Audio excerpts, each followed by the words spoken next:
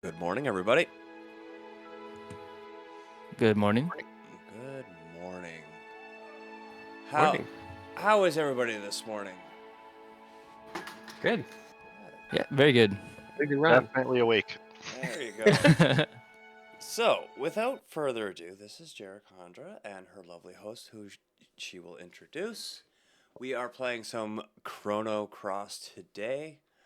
Personally, I have not played this, so you'll not hear too much out of me. I'll leave everything to the experts. So, we are doing an any percent good ending, whatever this good ending could be. I know this is, if I'm not mistaken, the predecessor to Chrono Trigger. Successor. Successor. Yeah, I was gonna Sorry. say. All right, wrong tense. Whoops. All right, so we're gonna be buckling in for about 7 hours worth of gameplay. Jerry Condra does have her own Tiltify up. I believe it's already in the chat and it's already pinned. So make sure you hit up those incentives. Everything is in support of Doctors Without Borders. We have already smashed our main goal of $3,000 in 2 weeks. We're only halfway through our event. You guys have been Let's go. absolutely rocking it so far. And without further ado, I'll let Jerry Condra introduce herself and her commentators. Cool. Thanks, Mainstone. Yeah, I'm Jared Kandra. Welcome to our awesome marathon. Welcome to Chrono Cross, a really fun game. Some people don't like to say it's a sequel to Chrono Trigger, but it is, and it ties in a lot of ways. Yeah. So without further ado, I'll introduce my commentators. We got Handi, Super Handi, and Azala. If you want to say a couple things. Hey, what's up, guys? Yeah, I'm Handy. I'm a longtime Chrono Cross speedrunner, and here to help out Jericandra with commentating her marathon run. And I'm Azala, also Chrono Cross speedrunner, but these days I'm doing more kind of reverse engineering of the game, it seems. Cool. All right. Well, we have a bunch of naming incentives. I believe some of them have expired already, but there are plenty of naming opportunities and a couple other incentives along the way. So check out that Tiltify link. Appreciate all the donations, and we can kick this off. I'll do a 3, 2, 1, and 3, 2, 1, go. And on go, we can start the timer. Actually, give me half a second here. That's the only thing I'm missing. Okay. As I need to... That's a big old wrong outlay. Give me 2 seconds here. And Handy, y'all see my screen okay? Yep. Cool. Yep.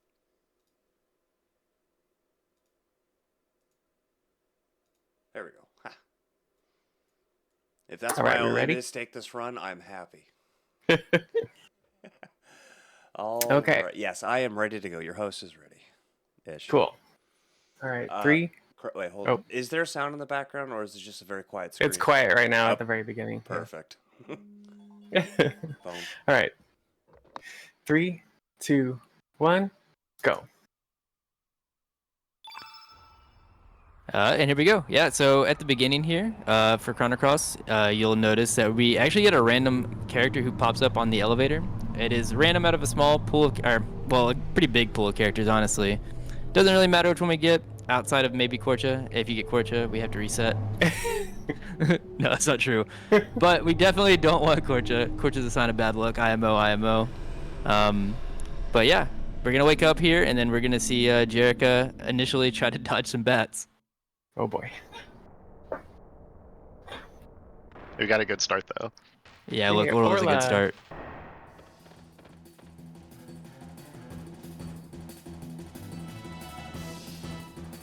But yeah, so if you're somebody who's played Chrono Trigger and maybe not seen Chrono Cross definitely is a sequel, but Chrono Cross does have pretty different mechanics to Chrono Trigger in terms of battle mechanics. Honestly, it'll probably be something that Azala and I will try to touch on slowly as the run progresses instead of all at once, because there is kind of a lot that a runner initially learns whenever they're going into learning the run. But yeah, you'll notice that initially we can touch on it a little bit more when we get into our first fight. But yeah, as you see, these bat locations that Jerica is trying to dodge, they are random. So they are the bane of a lot of runners' existence because we have to dodge them 3 times before we leave this area. Aww. Speaking of, yeah, it happens to all of us. The bats are very hard to dodge. Sometimes they just fly right at you. Yep.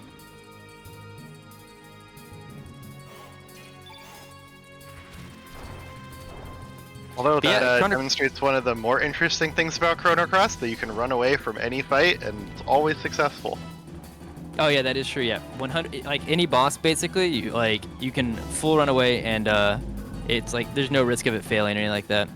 So, although there is a lot that goes into learning the Chrono Cross battle mechanics, it's pretty safe for new runners because like new runners can just be like, oh wait, that's not it, and then just kind of dip.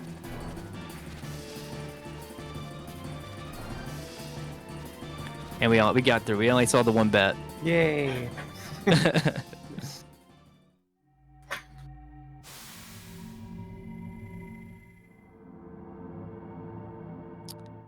So story-wise, I guess we'll try to keep up with it a little bit as we're going through, as well with the battle mechanics here. But basically, we kind of wake up and things are already happening. We're actually, I think, Chrono and Gang are like around level, well, say level because we'll touch on that in a little bit. But strength 26 here, which is like, you know, a good bit than past what you start off for your starting stats here. But we kind of start off in the middle here, and we're heading to try to go fight some people up here at the top of the Lynx Tower or the Dragoon Tower.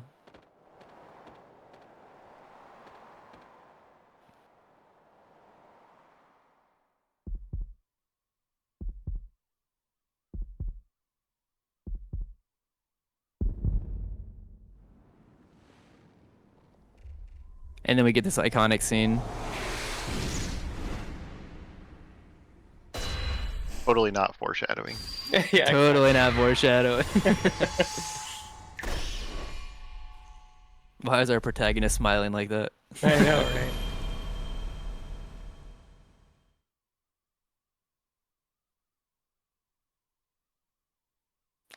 And then all of a sudden, we're waking up. It's actually a very big homage to Chrono Trigger here.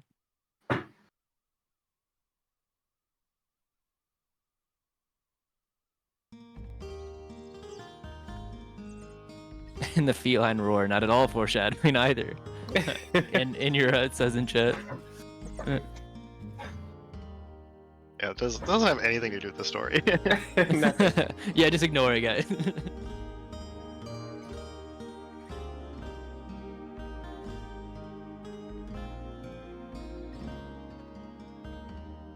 Yeah, so basically, we can kind of start getting a little bit touched on the things that are going to be happening in the route here.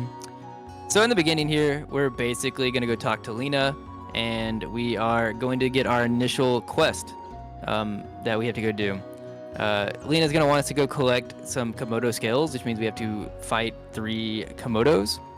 Chrono Cross overall, you'll see as the run goes through, is kind of boss rush type run, just because the way that levels and stuff like that work, or like I guess like experience works in the game, is very different than a lot of RPGs.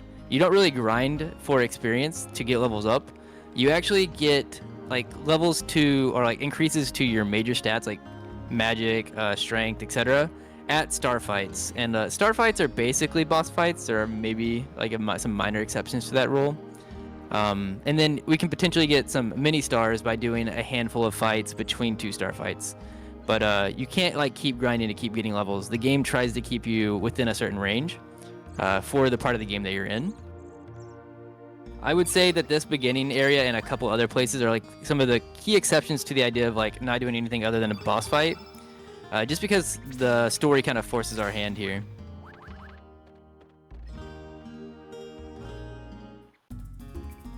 Also, Azal, would you like to go through maybe the materials that we're looking for here? Yeah, so in this first area here, we're primarily looking to get some materials that will be used to build weapons as soon as we get to Termina, which is not going to be too long from here, honestly. So we're primarily hoping to get 1 feather, at least. Sometimes you get more than 1, even though it's totally not necessary. And then we also need some humors. Speaking 2 of. humors specifically. Yeah, so the Komodos will be the thing that'll drop us our potential feathers. They are rare, meaning like they are a 10% drop instead of the 90% common. Formations, also like we were just talking about, well, as we were just talking about this popping up here, formations are random as well for regular encounters. So that's also kind of like a bit of a pain with doing anything that's not a boss fight. This one actually was pretty good. Normally we like to get 2 Komodos, but if you're gonna get a 3rd enemy, yes, that beach bum in the center there, the one that kind of slid on his stomach and just kind of popped Jerica in the face. That one also has a common drop of a humor, and that humor is one of the materials that Azal was just mentioning that'll help us. And we did get that one. Yep, so that helps. Ah, boo. Well, Yeah, that happens. There's like a big weight on the jump back.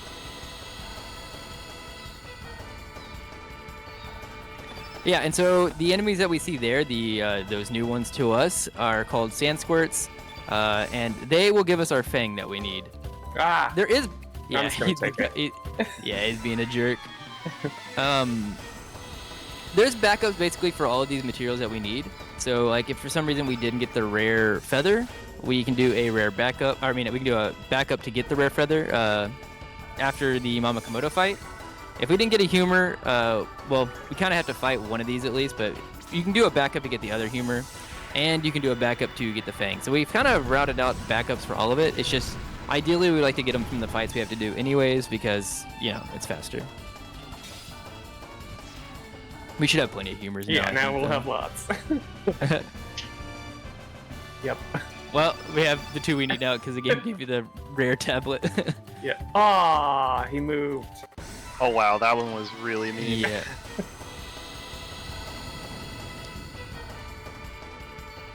There is a reason that this is labeled as Komodo Hell in a lot of people's splits.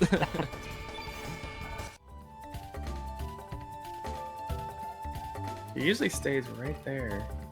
Yeah, it's like completely random when he moves, and you can usually dodge him in most places except when he turns around that way, or when if he turns around right when you're passing. So he was kind of a jerk. If you've seen this game run before, you will know that there is a lot of different elements of randomness, from the formations that you encounter, and then you have like the genders of the actual enemies. You have the stat growth being random. It's pretty endless. Yeah, no, exactly. Basically, all of Chrono Cross, like one of the neat things about it, besides like in general the battle mechanics, is a lot of the game is kind of learning to be consistent with the like weighted randomness that you go through, like as I was mentioning with stat growth and all kinds of things. It's just like doing the things that give you the best opportunity for the most success and kind of doing them consistently. That's kind of the whole idea of Chrono Cross, and like it's actually a very dynamic run because with different stats, different strengths, stuff like that, like we kind of have different strats split based off of that, and it's just kind of knowing which ones to do and what to do when things go off track.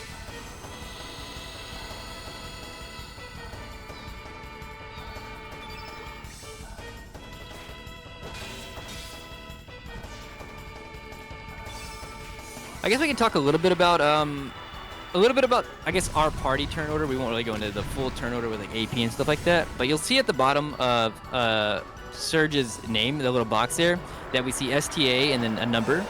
Basically, Surge and whoever else will be in the party later on, they have something called stamina, and that stamina just gets drained by us taking actions. Most of it's pretty self-explanatory. Like when we do a light attack that's labeled a 1, 2, a 1 on the side, it'll take 1 stamina. If we do a medium attack, it'll take 2, and if we do a heavy attack, it'll take 3. Elements right there. Elements will also fully drain a full 7, so you basically finish that character's ability to do anything in that turn. But they cannot miss, and they usually do a decent amount of damage. That was a good start. Yeah, and we got a feather. Yeah, so we don't have to go get. Yeah, we don't have to go to the backup there. But we are done with the Komodo massacre. We've got everything we need for the the necklace.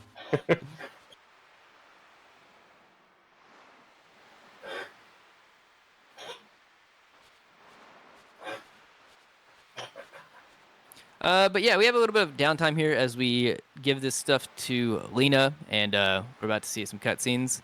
So I guess just to kind of expand a little bit on the basic idea of the fights that you just saw. So we talked about that you have a light, medium, and heavy attack. If you're wondering why would you not maybe just always throw heavies or whatever, for example. Basically, Chrono Cross has percents for you to hit, and believe it or not, people might not believe it, the percents are true from everything that we can gather. So even though there's gonna be why is this missing? Why is this missing? Why is this missing? They, from everything we can tell, are true percents. But when you land one attack, like say you land a 1, it increases your odds of hitting, the following attack, whether it's a 1, 2, or 3. So a lot of times, especially casually, you'll see you'll see players build up their attacks before doing a 3, just so they have the highest chance of hitting it. And the idea of like using a 3 is not only does it do the most base damage, but 3s and heavies are the only thing that have the potential to crit. And I believe that, Zal, you can correct me if I'm wrong, I think crits are like around 2 point something percent, if I'm not mistaken. Chance? It's higher than that. It's around like 5 or 6. Oh, okay, yeah, so even higher than I thought, yeah.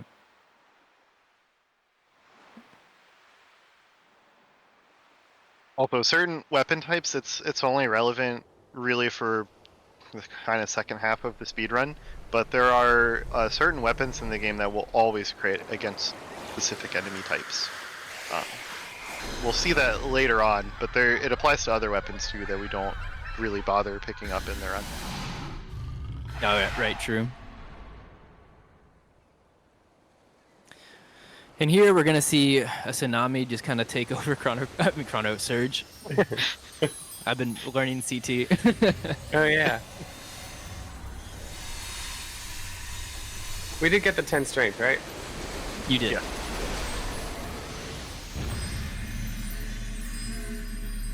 Yeah, so speaking of which, early on here, so I guess we talked about how stat levels are random. Let me touch a little bit more on that. So at star levels, they're not like full random. They're a short, simple way to explain it without going into too much detail is that they're weighted random based on the average value for that stat that the game thinks you should be for that character. So for say example, if the game was like, oh, I expect obviously the game expects for us to be at 9 strength starting the game. When it does that initial roll to see if we're going to get the next stat, it takes that into account. But later on in the run, say we've missed a few that the game thinks that we should have got or whatever, it'll basically increase the odds of getting a +1 or, in some cases a +2 for Surge's strength. It's different per character, per stat. So, like, for us, the big stat for Surge that we're going to be paying attention to is his strength. For Glenn later, it'll be strength as well. But then for some characters like Lino that we'll see later on in the game, the magic stat is what we're looking at. So those are the kind of things that we're going to be paying attention to. Is we're going to be paying attention to certain stats for certain characters. And Surge getting the early one, getting the 10 off the first one is nice.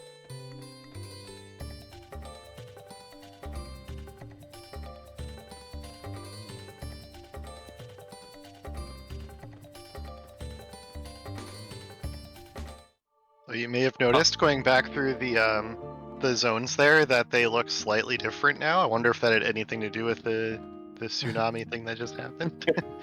Surely not.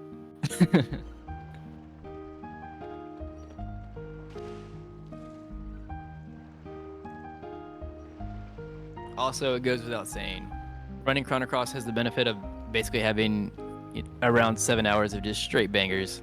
The music is so good.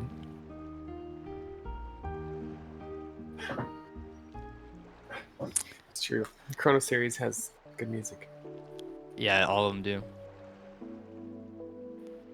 Also, so we did get our Komodo scales, and we made the necklace and like that. And after we got washed away on the beach from the tsunami, we found out that Lena had abandoned us. So we come here to the pier to kind of be like, "Hey, what's up?"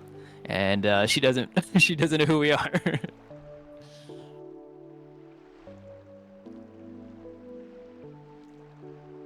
She also drops the bombshell on us that she's like, "Who is Surge?" Surge I knew died. I haven't read the text in a minute, but several years ago. I forget the exact number. And she tells us to go over there and we should go look at his grave. So that's where we're gonna go ahead. Gonna go look at our own grave.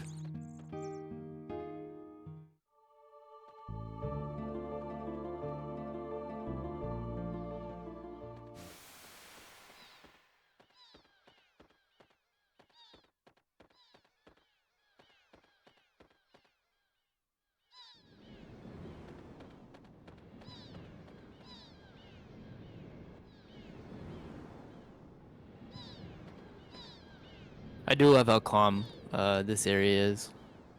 Mm.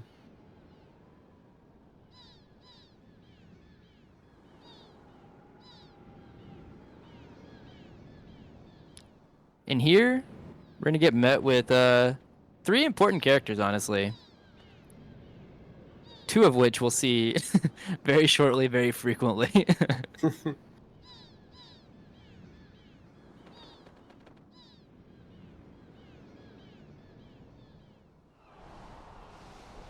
I forget, was Kid a name incentive? No. Okay, just want to make sure. And Lena and Pashul, I think, are expired. Okay. Yeah, so about to start here is going to be basically our first tutorial fight. Technically, the Mama Komodo fight was the first boss fight. It was the one that gave us that stat we saw. This will be another star fight that'll give us potential stats. But at the beginning here, you're going to see Jericandra, you're going to see her defend twice, or well, potentially 2 or 3 times, depending on the AP, but we haven't explained AP, we'll get that in a minute. But that's because technically, even though we could do damage here at the beginning, their health values are they're basically, you can't kill them, and they're gonna get reset to a certain value after this text here. Because it's a tutorial fight, the fight doesn't technically start until right here. So we don't want to waste any resources doing damage and stuff like that. That's not gonna count.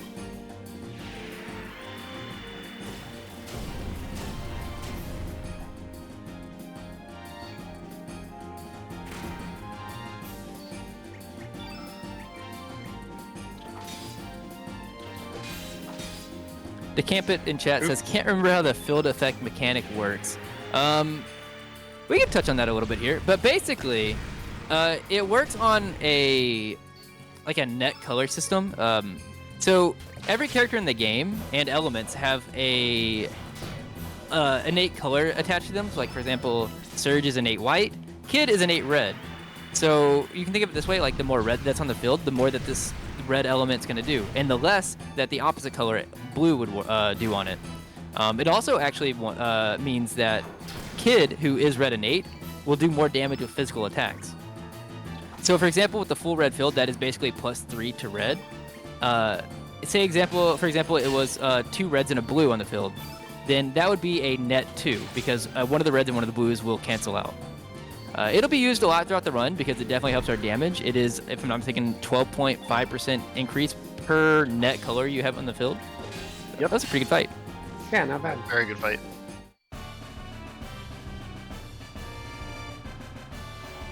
Good stat growth. Let's go. Yeah. Stat growth, all the good drops too. Yep. So there are going to be definitely periods throughout the run, and we can touch on that later, where even though we want Surge to continuously grow throughout the run, where his strength isn't the most important factor, but here at the beginning, getting early stat growth is really nice because we are limited on, what characters we've met so far, and he's like our main source of any kind of damage. So any kind of increase to his strength is very nice, makes the beginning more smooth. Oh, Azala, would you like to touch on this secret boss here? Yeah, this can deceptively be one of the most stressful parts of the run because we have to not recruit Kid right here. And the reason that we don't want to recruit Kid is because that sets some other things in motions for what characters we can recruit later. But canonically, the game really wants you to team up with Kid now, so she's going to ask 3 times to join your party, and you have to refuse all 3 times. And it's, of course, the second dialogue option. Yep. So, it is a Chrono Cross rite of passage, I would say, as a runner, to kind of be like, all right, I beat Karsh in them, and then, I don't know, look at chat or do something else, just look at your notes or whatever, be mashing through all the text, or even worse in RDE when we have Turbo available and just kind of hold a button and be like, oh, whoops, I accidentally accepted Kid, and then the run is over. I mean, I guess technically you could find a way, but it would be a very slow method of doing so. Yeah, it'd be a different route, right? Yeah, it'd be a very different route. We wouldn't have Lena, and we can touch on like why Lena is important a little bit later. But we'll say this: getting Lena here is very important. Partial, not so much so. Yeah. But everybody likes the doggy. I do like the doggy until the doggy misses on the next fight. Yes, exactly.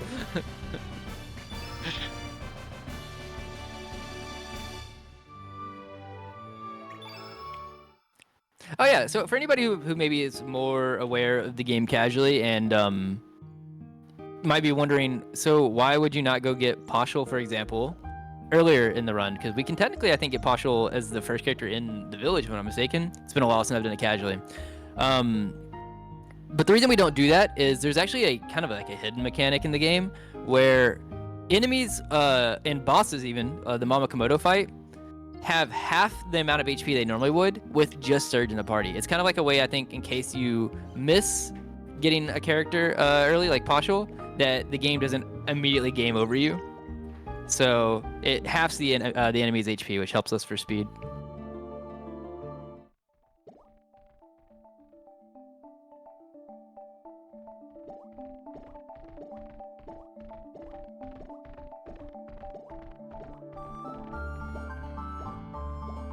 And also, as you just saw Jerica do there, one of the neat things about this game that's kind of different than things like, I don't know, Final Fantasy, where a certain amount of steps you take, or there's some kind of danger value that fills up and you get random encounters, or like Chrono Trigger, where it's like the spaces on the ground that you have to avoid so that like battle triggers start. Chrono Cross is different in that like everything that you can get into an encounter with is on the map that you can actively avoid. And because of like what we were talking about earlier, where there's no real benefit to grinding out levels or anything like that, grinding experience, basically a lot of Chrono Cross speedrunning comes down to a lot of dodging encounters.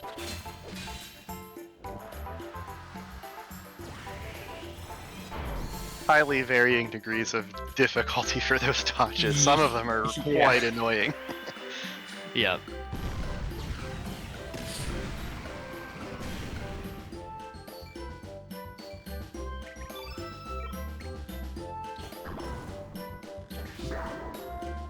I guess also while this is going on, since we're at like our third boss fight here, or star fight, I'll touch a little bit on. We touched on like the resources that we have as a player for our turns, you know, in stamina and building up levels to use elements.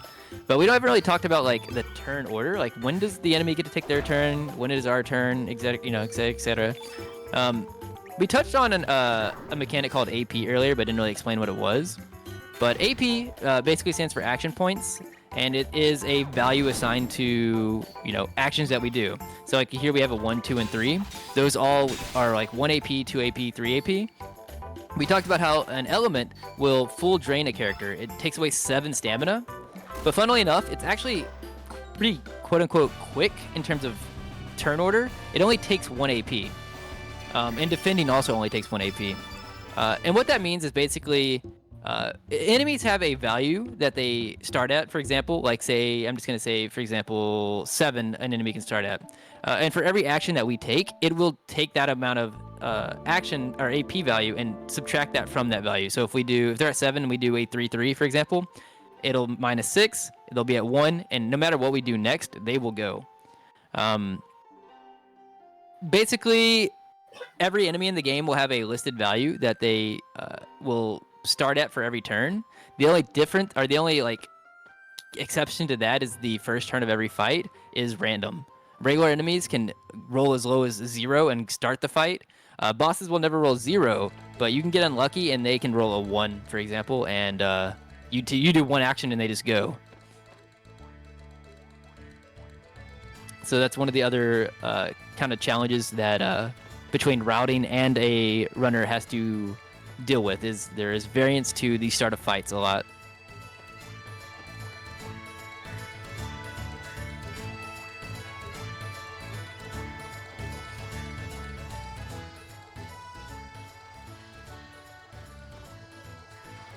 And we'll probably retouch on a lot of these mechanics as we go through.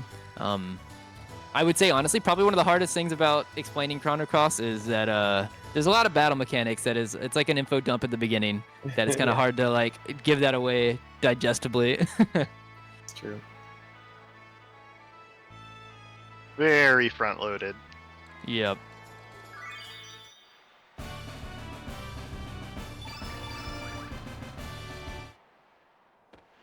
Yep, and here you'll see that we.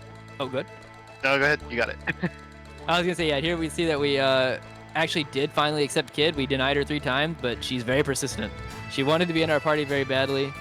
We got what we wanted. We got Lena. We'll have Lena in our party for later. But now we can actually put Kid in our party, and we'll go steal some items from people's houses so we can make the materials that we need. Standard RPG stuff.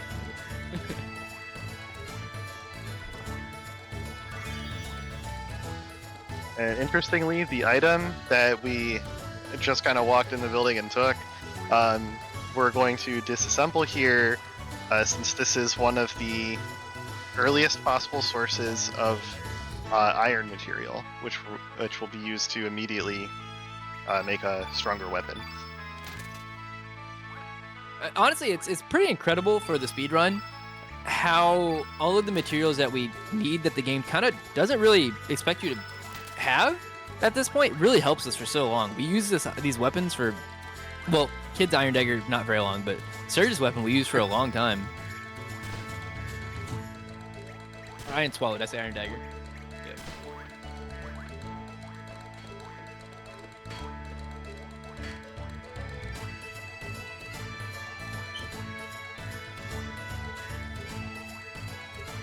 And here we get to meet the mysterious swordsman who surely will have no benefit to the speedrun.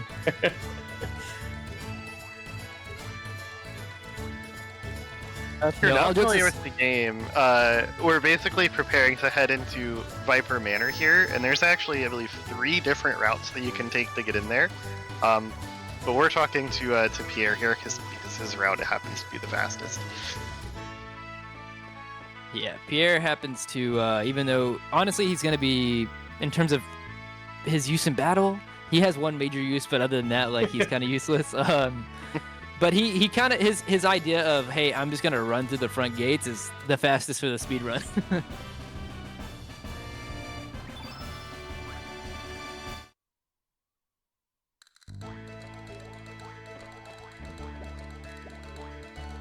I was almost going to say that he's useless in battle, but then I did remember he has one role to serve.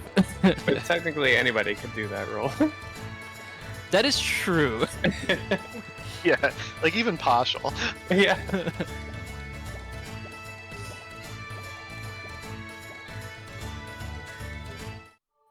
So here you're going to see us put in Pierre, and the reason that we don't do it whenever we initially recruit Pierre is it saves a little bit of time because Pierre gives a whole like speech and does a little thing that's it's just slightly faster to deny him at the initial part and then put him in the party on the world map.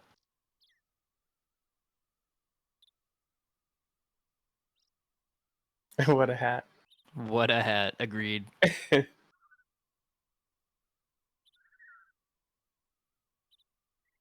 I actually find it funny. There are a lot of even runners, to be honest, but a lot of casual players who I hear Pierre is a fan favorite of.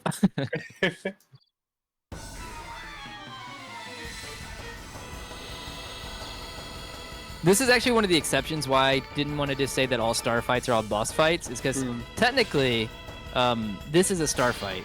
There are mostly it is every boss fight is a star fight, but there are, like I said, a couple exceptions like this where this will give us a potential stat up.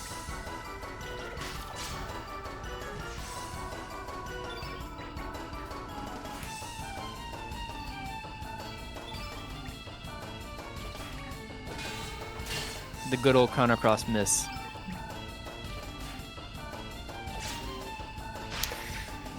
Standard. Standard, yep.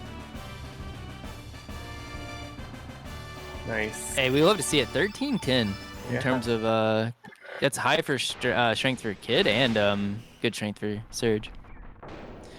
Here is where Pierre is going to serve his role best. We have him in front on purpose. Normally, we do have Surge in front, or we have somebody specifically in front because it does dictate the order of. Well, I don't say order because they're always going to be in the same order unless you manually switch it. But like who is in the center here, and that will help with like targeting and stuff like that. But Pierre, even though he's not going to be our main damage dealer or anything, like we're not going to be buffing him or anything like that, he does serve this purpose specifically.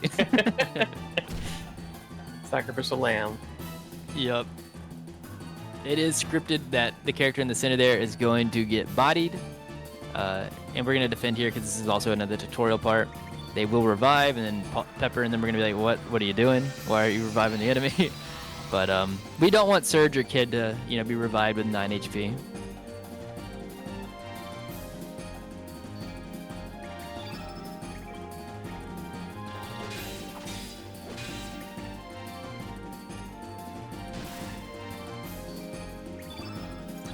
Additionally, at 13 strength here, it does unlock some of like quote-unquote faster strats because we didn't miss. This is an HP flag. There's going to be different kind of flags that we'll talk about a little bit later on, especially when we get closer to Marcy and Lynx. But here we did enough damage, and we procced the Flame Knock from Ketchup. And we're only doing damage to Ketchup in this fight for this reason. He kind of uses Salt and Pepper for his attack, and they just kind of fall over.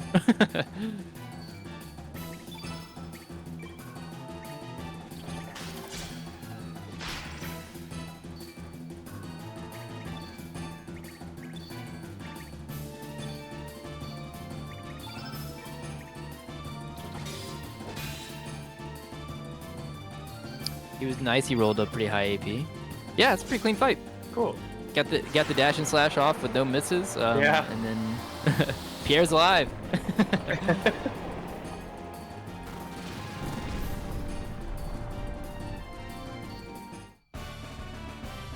Ooh, Jack, are you for the marathon? Are you attempting the thing or? Guard skip? Yep. I wasn't gonna spoil it. I didn't know if you wanted to spoil it, but I didn't know if you were attempting it or if you're just gonna fight the guards. Yeah, I try to attempt it every time. Okay. Azal, you want to explain what guard skip is? Sure. So on the next screen here, there's going to be guards walking around the manor and also guarding the main door that we need to enter through. And while we're going to go steal a key, typically even with the key, you're kind of like required to fight at least the guards that are kind of standing in front of the door. However, because of the way the game is scripted here, it's possible if you have another group of guards aggroed that you haven't actually gotten into an encounter with yet, to get into a state where it's kind of confused, and there's about a 50% chance, depending on how the game checks for inputs on which particular frame, that you'll be able to get in the door without having to fight any of them. And that's what we call guard skip. It's one of the few kind of like sort of sequence breaks that actually exist in this game. Yeah, it's actually a good point. Yeah. Chrono Cross basically is about doing the fastest route of the regular game with no, major sequence breaks, just as fast as possible. There are like a couple, one of them being like this, and this is kind of the biggest. It's maybe at best like a minute or so, or not a minute or so. It's like up to a minute potentially. Nothing major. Just gets to skip the one fight. There's gonna be like a little bit like a tech skip later on that we can touch on, but it's basically no sequence breaks. It's just do the game as fast as possible. The good thing is if you can kind of go for guard skip here, and it's like as I was saying, 50-50. If we don't get it, I'm assuming we're probably just gonna fight the guards and then then run the last one off. Yeah, okay. Because you can't technically like say example on PBs or whatever, you'll see people keep trying. Luckily, the game lets you keep attempting it. Didn't get it. Yeah. And honestly, especially on RDE where we're just holding turbo, it is just a gamble. You're just spraying.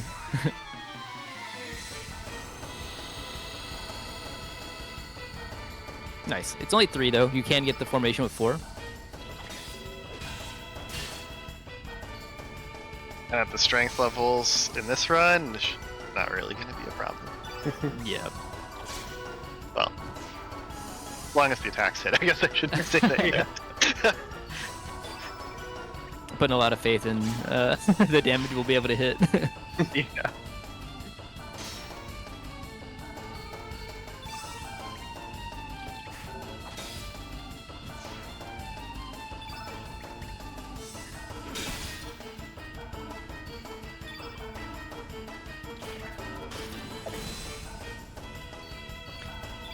Nice. We did finish him off. I don't know exactly the script that they have, but just from literally how many runs I've done, I do feel like they have like, I don't think I see them do it until they're the only one alive. Like even if you give them multiple attacks, they seem to do physical attacks. But if they get an attack whenever they're the only one alive, they end up doing I forget what it's called. The you know what the element's called as well? I can't remember what it's called. The one where they slide. Are they Can't remember specific. It's not the acacia bolt, is it? It's something. Is it storm blow? Is that Oh, what it is? yeah, it might be. Yeah, and it's just it's not that dangerous. Well, I mean, it could be if you're already been hit, but like it's just more slow than anything.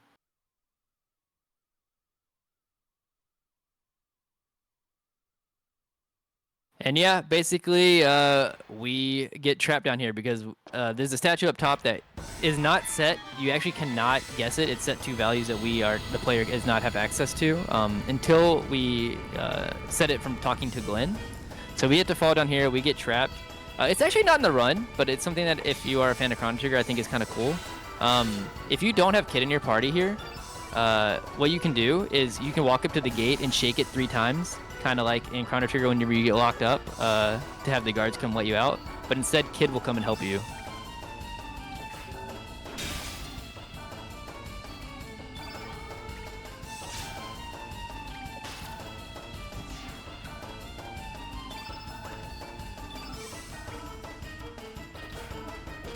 Yeah, and a lot of what you'll see here, any kind of generic damage that you'll see runners do.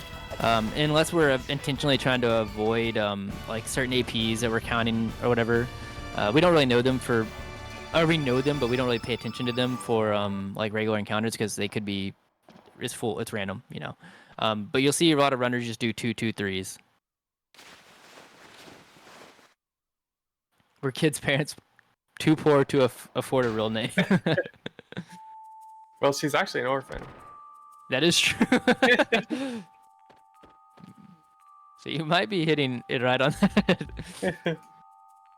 Oh, also coming up, I'll actually give my guess as well. You can even get yours as well. Maybe you too, Jerica. I'm gonna say 3-6. We have a statue coming up that is random from 1 and 9 on the left and right side.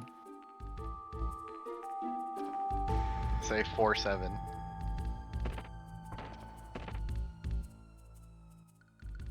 And we do want. Oh, go ahead. 9-1. 9-1. That would be average. Yeah. So some 10 is average. It is 3-3. Oh my God. I was half right. That's pretty good. Huh. The lower the sum of the statue, the better, because we have to watch it turn that many times.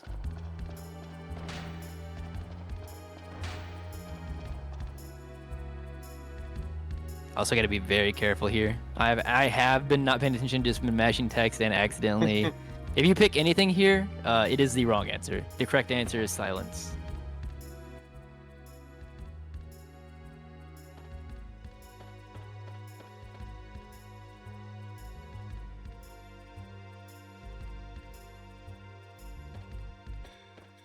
And here we're going to get some armor, which is going to be nice. Because we didn't do guard skip, we don't have to really worry about money, so we don't really need the bronze sword that is also there. Sometimes you'll see runners grab that. But it's usually just for money and if you didn't get guard skip. Because honestly, in Chrono Cross, you'll see throughout the run, besides one particular point, if you do guard skip and very specific scenarios happen also that limit your money, money in the run is not an issue.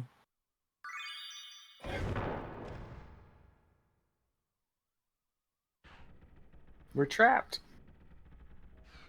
Again. For the second time in 5 minutes. Yeah. We might be kind of bad at this infiltration thing. Yeah. To be fair, we did go with the route that was just going right through the front door. That's true. That is true. So it reminds me of True Lies. When he says, actually I'm not just going to seen it. walk right through the front door. And the guy's like, ballsy. Stupid, but ballsy. Yeah. We can blame it on Pierre. Pierre's idea. Yep. So this is actually one of the fights that I do first really, well, besides the Komodo at the beginning, but one of the first boss fights that I kind of look at. As all I touched on earlier, that one of the randomness of a lot of these enemies, not all bosses, but ones like this is they can be male or female, and it actually does matter for the run in some cases because the difference between a male enemy and a female enemy is 10% HP actually. The game basically has a value for an enemy HP, and then if it is a female enemy, it will decrease it by 5%, and if it's a male enemy, it'll increase it by 5%.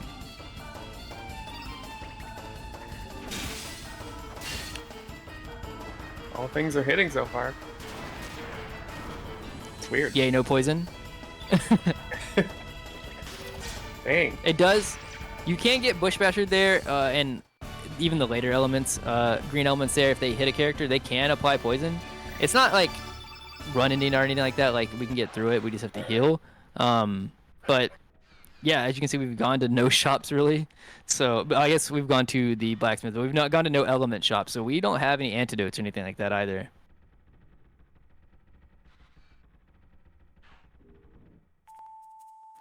Unrelated to the run, I have seen it happen a couple of times casually. Bomb was one of them. Was before he was learning the run, he was doing a game casually. Came in here without going to any buying any elements and stuff like that, and got the flu. Oh my Have god. nothing. No. You have nothing to heal the flu with, and so if anybody doesn't know, the flu in this game makes you kind of walk drunkily on the world map. Your buttons are all, your like directions are all flipped.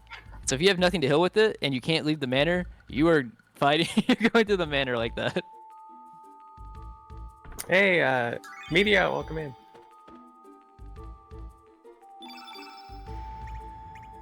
Oh yeah, we didn't even touch on it. You want to touch on the gauntlet we just got, Zala?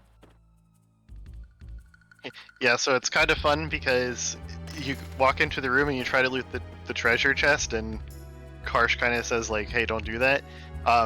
But if you're persistent enough and check the chest like 20 times, you eventually do get the gauntlet, which is some really nice stats. I believe it's like 3 additional strength and maybe some accuracy. Yeah, it's really high. It's kind of extremely crazy. good to have at this point in the game. Like, Yeah, it's kind of crazy all the things that can, like, between getting the iron stuff early, like it being available to the player and us as runners, and then also being like, hey, there's this gauntlet that we don't really expect you to have, but if you say please 20 times, Yeah. it's like, Thanks, Medio.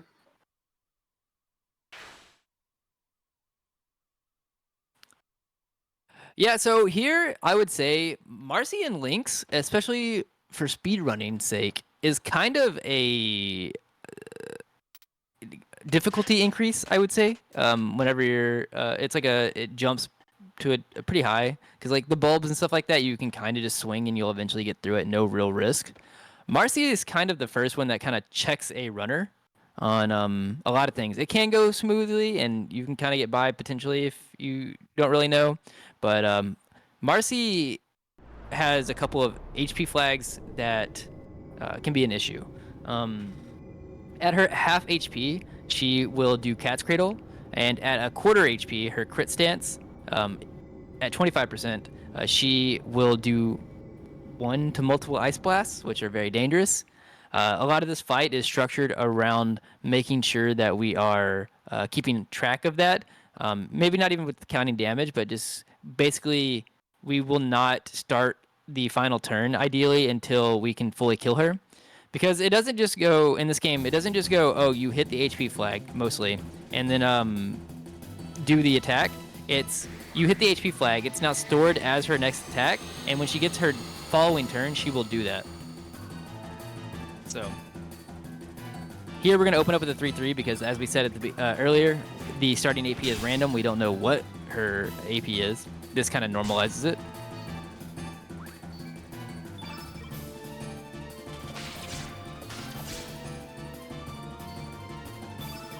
Two misses, 3 misses, unfortunate, but it should be fine. That's a good miss.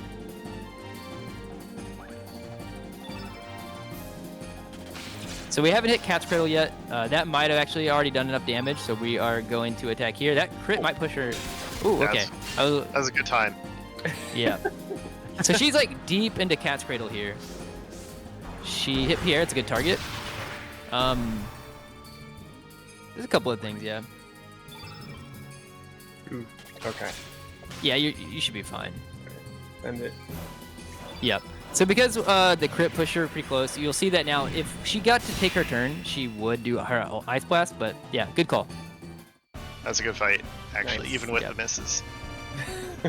Or it helps being at 14 strength because you can really afford Yeah. more things Yep. kind of going wrong. Also, that was a pretty important common drop that we got. A lot of Chrono Cross routing, in general, is based around the common drops. They're usually actually, in most cases, better for the run. We did get the Ice Blast, and Ice Blast will really help Lena's damage later on. We do have, like I said, backups for basically everything. Chrono Cross is a run that you will lose some time, but you can get through regardless of things. But that Ice Blast is way better than the Aqua Ball in not only time and damage, but also damage. But luckily, we did get it. And said her 10% drop is iron that we can literally do nothing with. Yeah, and Marcy may look like an adorable little child, but she's brutal. Very. Yeah, if she I've seen- starts getting the Ice Blast off, it can she can straight up just game over you because all it takes is Pierre dying to Cat's Cradle, and since Ice Blast has a chance of freezing, if you can't control any of your characters, even if they're still alive, you lose. Yep. I've actually literally lost a run like that where Pierre died, the Ice Blast, because it is blue, and mind you, like we said, we're talking about innate colors, that does more damage to Kid. So if she kills Kid with the first one and then throws the other one on Surge, even if he lives, if it procs freeze, he's your only alive character and cannot do anything, so you just go straight to a game over screen.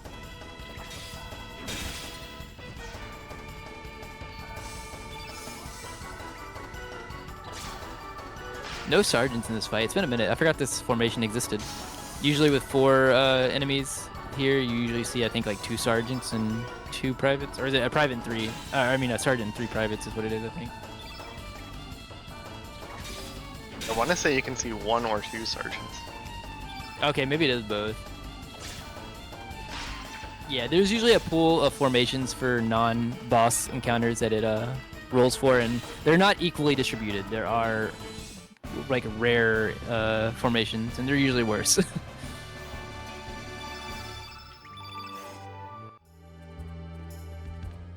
But yeah, we're coming to the end of the mana. We're coming to, like I said, Lynx and Marcy are both kind of difficulty increases. I give a little bit of the whys as to for Marcy. Zala, do you want to touch on why Lynx can be an issue and what we're trying to avoid? Yeah, Lynx can be an issue because he starts just doing a lot of physical attacks, honestly, and the damage output can just be impossible to live through at a certain point. He also has quite a few HP triggers that we have to be looking out for. Well, actually, HP triggers, and he has a response trigger to using white elements, which we'll actually take advantage of to kind of force him into doing a specific action and casting Imbecile in the fight here. Yep, exactly. Yeah, Nostrum is not really dangerous, but it is slow. It's a pretty big hill for this part of the game. Yeah. Like his max health is 861, and it heals for like 200 and something, if I'm not mistaken. It's like a pretty good chunk. Once again, we'll open up with a 3/3 here. You'll see that a lot throughout the run, just because of that golden rule we were talking about earlier, where the beginning AP is random. It's not at a certain, like at least at a base value. So it's like the runner way of normalizing the fight. It's like do the 3/3 because we get the first turn, and then go based off of what happens after that. Did you miss? Did you, this, that, or how did you get AP? Good AP.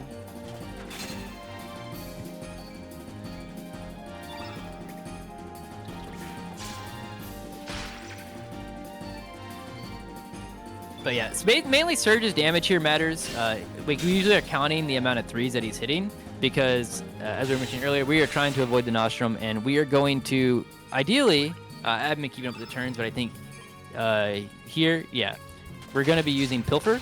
We do want to actually Pilfer because it can give us the common Magic Ring drop that we want. That'll also help Lena's damage for the next part. Yeah, nice, we got it. And ideally, these 3s right here, we want them to hit, and we want it to push him into his crit stance. Nice. With the crit for sure. The crit Yeah. finally fixed it. So right there, if we did not have him set to counter with Imbecile, because he went into his crit stance, he would have actually used Nostrum. So it is going to plan, which is nice. We use Dash and Slash here, yeah. And because of the crit pushing deep into his crit stance, yeah, the Dash and Slash just takes him out. Very good fight. Yeah, super good. 16. I'm leaving at let's go. 16.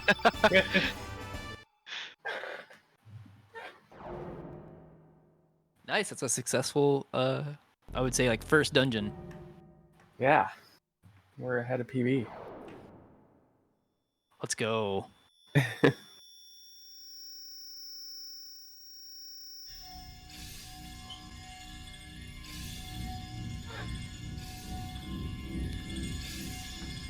I mean, story-wise, just kind of keep up with that a little bit. I'm trying to think of what we really can touch on here that we didn't already touch on, but basically we were trying to infiltrate the manor. Like we had 3 ways to get in here, because either Guile, Pierre, or Nikki. I almost forgot the third one. But yeah, because we found out that Blinks and them were the one that sent Carson them to come meet us at Cape Hal. We ended up going to the manor. We come here, we basically infiltrated our way in, we fight our way through, and then we touched this Frozen Flame, but we see Surge having some, not Frozen Flame, sorry, what is this called? The Tear. And Surge is having some issues. He has some more flashbacks that we saw towards the beginning of the game as well. And then Kid decides that she's going to take Riddell captive so that we can get out of here, because we're kind of trapped.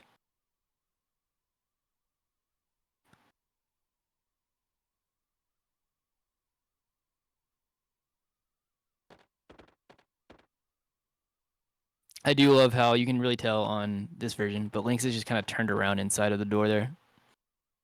Yeah. It's very clear. He's just chilling.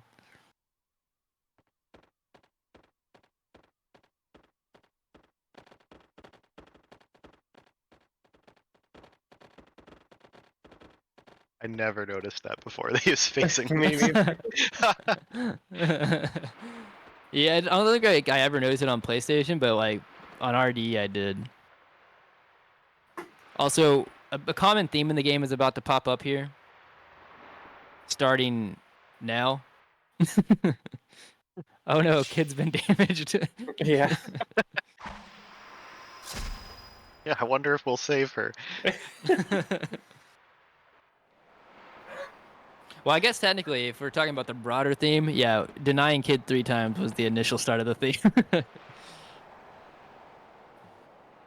Also, he's about to say the thing. If The you know, you thing. know.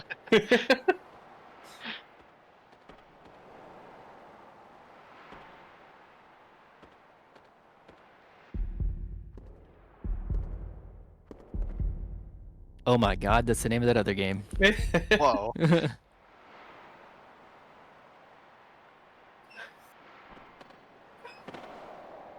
Yeah, so we take a leap of faith here. Literally. Yep. I'm gonna do a slight menu. This is because we need to take some stuff. We made this iron dagger for Kid, but she's no longer going to be useful for us. So we would like to be able to disassemble it.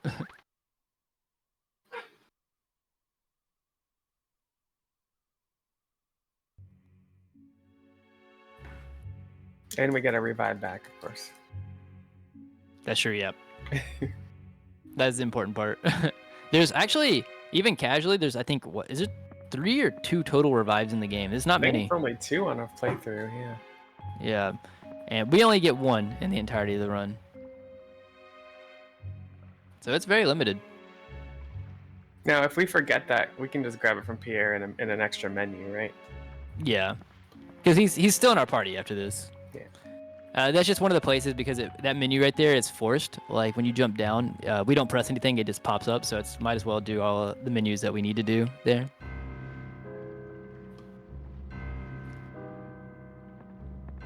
And yeah, once again, as we were mentioning earlier, like doing different choices gives you different characters. That's why we did an iKid to get Lena and Pashal, mainly Lena. coming up here is another important one that I think is probably the one that is casually missed the most, which is unfortunate because you go from like one of the best characters in the game to having to put Korcha in your party.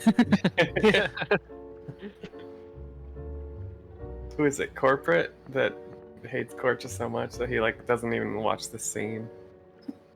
I mean, if Korcha is the third person that pops up on the elevator at the beginning, I reset. It's a hard rule. Yeah. I've never taken a run as Korcha.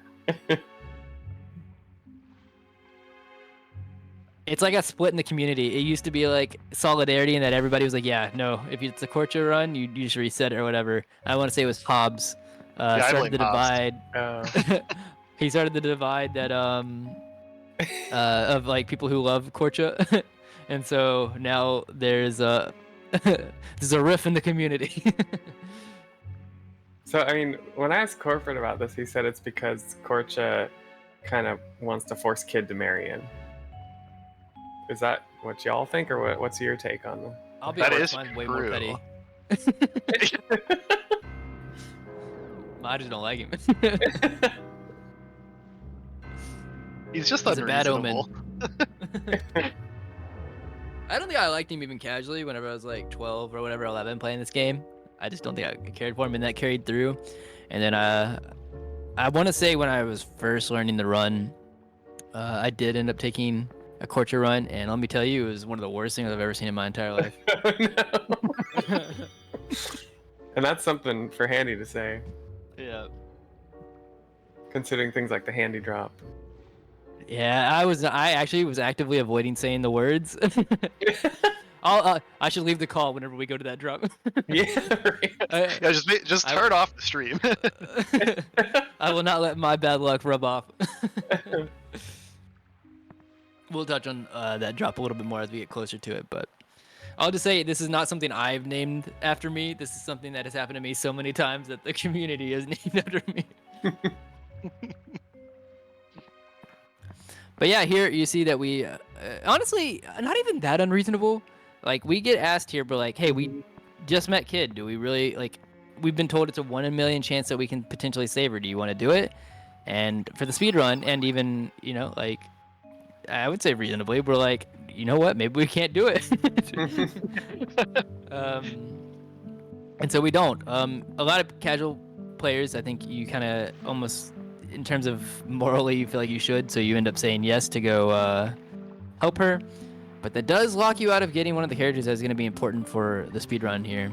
I guess we can go ahead and touch on that, but basically we have talked about how there are no like, experience in the game, and the way that you increase the usability of your characters, or like the way you progress, is that like key stats get increases at star fights. That's actually true for not only all of the characters in the fight, but for every character in your party and every character that you could potentially get in the game. They all are rolling in the background at every star fight that you get.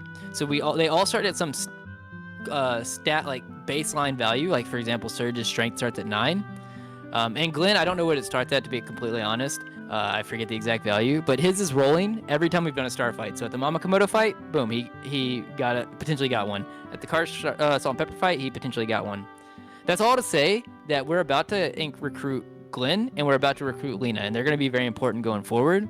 But they've been rolling in the background, so we don't know what their important stats are currently. So Glenn's strength is going to be an important stat. We're going to see what it is, and Lena's magic is going to be an important stat. And usually this is a point where a lot of people kind of guess as to what those values are going to be. Glenn's strength, I believe the average value is between 14 and 15, more close to 14. And Lena's magic is average at 12. And I think most CC runners would all agree. Don't ask for anything more than average. Average is good. Mm-hmm.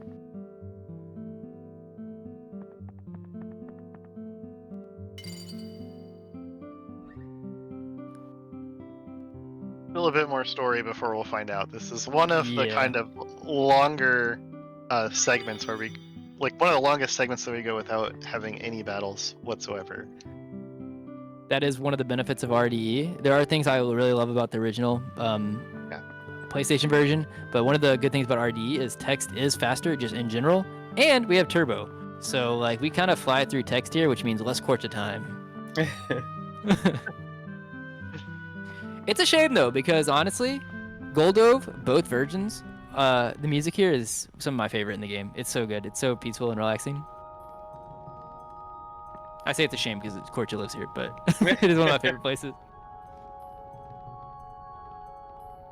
My hate brigade for Korcha will not stop. Luckily, though, this is like the only time we have to really interact with him.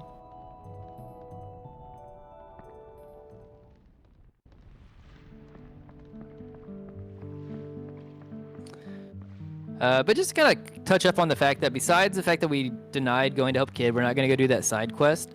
We have to get off of this, I would not say an island, but the city, the floating city here. So if you end up accepting Kid, what ends up happening is you take Korcha, and he goes with you. You get to use his boat to leave here. And if you say no to no to Kid, Korcha gets mad, doesn't want to give you his boat, but his mom comes with us and says, no, you're going to let these, good people use the boat. Yeah, she's like, I'll borrow your boat from you and take them instead. Yeah, exactly.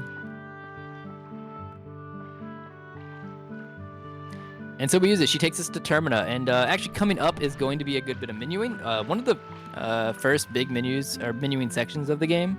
We're going to do some shopping to kind of set up some stuff that we need. We're going to do some element shopping, buy some heals and stuff that we need, and some attacking stuff. We're going to disassemble some of the things that we've been collecting, sell some weapons, and then forge Glenn's steel sword and Lena's ladle, which will help their accuracy and strength. Oh yeah, speaking And of, then- did you say I was supposed to get more than 41 tablets? I forget what the timing or the thinking on that is. Are you buying the heal all? I usually do, yeah. Oh, okay. You can probably 41's fine if you're buying the heal all. If you don't buy the heal, ideally you want more tablets because you don't have the heal to Oh, gotcha. Okay. do it.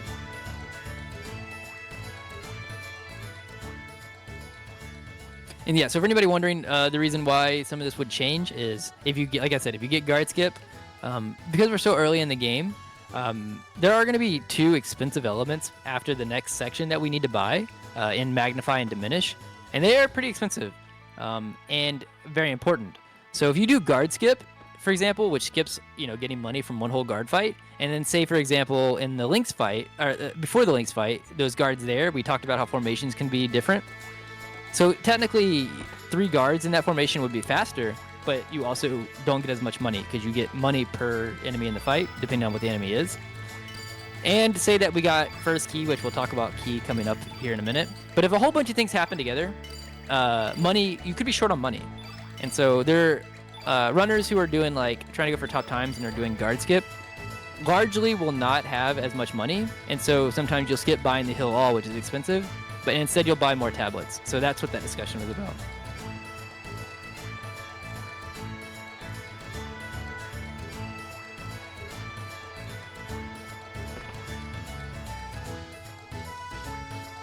Rizala, did you give your guess on the Galena stats?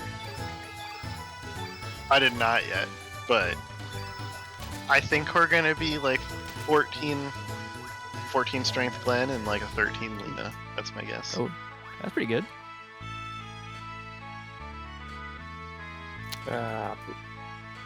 Yeah, so we mentioned that 14-12 would be basically about average. I believe Glenn can be as low as 10, 11? I'm not sure if I've seen 10. I know 11. And as high as 18. Now, both of those are kind of the extremes. Lena can be as low as 9 and as high as 16.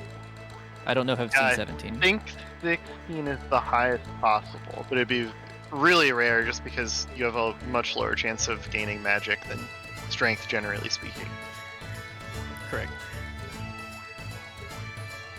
But Glenn should be roughly in the same range of Surge. I believe he has the same start and max strength.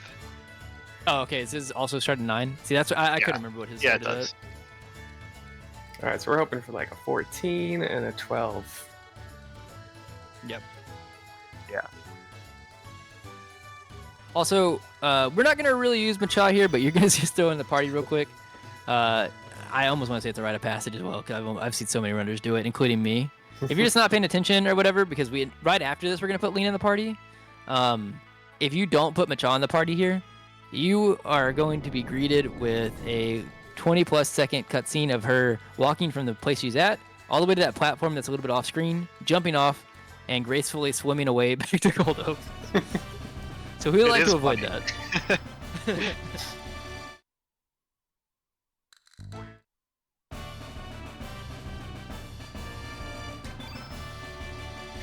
Ooh, 16 Glen. Nice. That's high. Nice.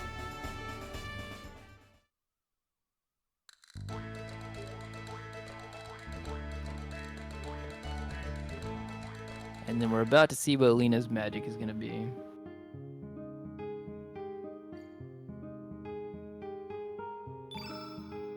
Ow. 16, 13. Nice. Oh, nice. Sure. Real good. Well, you were shape. close. What'd you say? You said 15, 13, or did you say 14, 13? Yeah, like 14, 13. You were half right then. I thought you said 15, 13. I was like, you almost had it right on.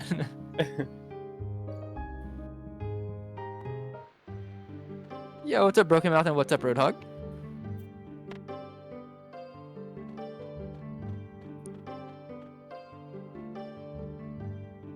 Yeah, so we're going to do a little bit more shopping here for things that we could not buy in Termina. And then we're going to be doing one of our bigger menus here for setting up for the next basically hour-ish time, hour and a half, or about hour, 15 minutes, depends.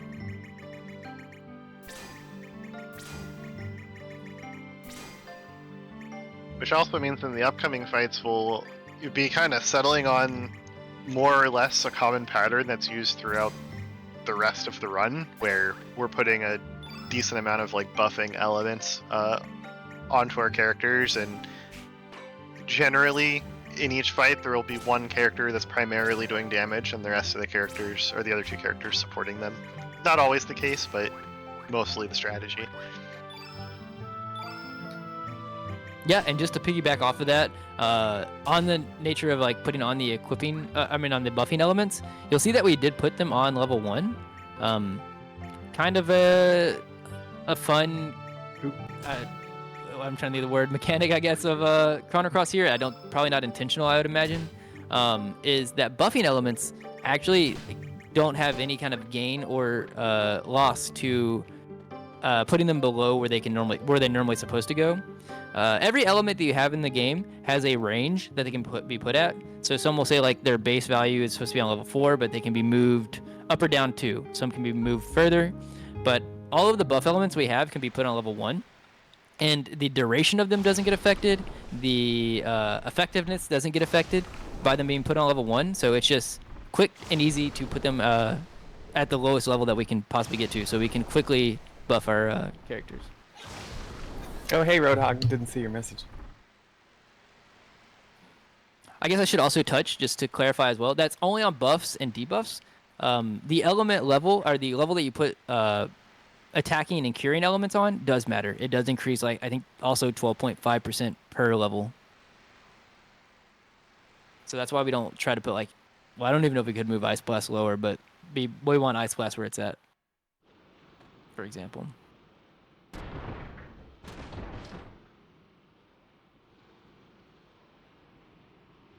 I like to cue the Pirates of the Caribbean music here.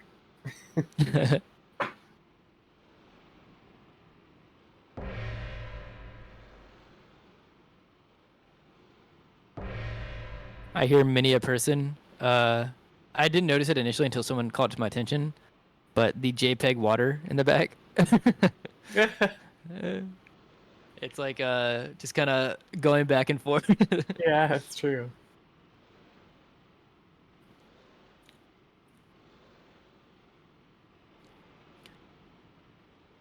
Yeah, so story-wise, we were heading to Mount Pyre from here. That's one of the things is why Glenn came with us. He said he also had to go through to the fort, which means we had to go through Mount Pyre. But there is this fog that's blocking the way. And when we tried to go through it, we kind of come aboard Fargo's ship. And Fargo likes to kind of not play fair. So we're gonna get tested here. Fun fact, you can kind of just run from this fight. You can't do this in most places, but for some reason on the Ghost ship here, there's actually 3 fights, so we can just be like, hey, this is something that's supposed to happen. I'm just gonna run, and you move past it. This is not one of them. You have to fight Polly. But yeah, we'll come up to a couple more in a minute.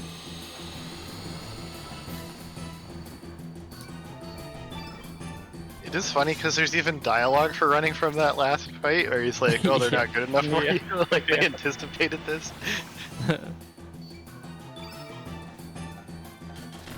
Good, we got the good start here. So for somebody who's talking about field effect earlier, this is one what you'll see that it really kind of plays a factor. It doesn't all the fights, but this is one that really matters. Yeah. So right on the exact AP, we put 3 blues on the field. That makes this red element flap do way less damage.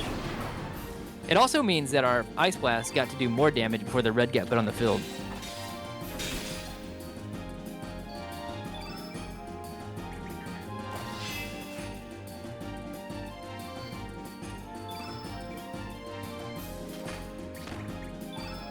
And we should be set up to not see a second flap. That's what I would consider a good fight. Usually is if you don't see the second flap. Sometimes it's not up to your discretion. Sometimes you just miss and the game says no, but we get through it. Nice. Nice.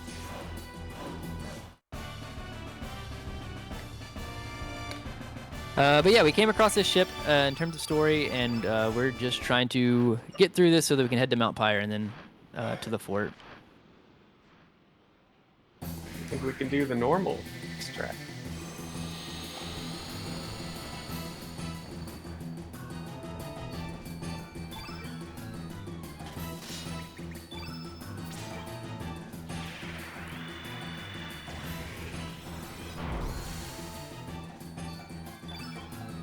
Yeah, and so the buffs that we end up doing per fight actually differ based on a couple of different things. It could be like the starting field color effect.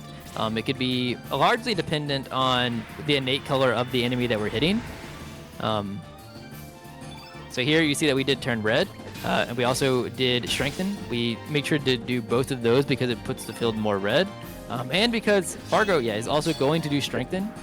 That's good. It puts the whole field red, which helps benefit us because we're about to use a really cool dual tech that is part of the reason why Glenn and Surge in a group is very good. Yep. X-Strike is very powerful, and you'll see it a lot. Well, I don't say you'll see it a lot. You'll see it here, and then you'll see it a lot later. Yeah.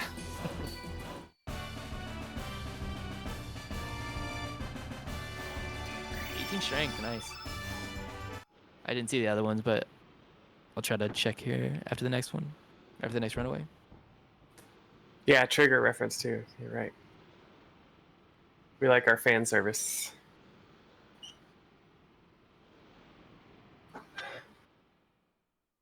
Also, coming up here, so Gleena, the Gleena stats, the Glen Strength, Gleena Magic is a pretty, I would say, big RNG section of the game in terms of like finding out what their stats are going to be. But also, you run into this is one of the, I would say, biggest sections of just potential time loss, time gain in the run.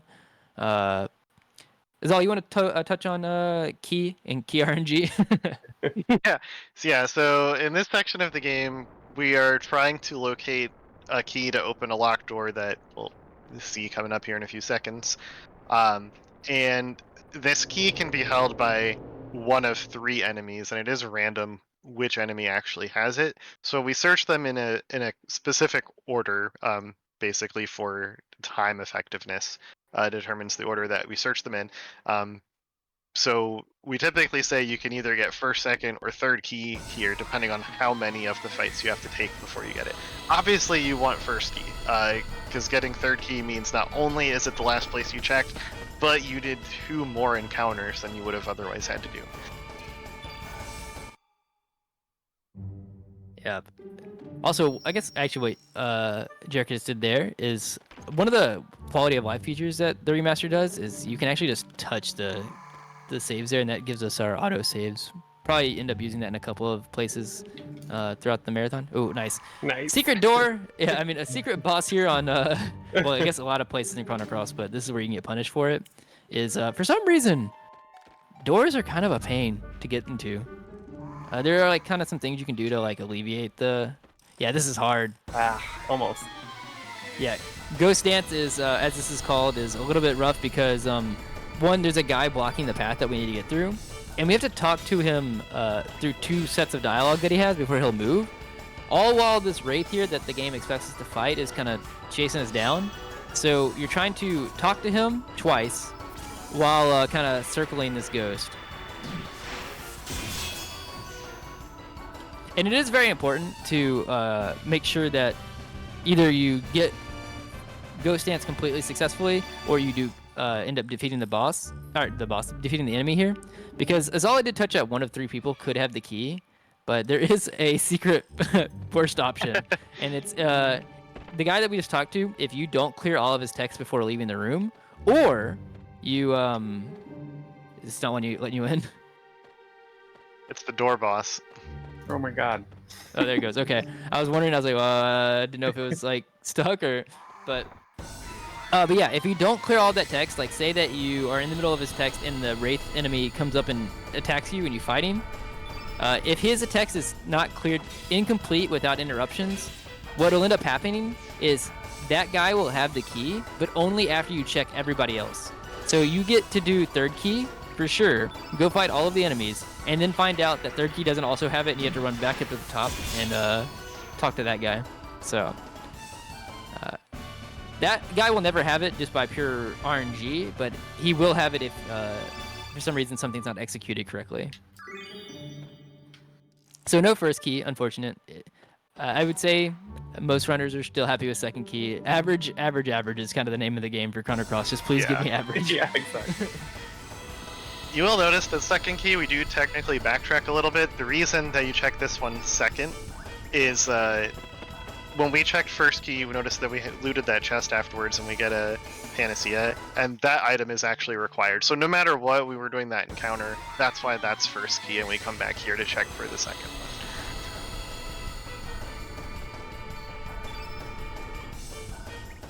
Also, we get to enjoy Surge being our main damage dealer for like this section, but then afterwards he kind of takes a backseat to like hour 4.5, 5 or something like that. Yeah.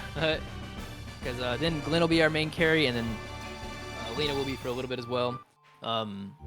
Yay. Nice 2nd key. But yeah, on this ship, a lot of the enemies are black innate, are black element innate, and I can say initially innate. But Surge is white, so that actually helps. We get the increase for being the opposite color. That sentence did not want to come out. But yeah, after this, we are going to be moving a lot of our items we have on Surge over to Glenn for Mount Pyre, and then through the fort will be Lena's magic as the main carry.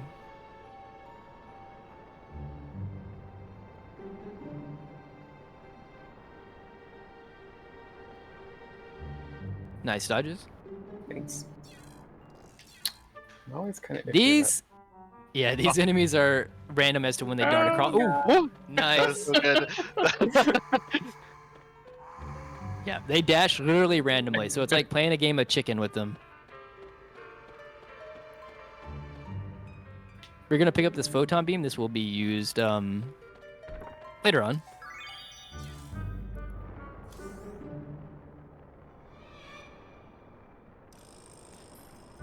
And then we get to come to our 3rd and final potential just run away. I'm assuming you have plenty of money, so probably just gonna run no matter what. Yeah, you should. But, for some reason, this fight is also one where you can just be like, yeah, no, I'm good, and then leave.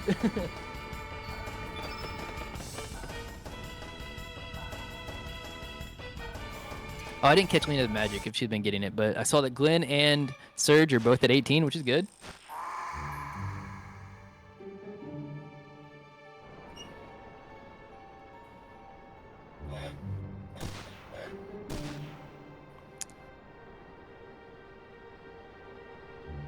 Also coming up on this fight, a kind of neat thing is we were talking about earlier that the first turn is random as to when the enemy goes. This is one of the ones that's not the case. There's a transformation that happens at the beginning, and that actually takes up the enemy's turn and sets it to afterwards. It sets its base back to its base value. So here we'll always get the 1 strength and 1 eagle eye 3/3 off before the enemy will go.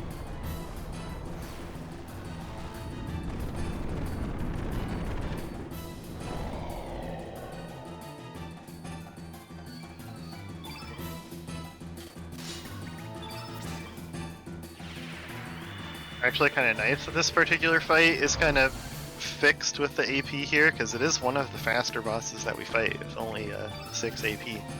That is true.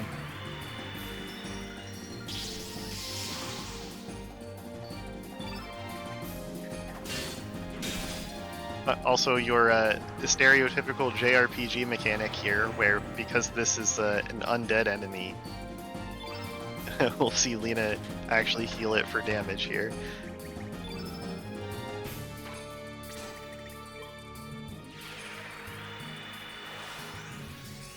It's good damage. She's pretty good magic.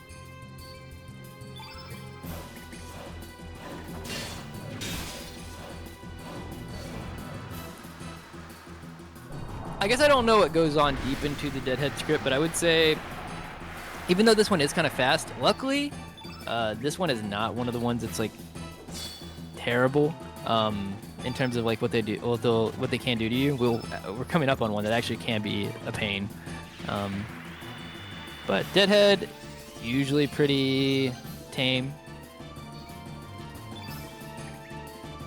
Nice.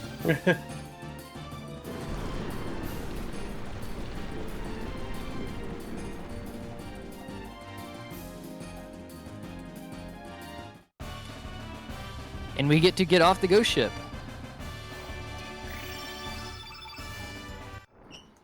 Lena's at 14 magic. Okay. That's pretty good. There's some like common, like obviously the more the better in most cases, but there's like common break points I would say that runners look for. Like you just want this certain magic or this certain strength or whatever by this point in the game. Like if it's as long as you hit that, regardless of like outside of those windows, it doesn't super matter. But there are certain times where having certain stats will literally either stop you or allow you to get through a fight. You know, either skipping a turn or like completely skipping something that's otherwise kind of slow.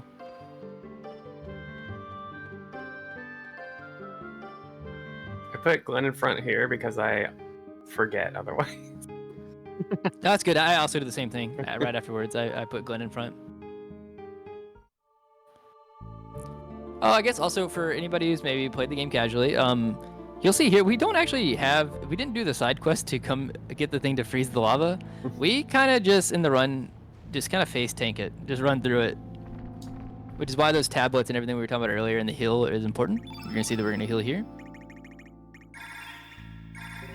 and then we are gonna do some menuing and actually run into our good pal Salt and Pepper for the 3rd time already. Here though, not the last actually. Here though, they actually are kind of breaking the trend of what we were talking about, where common drops are usually what we want and look for. This is potentially one of the few fights in the game, not the only ones, but some of the few, where the rare drops are actually really good for the run. Normally we get some armor, we get an iron vest and an iron mail. That's common drops from both Salt and Pepper. But the rares for them are a Skygen ring and a Dragoon Gauntlet. And as you heard earlier with the Dragoon Gauntlet, it's +3 to the strength. It's like really good. Like having an extra one is really good for a lot of the run.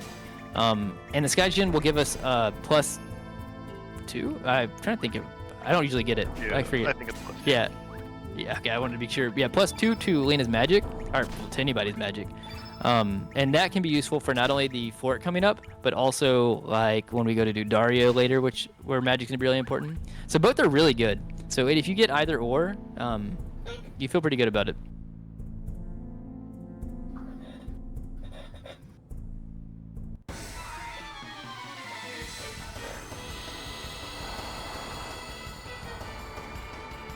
Our favorite 2 dudes are back. They get some of the, well, I was gonna say they get some of the best text and dialogue in the game here, but I would have to say one of the only slights that the remaster did, quality of life wise, is they changed some text here that is kind of sacrilege. I can't believe it. Oh, really? Yeah, well, I'll point out. Yeah, you'll see it whenever. Let's see, it's coming up Can't miss it. right here. They changed it to WH for what? It used to be W. That's right. It became, I don't want to say a meme, but it came part of like just the speedrun community Like everybody, like my split for this is actually called WWWW. So whenever I first did the remaster run and I got to here, I was like, what? Wait, what is this?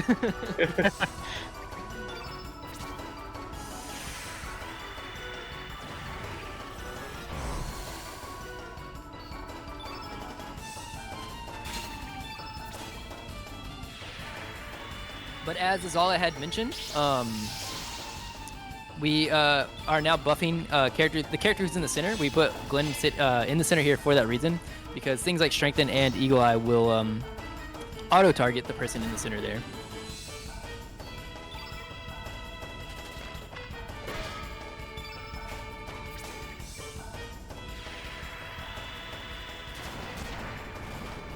And which is why you'll see our strat kind of revolving around putting a lot of green on the field as well. It helps Glenn's innate, which is green.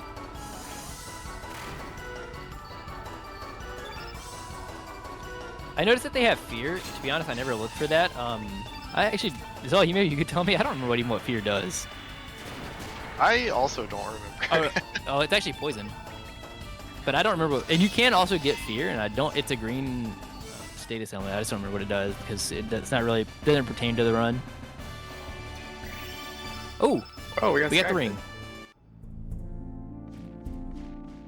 I was about to say that. So 14 is really, it's still really fine here. But I was gonna say she started at 13, so she had 1. I was about to say she's not really getting any, but I mean you're basically set now with this Gaijin.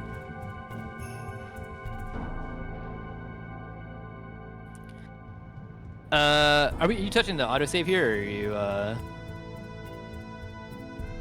Uh, sure. I know on like races and marathons, it's usually one of the few places, just because I was mentioning earlier that the Deadhead, even though it has 6 AP, which is fast, is not that deadly. Coming up is actually one of potentially kind of like one of the hardest bosses in the game, to be honest. In Fire Dragon, the difficulty increases kind of spikes because the Fire Dragon is so fast, and the moves that it does are very damaging. They hurt a lot. Especially when in the speedrun route, you're kind of here a bit earlier than the game would normally expect you to be here, since you're encouraged to not come here first.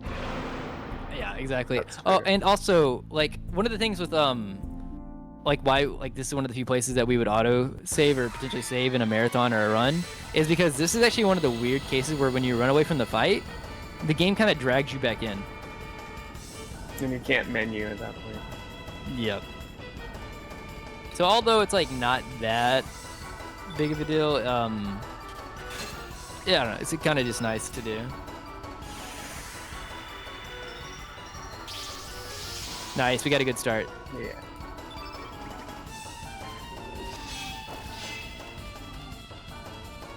This fight is usually pretty okay, as long, like, we have good strats basically for anything that's not a 1-roll.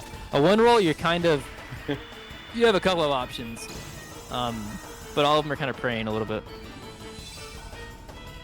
Yeah, no matter what though, he can just kind of decide to be a jerk and focus target the same person, usually Lena, because her health is tends to be the lowest here. Yeah. But hopefully it will not be an issue.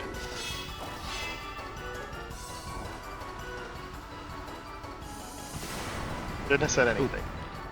It's okay. Fire Dragon is a little bit of a jerk there. So because he is red innate, he does do a lot of damage to Lena, and we you hate to see him attack her twice. That's 3.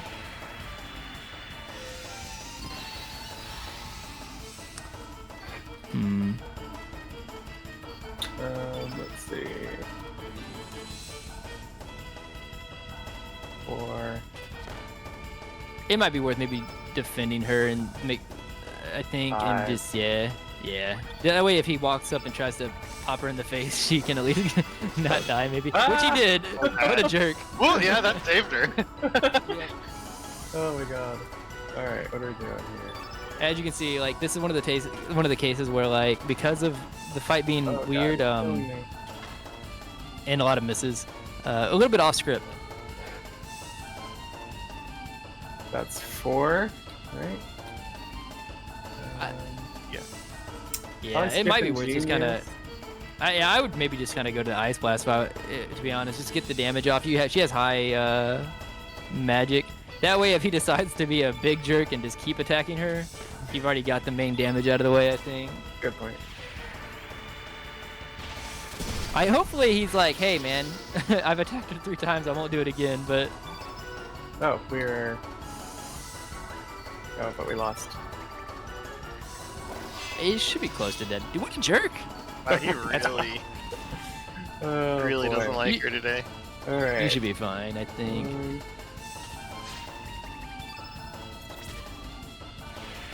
Yeah, so enemies, it's like an evenly distribution of to who they attack. So it's 1 out of 3 to attack Lena, and he just did it 4 times.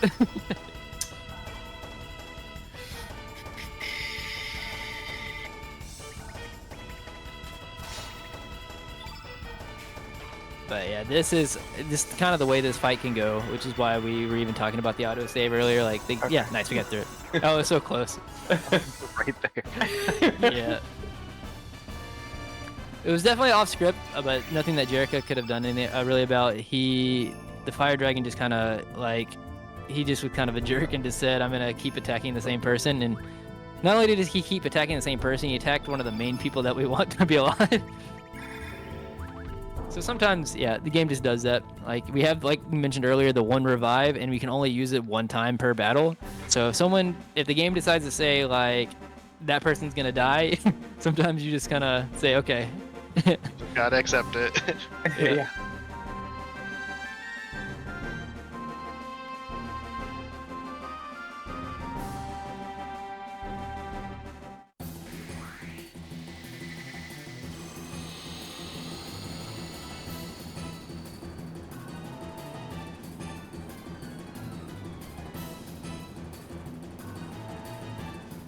Yeah, and here we come into the 3 Divas fight. Honestly, this fight is kind of a pain too, but for a different reason. I feel like most boss fights have 1, and then potentially you have some with 2. But any of the fights that have like 3 enemies that are boss fights like this are kind of a pain to manage, because they all have different AP values that you can try to keep track of. They all go at different times. Misses can be an issue. Like, it just adds a lot more complexity to the fight the more enemies you have on the screen.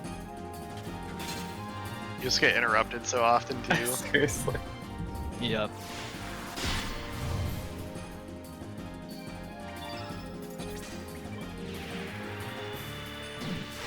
So somehow with 3 enemies, this fight is still less dangerous than Fire Dragon was. Yeah, exactly. That's the good side.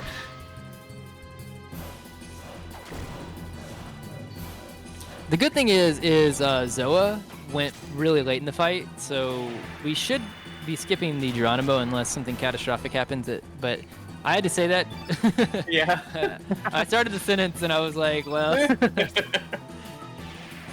no, but the only thing that could potentially happen is the 1 out of 100 where Glenn misses both of these attacks.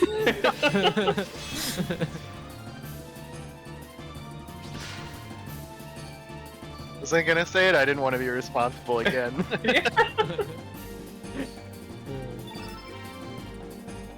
It's so hard because you start saying a sentence, you're like explaining things as a commentator, and then you're thinking about, oh, am I gonna curse? Like,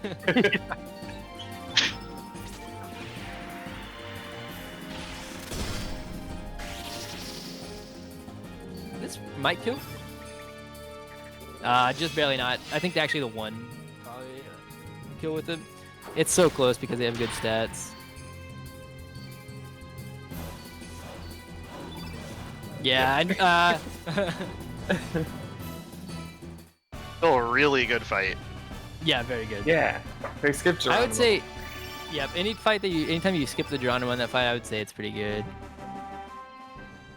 Although Glenn's at 20 strength. He's at 20 strength. I think that's what I saw. I could be That's wrong, really I may good. have looked at the wrong number, but Yeah. I think I saw got that- 22. I think I saw that Lena was still at 14, which, like I said, with the Skygen, we're pretty set, but it's kind of funny. You can kind of see that, like, it's especially why you don't want her to start really low, because even though it is weighted random, sometimes you can just kind of miss. Yeah. So she started at 13, and she's only had 1 out of like 6. Yep. I mean, being at 14 with the Skygen ring, so like effective 16 basically is definitely enough to get through this section with no problems. Yeah. So.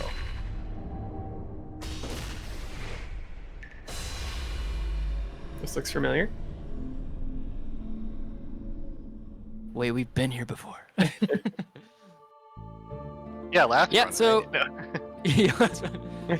But yeah, so here you'll see that our strats have kind of switched again. We went from mainly buffing Surge and using Surge as the main damage dealer to Glenn for those 3 fights.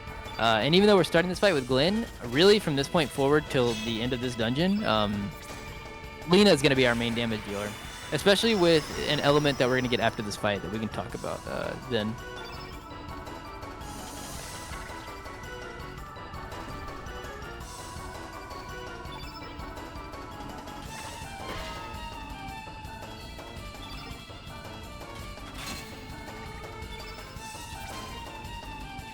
Yeah, we're gonna start putting blues on the field because, like I said, whenever Glenn was our main damage dealer, a lot of the time we put green on the field. When it was Surge, we were returning him colors and then also, filling the color with that. Here, we're using Lena, her blue.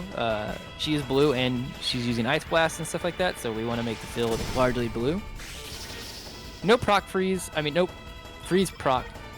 You can proc it there. You should go probably, here. Which is fine. That is the normal.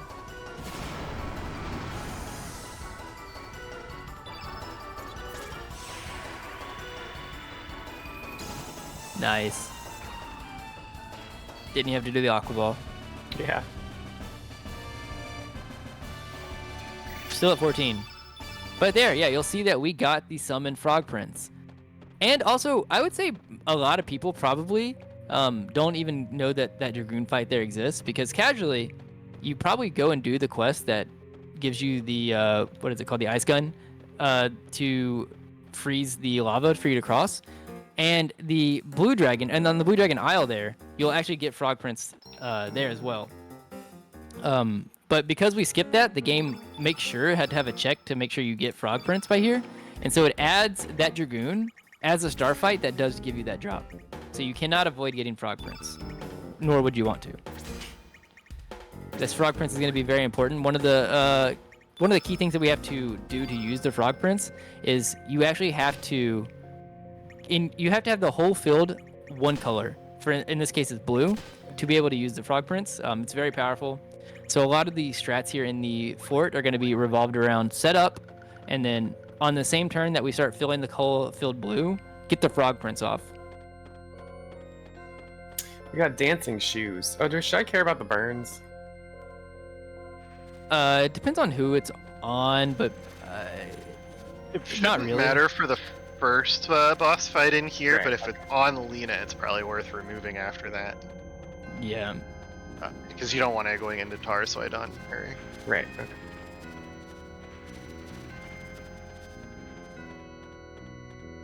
Yeah, going off of what Handi had just said, what you'll see in a lot of these fights is we use the first turn to kind of build up element levels, and then generally speaking, we'll either let the enemy attack or we'll defend until the enemy attacks, and then we'll be able to use elements without fear of being interrupted to kind of build up to the summon. So you're going to see a bunch of that over the next 4 or 5 boss fights, I would say, are going to follow that same pattern.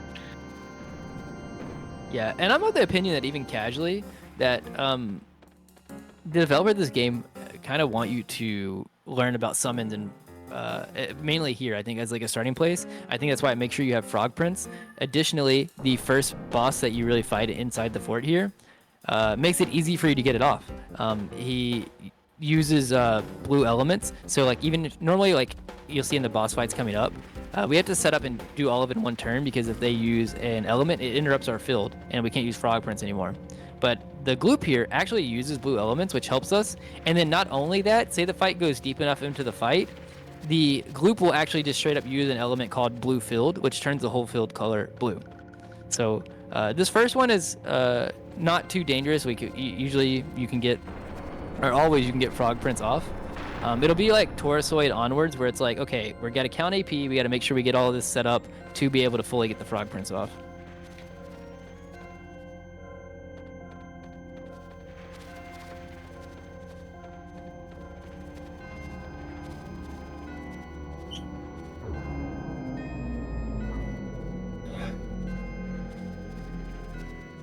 Also, we successfully beat one of the other secret runner bosses.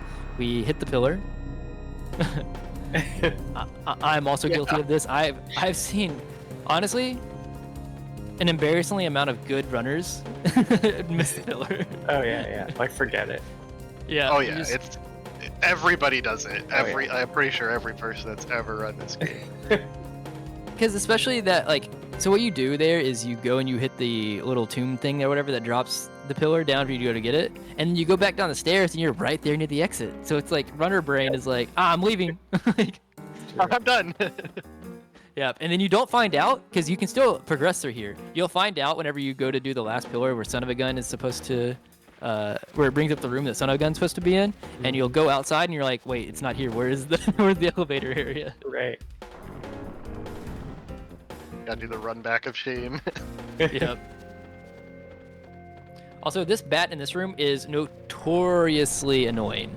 So it might look like he's like way off in the distance here, but even right here, like his hitbox that he will dash at you at is huge. And it's not something that you can avoid. Like once you run into his zone of aggression, like your character stops and he just dashes at you. So yeah, that's why we play really carefully here.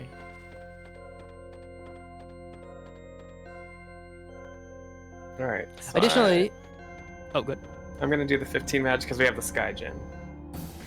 Yeah, you should be good. Additionally, just as Chocobo Knights community has put into the Twitch channel, we do have a couple of incentives coming up at the end of this dungeon where we can rename 2 characters. We're going to be renaming Sprig, and a little bit right after that is Harl. They're both coming up within 20 minutes or so? 20, 30 minutes? Mm-hmm.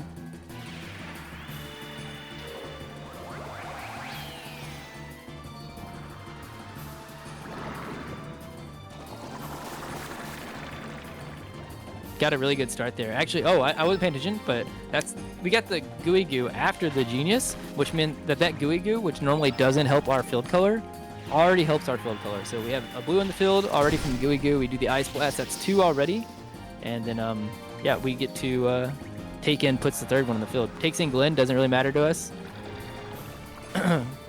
So now we're just all about getting Frog Prince off.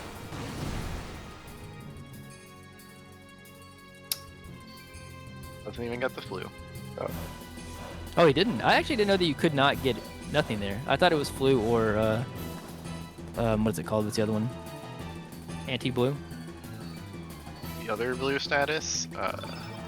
It just stops you from There's doing blue and blue frozen. elements. Yeah. One of them wears off. One of them can wear off by the end of the fight. But I think you can also just get like whatever anti-blue is. Maybe I'm making that up. I don't know. I don't remember. Oh yeah. There's the one that locks you out of that color. Yeah. Yeah. Nice. And that's why we like Frog Prince. Frog Prince is very powerful. Yeah.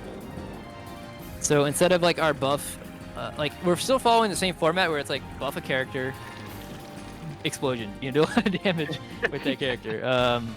Except this time, instead of like strengthen and eagle eye and stuff like that, we are doing genius and weak-minded. Weak-minded will lower the magical defense of a boss or an enemy, and then genius will buff Lena, for example. So we're doing all of that. We're also magnifying the field. We're doing a whole bunch of setup so that we can kind of be like, and here's Frog Prince and go away.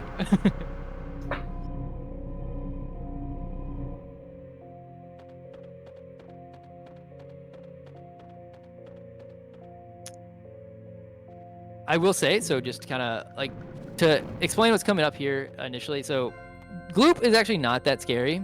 I would say that one of the bosses in this run that can be a pain is coming up. Taurusoid is a boss where, oh, so we were going to do a save here. Yeah, I don't blame you. Yeah, Taurusoid can be a pain. Because Taurusoid can kind of hit hard, and like who he targets kind of can make it changes the difficulty of the fight really. But same thing, we're still going to try to get Frog Prince off, but we don't have the benefit of him doing blue elements. He does green, so if we set everything up and then we are off AP or we are short AP, he can go and then literally destroy the whole field. Well, no, let me clarify, because that sounds like he's going to blow up the whole party. He can change the field color. Yeah, he can ruin our plans. Yeah. Fortunately, Tauruswood has a pretty high AP, so there is a lot of setup we can do and preparation. First of all, we have to actually get through these guys. These guys are annoying. yeah. Especially in the RDE. worst. Yeah.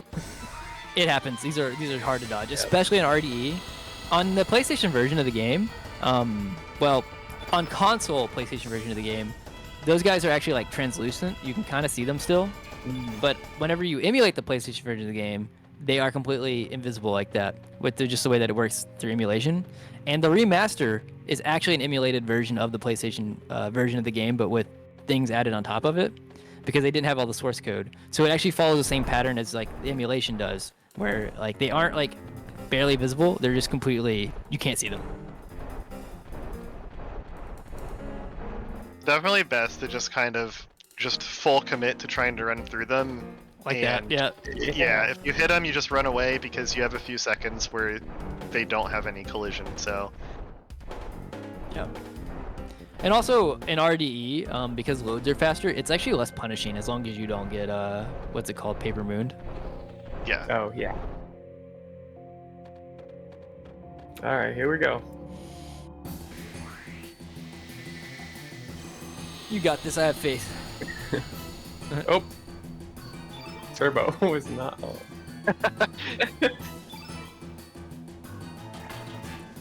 You should be fine. I would probably get her to level 5. Oh, you think? Yeah. Key gave you the AP, might as well. Yeah, that's fine. That's a good start. That's not. Yeah, he did target Lena. Okay, this is fine. We have a backup for this. So, yeah. We were actually talking about this before stream, just in case, because we know Tauruswood can be a jerk. So yeah, I would probably just do the cure here on Lena just to make sure. Because we're gonna have to so because we can't just fully commit to doing Frog Prince on this turn yet, we still have to finish our setup.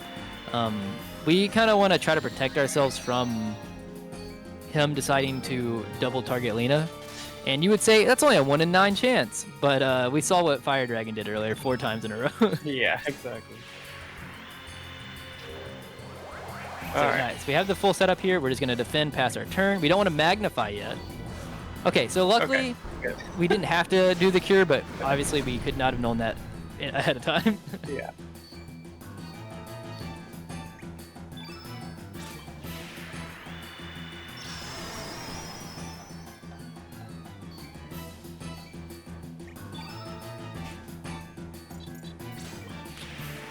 I really like this fight with Frog Prince here because like the setup and everything is really cool, and then it's like one of the places where you really get to show off. Like it looks like all of our stamina levels and everything are like kind of scuffed, but like it's actually like pretty planned out. Now that's not to say that you can't miss 6 times and be like, Yeah, exactly. but It is still Chrono Cross after all. right.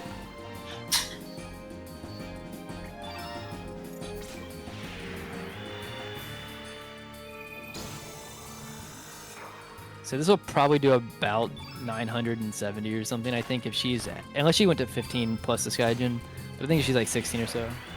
Like 950 or something.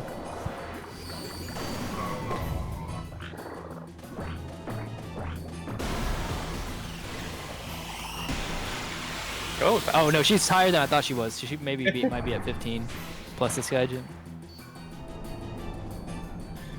That is a dead Taurusoid. Yeah, that's in a marathon. That's definitely a relief to get as soon as you see Taurusoid fall. Yeah. Yeah. Nice. We'd Yeah. go to 15 there, so Nice. definitely still in good shape. Stats.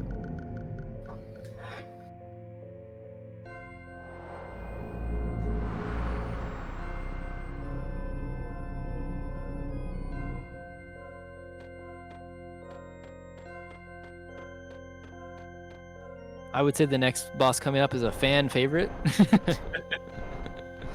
Definitely not Or what- creepy. Whatever the word is No. for the opposite of that.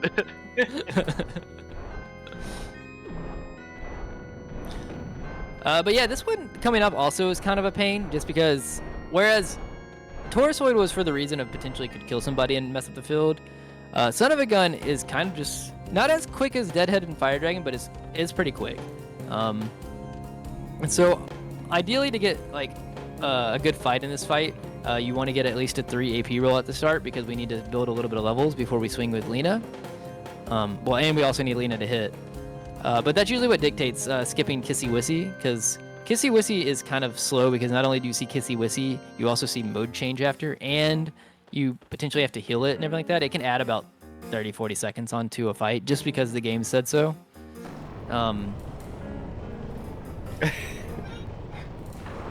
What are their names? Of the boss? Oh, what are these names? Oh, Kissy Wissy, yeah. Yeah. Oh, and Some of the, like, Son of a Gun. element designers just had fun with the names, for sure. Yeah. Also, another homage to Chrono Trigger actually is that there is Son of Sun, or Son of Sun, and this boss is also called Son of a Gun.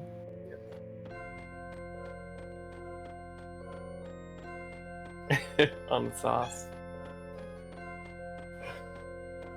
Also kind of a nightmare fuel of a boss. Yeah. Uncanny Valley too.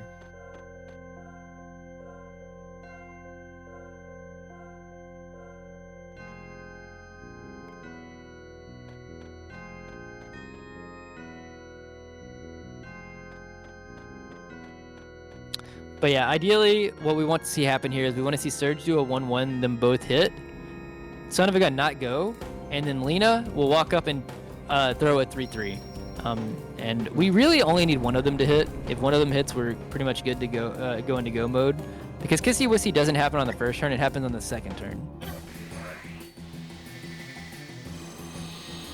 Hopefully we won't see it. Yeah, ideally, we will get to avoid showing you. Nice, yeah, we're good. And she Okay, crit, let's go. Funnily enough, the difference between 5 damage and 10 damage there can matter off of a crit in this fight, depending on what your magic is, because Son of a Gun has very high defense.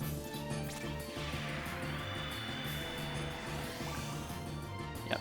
And also, usually turning an element or an enemy a certain color would make that element do, or that element color do less damage. But funnily enough, turn blue is fast, and doing 2 turn blues on an enemy will initial one will turn him that color, and then the second one will revert it back. So it basically cancels it out. So we filled the whole field blue. We do Frog Prince here. This will probably do about 400 or something. It should Well, be no, shit, enough. 15. Yeah, Yeah, way more than 15 enough, yeah. Gaijin, it should do enough. Yeah, like around 400, I think. He only has 383 health, so yeah. Yeah. Oh, just barely. Well, so you did damage before that, so like you actually just straight like that. If you could have spawned into the fight with Frog Prince, you could have just straight killed. Yeah.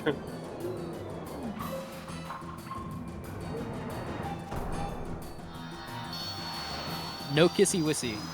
We like that. And additionally, well, no, I was gonna say this is the last pillar. We have to hit Bunyip's pillar. I forgot that one exists.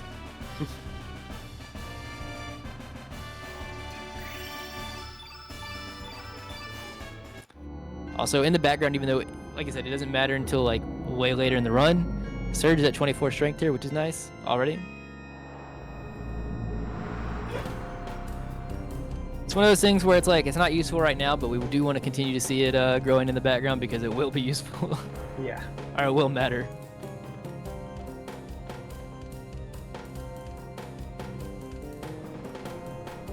And it's about to look like we reset the game and we're starting from the beginning. We've been here before.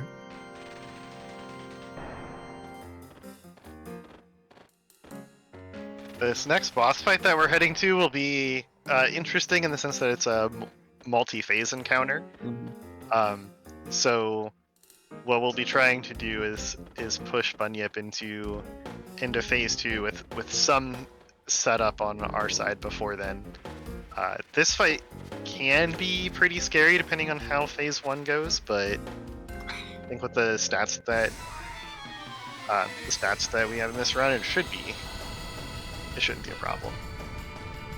Also, this Dragoon that Jericho just ran into is one of the hardest dodges in the game, I think. I used to do this every time. I don't know. I'm going the wrong side. Oh, Well, come so on. it actually depends on where he spawns at. Like, it can be free, but see, sometimes depending on where the Dragoon spawns, it is impossible to not, or to be able to just dash through. Like, you have to kind of lure him away, but it's hard. I also think it's harder to read it on the remaster than it is on the original, but that might just be me having Yeah, more hours than the original. Yeah, I think both of them are just like, it's like just hard because, yeah, in general, the depth perception is hard to tell. Same thing with this bat, to be honest, but we talked about the bat earlier at the very beginning. It's the same bat. It's the same bat, yeah, I'm gonna say that.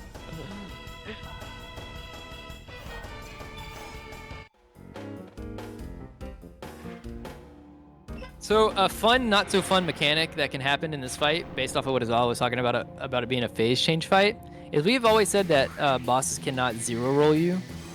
I'm knocking on wood, by the way. This is just for the explanation. We always said bosses can't zero roll you, but right now, even though there's only one enemy on the screen, technically the game has stored 2 bosses that we're fighting, and one of them is for phase 2. And every time we're doing an action, that second boss that is not on the screen yet is actually also rolling down. So it is technically possible to land where we phase change the boss whenever the other boss that's not on screen, the other boss value that's not on screen, hits 0. And if that happens, then we can go into phase 2 and that boss can immediately take its turn. It is only a physical attack.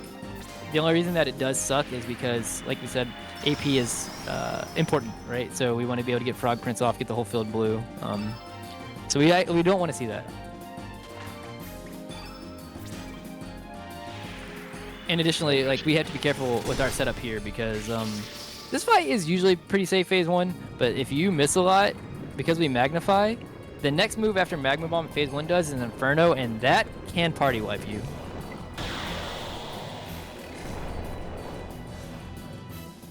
Double-edged sword that is Magnify. Increases your damage, but also theirs.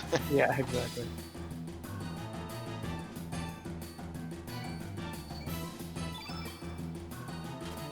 What are we on? 2 to 5? You should be fine, I think, because he hasn't done his first physical attack yet.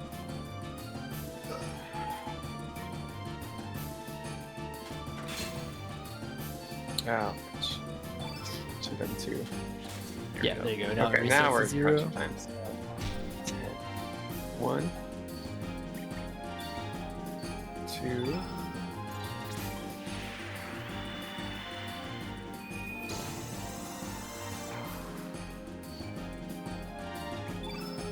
3.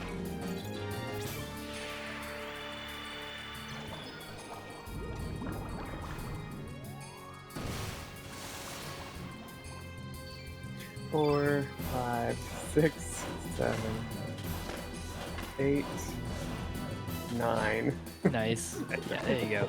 So Bunyip can roll as low as 10, so that's why we were counting. And since Bunya's next attack is going to put a black element on the field, it would be pretty unfortunate in terms of getting the Frog Prince out. You really, really want to get that out because, you know, as you can see, 800 plus damage is the bulk of this boss's HP. Luckily, Bunyip rolled really high, actually, so we did have a little bit more. So Oh yeah. we have talked about the base AP, like we said that Bunyip can roll as low as 10, but without getting too into the weeds of it, bosses can roll a little bit of charity AP, like on top of that. Won't go into how much or why, but just know that, like, we know that they can roll as low as something, so all of our stats, all of our strats are like based around avoiding, you know, are basing around playing around that, because we can't really hope on in a lot of cases that, will you please give me the charity AP for this to work.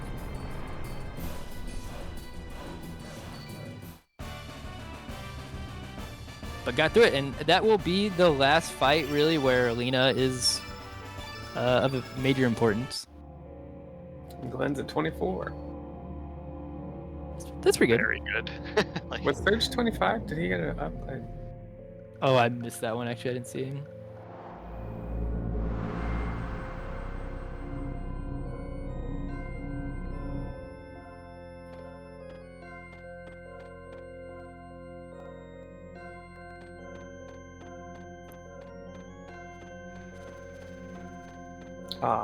Oh, that guy was a jerk. I actually thought you had that.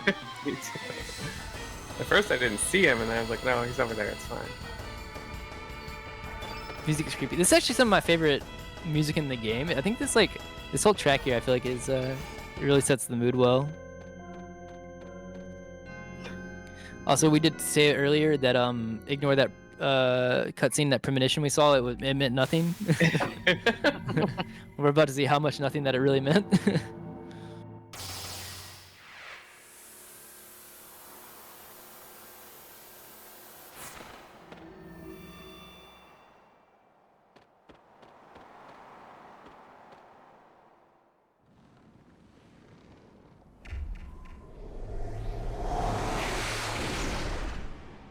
is it time to talk about the Handi drop? Not till it's over. I won't say anything. I think maybe it won't hold any power as long as I'm not the commentator to say it.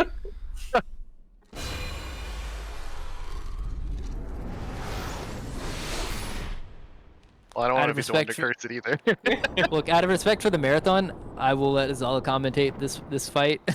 I will not say a word until after this fight is over. I always think it's funny that this whole time these things have been lighting up and they've just been standing there the whole time. They've just been watching your progress, but Yeah. the statues light up. Exactly.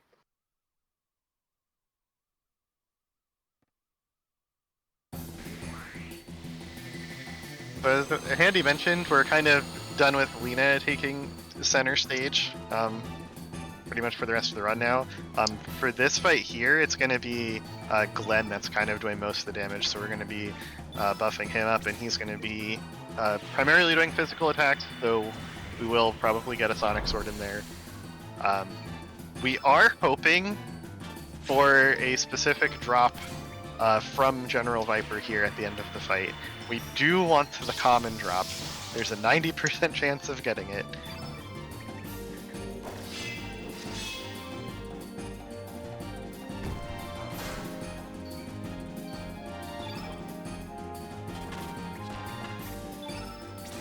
The one annoying thing about buffing Glenn in this fight, though, is not being the first character makes it a little bit more difficult to target with all of the buffs, but I think we got past that, and this Sonic Sword...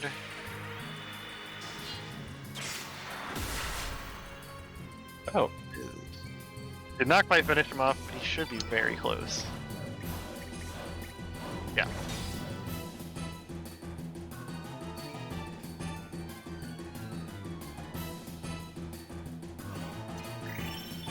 Yay! Not get Hey! The other thing he can drop is the Mithril Mail, which is not as good as having another Dragoon Gauntlet. And that's what we call the Handi drop, because Yes. Handi seems to get it a lot. It's mostly that he gets it on runs where he really needs the Gauntlet. Yeah, it's like, oh, am I on a very good pace? Oh, no. Ooh,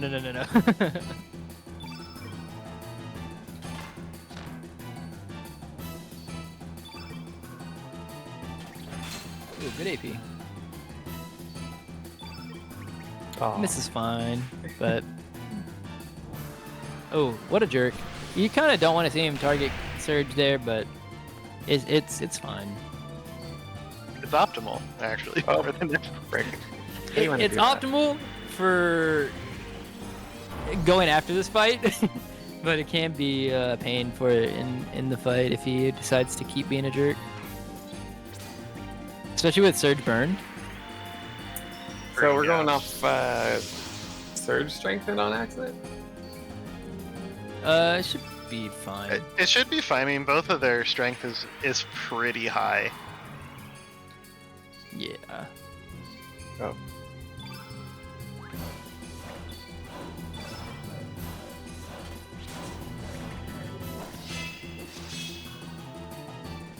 Yeah, that's good. If you targeted Surge there, then there may have been a problem.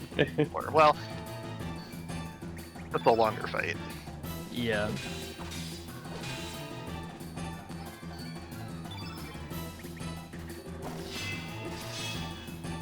He's targeting. Oh, it's going to Glenn. Dude, the camera angle there when it reverses like that always catches me off guard. I thought that was going straight, or not off guard. It kind of like confuses me. It always looks like it's going like to the opposite person. Like, fun fact, I'm pretty sure you cast one of your elements there, Yeah, and it actually does disable it for you. Yep.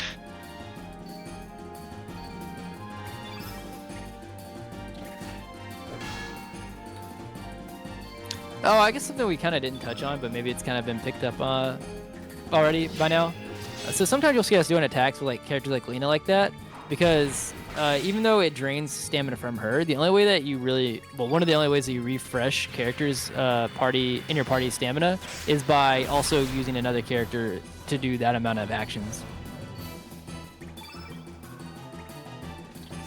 So like even though it's draining Surge here, it's refreshing Glenn. Nice. $25 is still good.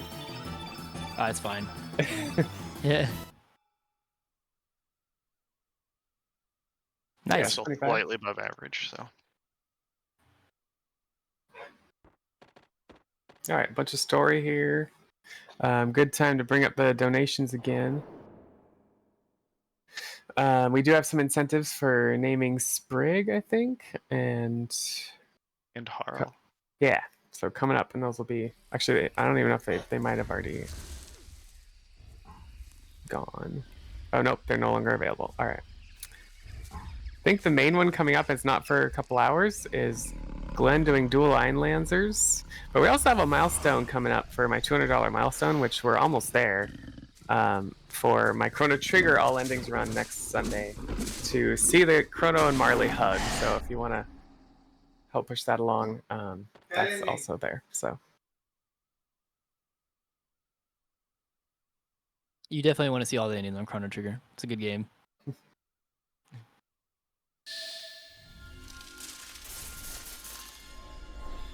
Also, we have a couple of cutscenes coming up here. Some of which, well, we're about to continue the theme we were talking about earlier in terms of kid.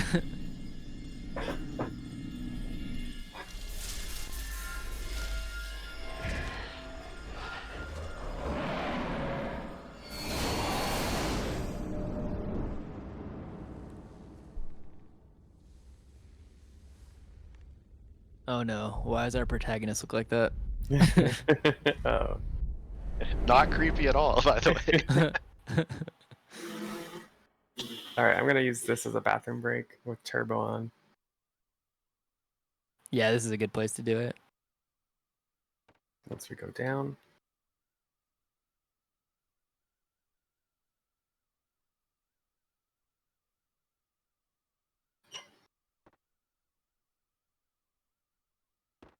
All right, should be good. I'll be back.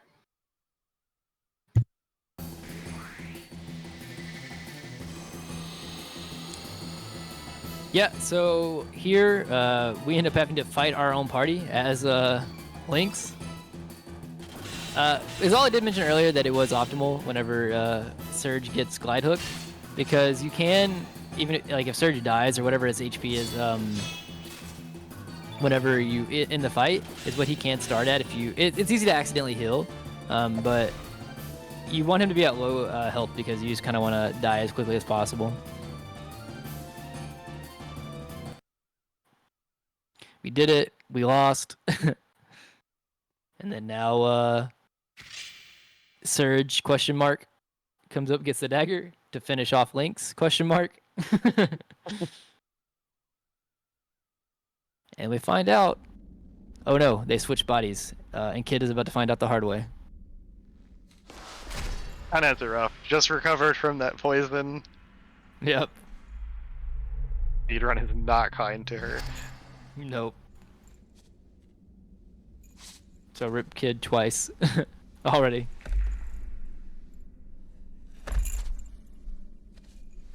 Surely that's the last bad thing to happen to her.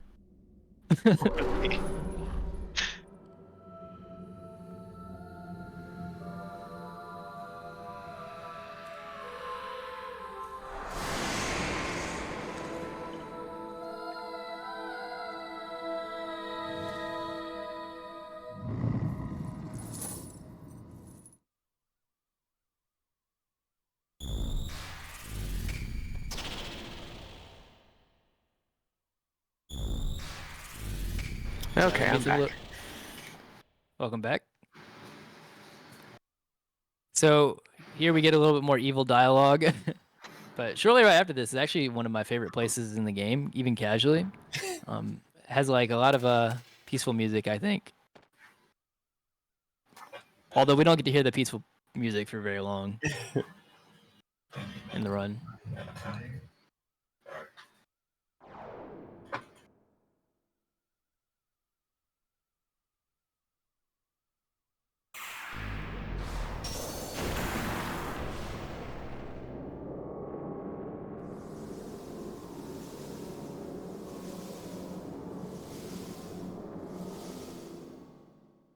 Yeah, we kind of get tossed into well, we'll see in a minute, but we get tossed into the dimensional vortex by links with the or surge links with the frozen flame.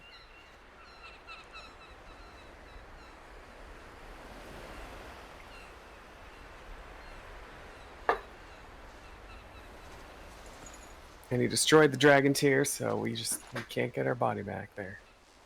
Yep. Oh, I said frozen flame. Yeah, I meant dragon tomb. Anytime I think a key item in this game, I keep saying frozen flame just as a default. I said it was a tier earlier as well.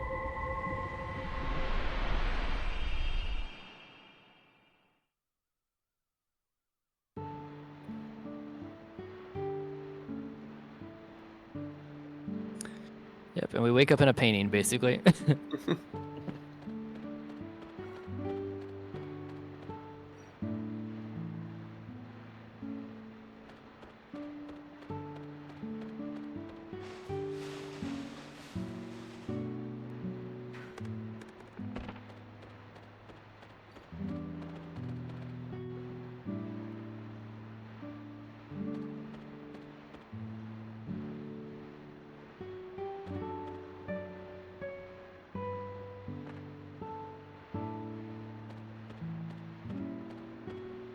Yeah. Who swallowed a painter from the medieval ages? Chuckbo Knight says in the Twitch chat.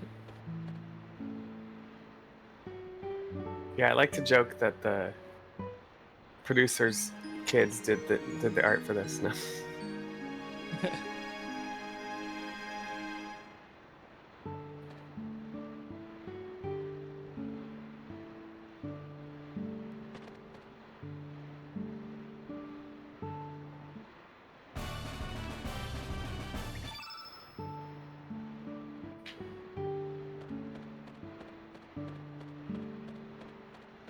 Yeah, they took hallucinogens.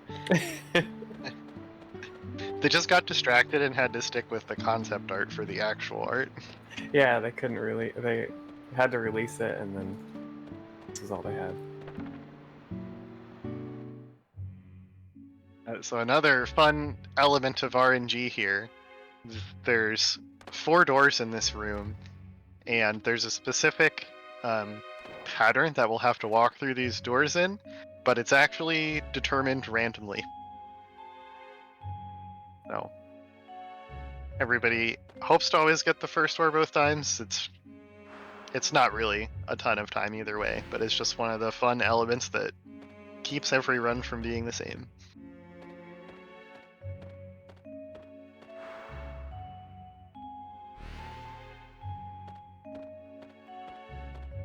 I always think the pillars in this room just look like giant pencils, which I don't know if it's intentional or not. Oh yeah, huh?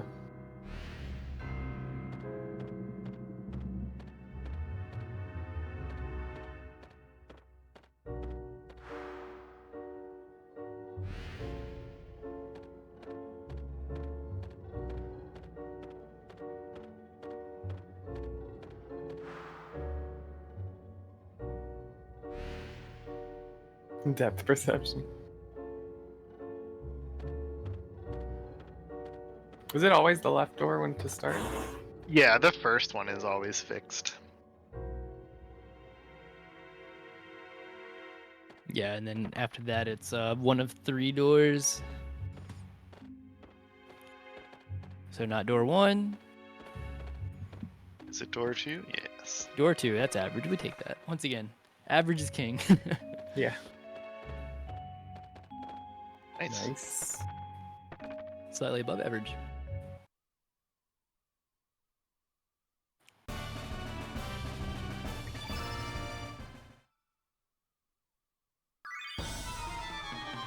Also, we haven't really mentioned it, but this Sprig character that we just got, there are a lot of characters in the game that we do get that are just we're forced to get, and they don't serve any real purpose.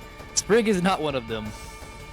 Sprig is actually the reason we don't have to use Surge, or I guess Lynx as like our main source of damage for a while, because Sprig actually has an ability called Doppelgang, and what Doppelgang does is she starts with a list of doppelgangs that she can turn into, but you can learn more by getting the last hit on an enemy with Sprig, or if you have something later in the game called the Forget-Me-Not pot. But the doppelgangs that like she starts with, for example, like the Lagoonate that we're going to be using, all do static damage, meaning that it doesn't increase based off of her stat values that she gets. Like whenever you turn into that thing, they have stats that they just have.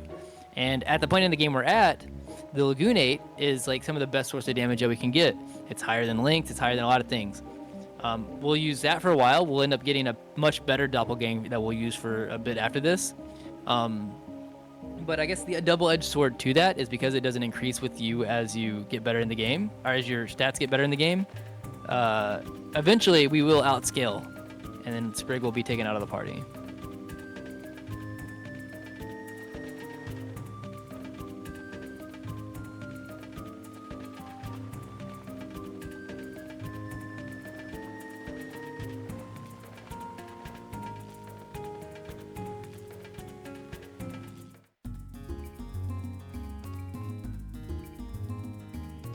Yeah, but here, story-wise, we got out of the dimensional vortex. We kind of want to go try to change worlds. We found out about that, and we try to use the Astral Amulet here on the beach to do so, and we find out it's not working. So we need to figure out why.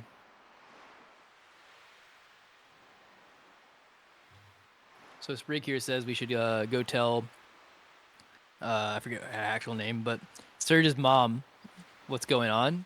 And let's just hope that she believes the giant cat man that comes and says, "I'm your son."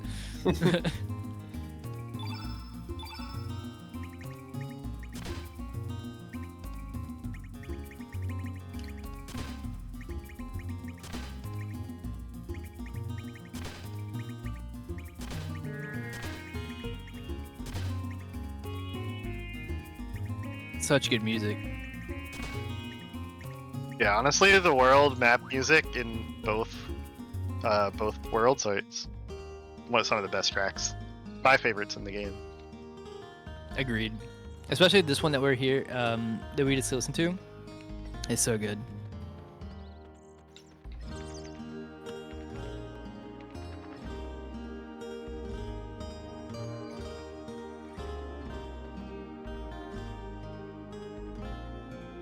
You know, I almost said Marge whenever I was thinking of her name. I just could not remember for sure.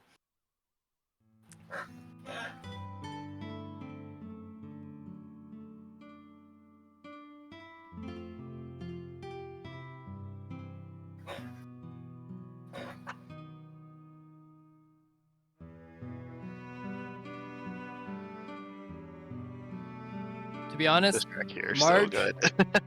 yeah, Marge is kind of the MVP. She just straight believes us. She believes that we're Surge. Yeah. She's a good mom.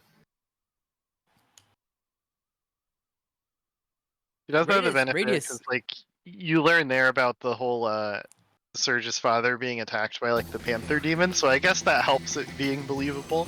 Right. That's true. Radius, however, the village mayor, is not one that he's not as easy to make believe. No. So he's not very happy with Lynx being in the village here.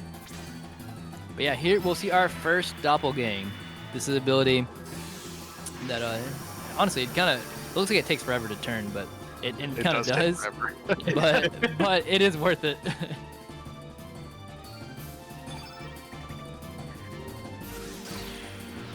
Ooh, that's good damage. It is something that you kind of learn to look for whenever you're running the game is Harl's damage here and her strength, because Lynx is kind of going to be, or Lynx and Surge are going to be kind of fully put on the wayside for a while. Like Harl here, she's hitting all of her attacks. That's very fast. That might not kill now. Yeah, we would have skipped the long shot. But yeah, so Harl's gonna have our gauntlet, so she's gonna be doing all of our chip damage basically. I love how Harl hit every 3, and she has a lower odds of hitting. Yeah. But the Lagoonate walked up and missed a 90. Which actually, one of the things to note about the Doppelgang is like, yeah, it's really long, but the advantage is we have kind of the fixed strength for the creature we Doppelgang into, and their accuracy is pretty high, so we don't need to do any Eagle Eye or... Well, we'll still do strengthen in a few cases, but it does save some time for that long animation. Right. Like, there are, like, RNG sections filled throughout this section, but I would say in terms of the fight, it actually feels kind of more consistent. Just because of the higher accuracy and the static damage.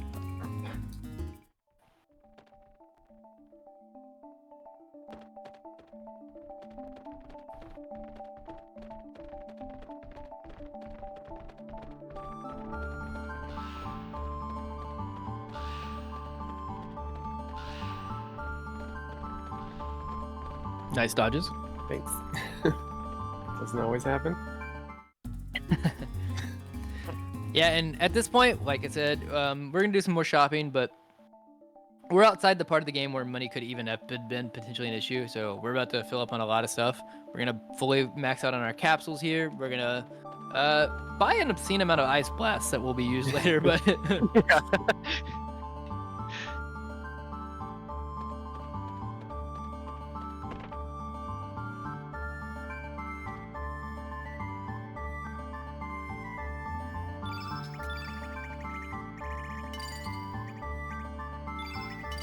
it is funny because in the run, like right now, money's not an issue at all. We can buy everything that we need to buy. And then at a point later in the run where it's like, oh, could money be an issue? We also get an item that we're like, oh, we can sell this for an infinite money, basically. Like, Yeah.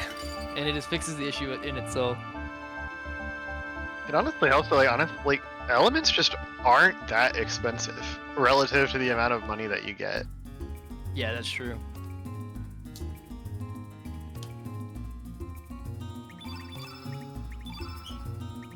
Here we do have like probably like the single biggest like element menu. There are some other big menus, but this is like the biggest, I think, just straight equipping element menu.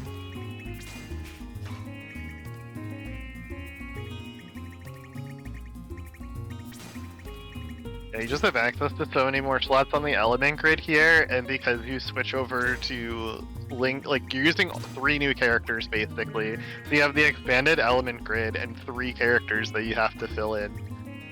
So yeah, it ends up being a fairly large menu. Yeah, and this is like we're setting up for like we're future proofing for like a while. So this is like a setup for way later in the game too.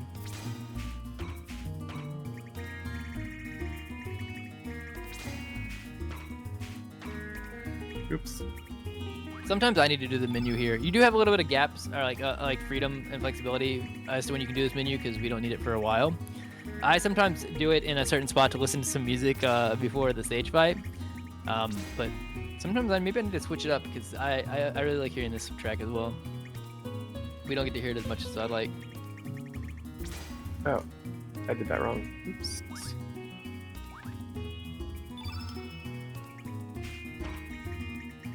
Oh, sorry, I didn't even catch it.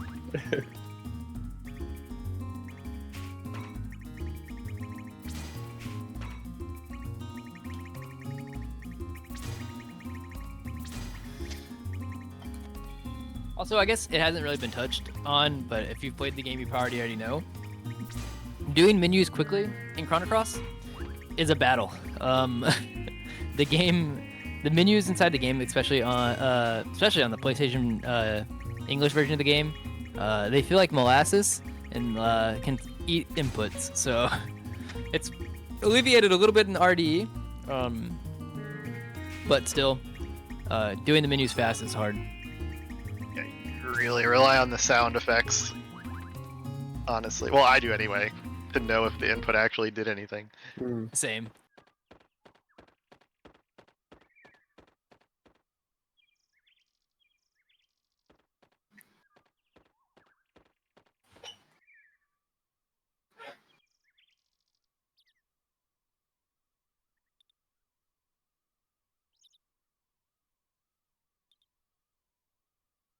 And maybe besides like, well, probably even including the Goldove split earlier on after the Lynx fight, this is probably the single longest split in the game, especially on PlayStation, where there's like anywhere there's more dialogue, like lots of dialogue, that it gets extended even in the PlayStation version. But this is a pretty long split, as you'll see, like 222 here to, well, probably looking at like 243. It's like almost a 20-minute split.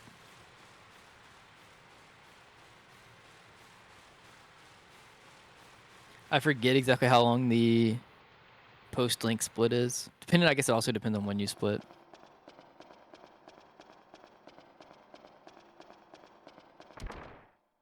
But lots of dialogue. And I guess minigame.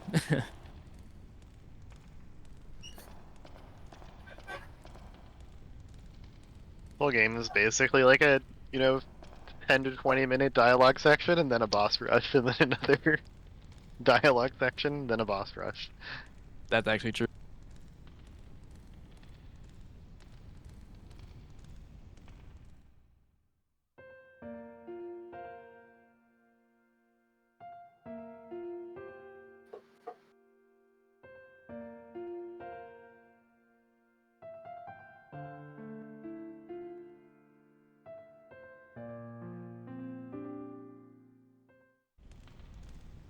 Story-wise here, you're basically learning a lot about this kind of alternate world that you've ended up in. Or I guess you're back to the original one now, but... It's actually kind of funny because I do know that we flip-flop between the worlds or whatever, but because it's been so long since I've done it casually, sometimes I forget which world is which. I just know which one we need to be in at each point. Right.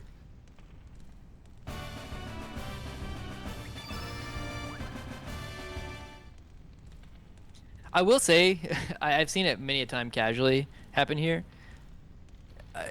I don't think that the game is that difficult to figure out where you're going in most places. I would say this is probably the single most like kind of obscure point, like that's like you need to do to progress. That is not like just straight up in your face. So we're gonna go down here to Marbule, and we need to talk to this guy named Toma, and ask him his second thing where he says we need to ask him about the Dead Sea. That's actually a story progression flag. Now, I expect that the game, especially being a older JRPG, is trying to encourage you to explore. But it's definitely easy to miss.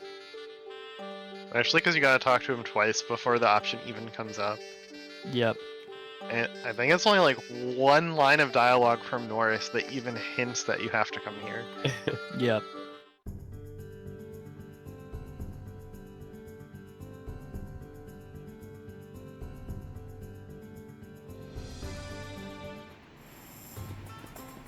Also, this track is a banger.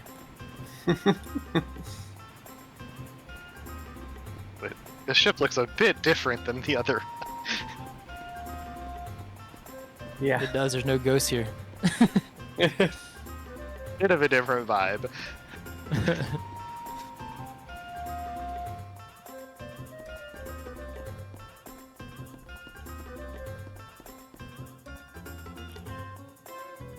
I also think that this is one of the places that, especially in a run, when you're trying to go fast, it's easy to kind of accidentally do things out of order because you have to do a lot of things on the ship in very specific order. Like come down here, talk to the sage, see this cutscene, go back up, talk to Fargo, lose to Fargo in the minigame, go to the inn, go see Sneff's performance twice, turn into a cat, go get the handle, go back to Sneff, go back to Fargo, and then go fight the sage. It's so easy to get out of sequence because there's a lot of backtracking too. So like if you like zone out at all or stop paying attention, it's very easy to forget.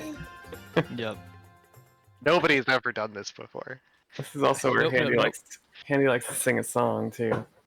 True. Oh yeah, she is a CC tradition. Long actually before I even started, like I want to say it was Fat Man was the runner who It did was it. Fat Man, yeah. Oh really? Yeah, started singing the Kitty Cat song, and so for context here, the next split after this is a very heavy RNG section of the game, and so we like to say that our offering to Chrono Cross is singing the Kitty Cat song, so they'll be kind to us, and if you don't, you get smited even harder. I will probably spare you guys today because I don't know how, between like Discord and like watching the stream on Discord and like how out of sync that will be. So Oh, come on now. For the lulz. for the lulz. All right, you know what? Is all are we singing the kitty cat song? We can try. We can try. It is 2 whole verses, so no promises of how in sync this will be. I promise it will be out of sync. Oh yeah, almost definitely. It might sound hellacious, but you know what? Chrono Cross will have to be so nice to us in Isle of the Damned. It's a triple offering. Yep. Before we even get there, though, you'll see here that we actually have a little mini game that we have to play. Fargo actually is cheating, so he cannot lose. So he'll never land on south. So what we want to do to progress the story is we want to lose as fast as possible and want to land on south. You actually cannot pause buffer like you can on PlayStation because they removed it in the remaster. The easiest way for us to lose here is if Fargo lands on east, we can just hold X and it will automatically go to south. Otherwise, it's kind of your timing, you're hoping.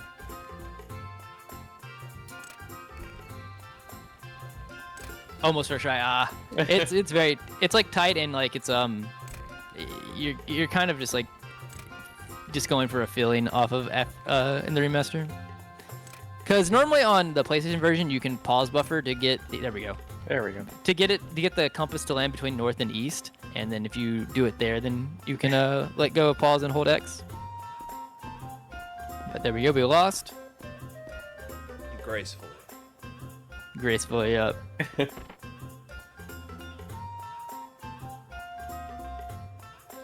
Just a quick reminder to all who are listening, we are still raising funds for Doctors Without Borders. If you can spare a dime or a dollar, please get that in. Every little bit helps. Plus, Jiracondra here has plenty of incentives and future runs that you can add to. Thank you again for everything you've done thus far.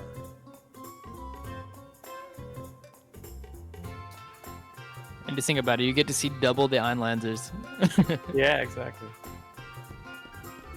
You guys are doing such a great job, I never know when I can interject. We could probably bump it out to you here and there if that's helpful, main stun. You know, I'll pick my times because I'm actually Okay. sifting in and out a little bit too, since they're doing such a great job to do adulting things. All right. I think this is also a point where it's very key to pay attention because we actually get to see real magic in the run. Steph's performance. Yeah. Everybody in the game uses elements. We can only use it one time, but Steph just has the magical ability to do things. Yeah.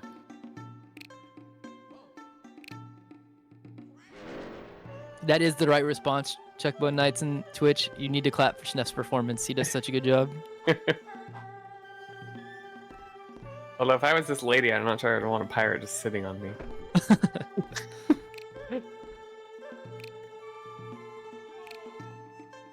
I do like how they're named Jack and Jill. The woman and the man. Oh yeah. Yep. Jack is also a little bit rude. He just straight up calls. It's a two, like, there's 5 total people in the audience and he's heckling. Yeah. He's called him a phony. So because he called him a phony, Sneff turns him into an actual cat.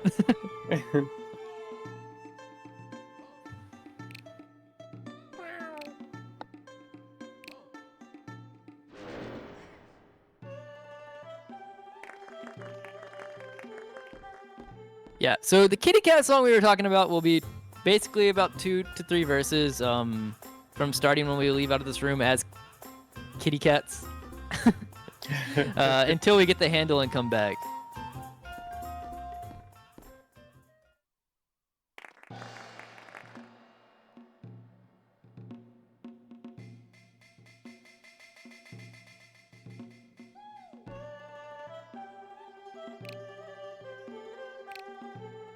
Super handle.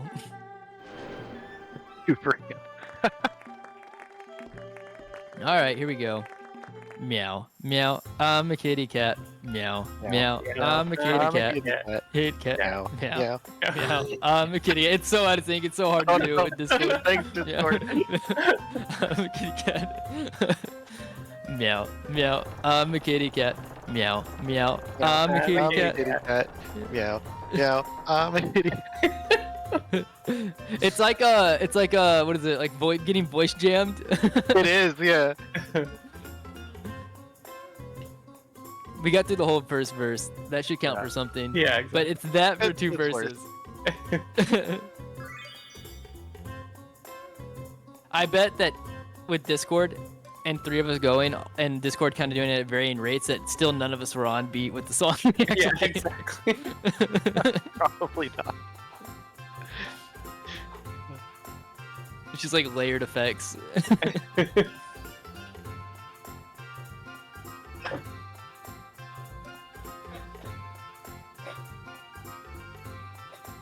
Look, Chrono Cross has to respect our effort. Isle of the Dam has got to be nice because of that. That is the hope. When is it ever not? We can touch on a little bit as to what we need, or how Chrono Cross can be mean or nice, I guess, on Isle of the Dam. Well, actually, we can touch on that after Sage. We'll have a little bit of dialogue. We're almost there. We're almost through all of the talking. We come up here. We have to talk to. We got the handle.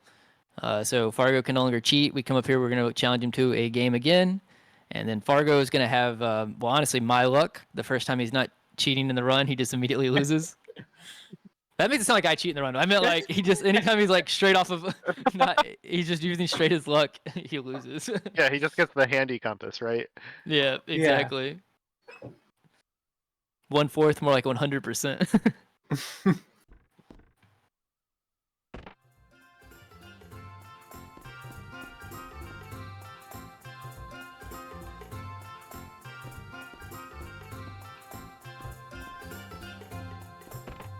I guess it's kind of a blessing in disguise though, because it would be kind of a pain, especially in RD where you can't pause buffer, if like the second game here was just pure, like it was like pure RNG, where it's like if you lost, you have to go back upstairs, challenge him again. Right, yeah. Oh no.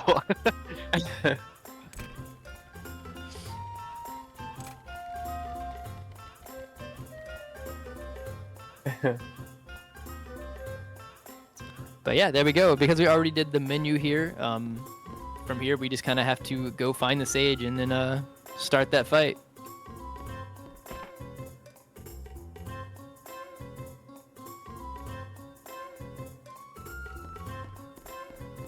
Yes, the reason that we're fighting the sage from a story point of view is the Marvule Sage is the one that knows how to gain access to the Dead Sea, which is where we're trying to go. Also, so as I was mentioning earlier, Jack Andra did the menu over that other music on the overworld, which is music that I haven't heard. I don't hear too often. I need to start doing it there as well. This is more where I normally had moved it to, for purely the same reason. Honestly, it's just because I like listening to this song, and we don't get to hear it the only very time much. you hear it, yeah. Yeah.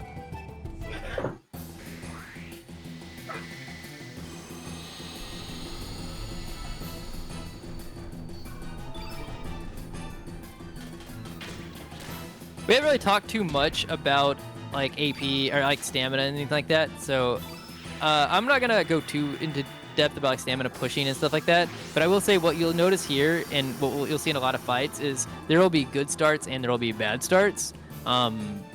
Good starts really kind of depend on like what level you get Sprig to on before first turn of the enemy goes. So like if you get all the way to level 5, that's usually considered a good start. If you doppel and pass that, that's like an amazing start. And if you get to like level 2 with Sprig, that's usually considered a bad start. There's usually gaps that an enemy can go.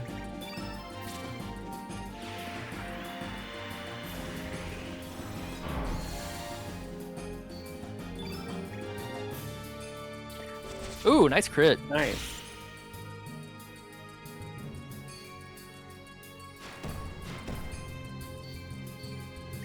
In almost all cases, crits are going to be a good thing. It's just more damage, makes the fight go faster. There are a couple of key exceptions where, well, There's like one exception, I think, in one fight where it's like a crit is kind of bad. Potentially.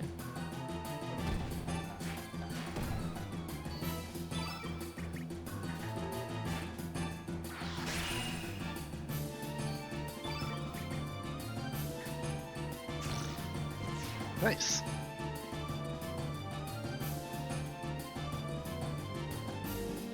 Pretty clean. I think you might. It's not like a big deal. I think you might have to be a little bit careful with the inputs of who when you're targeting, just because I think Harl and Sprig, Harl and Sprig, Harl and Lynx are in opposite locations. Oh, okay.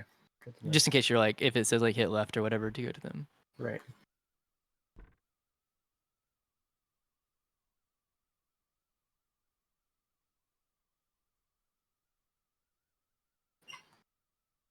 Yeah, so starting from here, if you play the game casually, this starts setting up a potential side quest that we don't do in any percent. Instead, we get the Fiddler's Crab here, and that helps us unlock the Dead Sea where we're about to head. Well, unlocks the entrance to the Dead Sea where we're about to head.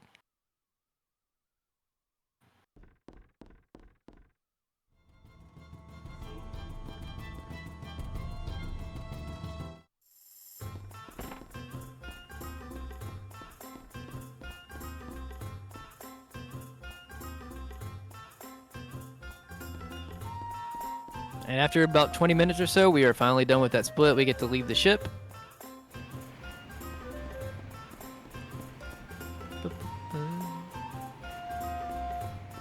This song is so hard to not hum to. It is so good.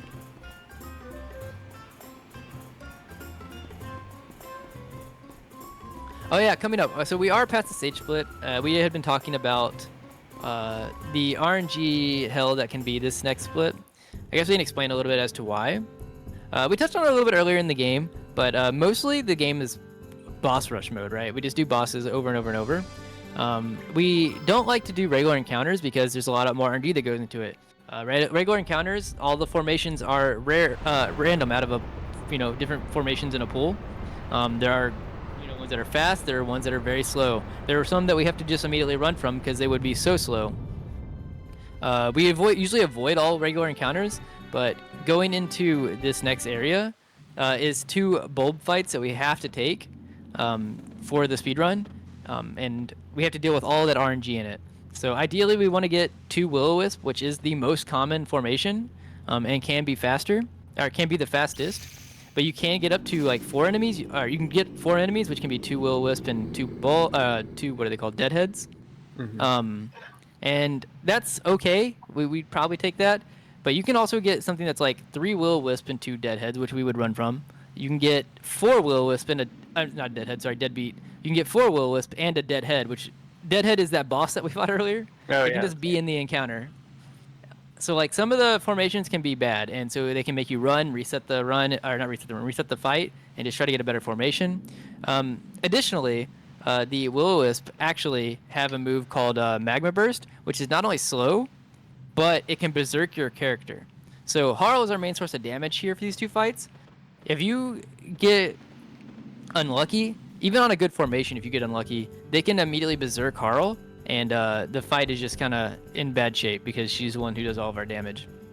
It's a lot of RNG, and then immediately at the end of it, we'll touch on it a little bit more as we get to it. We have to fight a boss that's kind of a jerk. This whole area is kind of a rough area. The name Isle of the Damned is pretty fitting. Yeah. Where runs go to die. No. The other thing you have to watch out for is if, depending on like how the fights go, and if random characters get berserked or whatever, you do not want to kill enemies with Sprig, even by accident. Yeah. Oh. Because what it'll do, we touched also on this a little bit earlier as well, but like the way that Sprig learns things to doppel is by being the one to, Sprig herself is the one to kill them.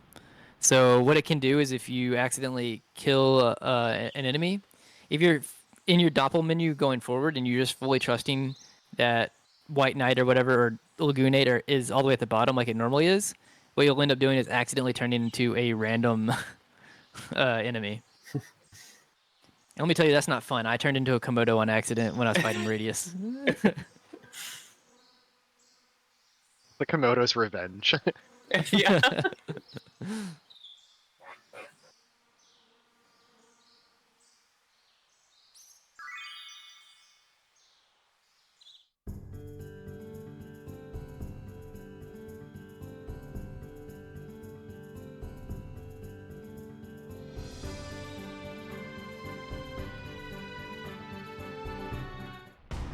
And here we go. I didn't see what Harl's strength was, but depending on her strength, these fights can be a little bit more smooth. Oh, she's really strong actually. Wow, 25. So potentially we can do physical attacks to kill. If not, we can do just ice blasts, which is also fine. Time to see what we rolled on the first one. Oh, it looks like 2. Nice. This is the formation that we do want. And we hit. That's 1 down. Nice. She has good strength. Magma Burst, it's fine. So Sprig will be berserked, but that is okay. As long as it Sprig doesn't might hit make Harley. yeah. Yeah. Sprig might take an immediate turn here. She Nope. didn't. Okay.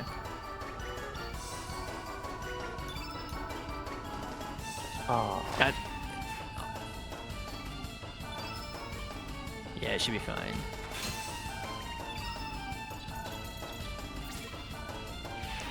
Honestly, even with like a Magma Burst, even if you honestly saw both Magma Bursts, if you didn't have to run from the fight and it was like Harl was not the one berserked, I think most runners would be like, you know what, I'll take that, because you do enough of these runs, you see the game treat you in very bad ways.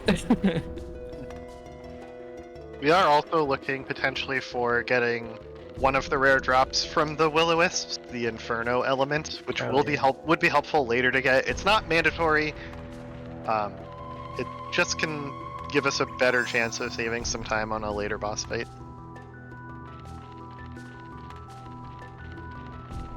Yeah, and so this is actually an optional Wisp to do in casual play, but you're gonna see us actually lure it over here because it is actually so beneficial to the run to activate this fight and defeat it to activate the White Knight here at the bottom. I was talking about earlier how the Lagoonate was really strong until we get a much better one. This optional doppelgang that we can learn here is going to carry us for a long time through the run. Also, formations were really nice. We sung the kitty cat song, completely out of sync, but it was worth. Yep. Worked out. Now if it Surely helps the her drive. number of people involved must boost the chances of it working. That's what I was thinking. Like,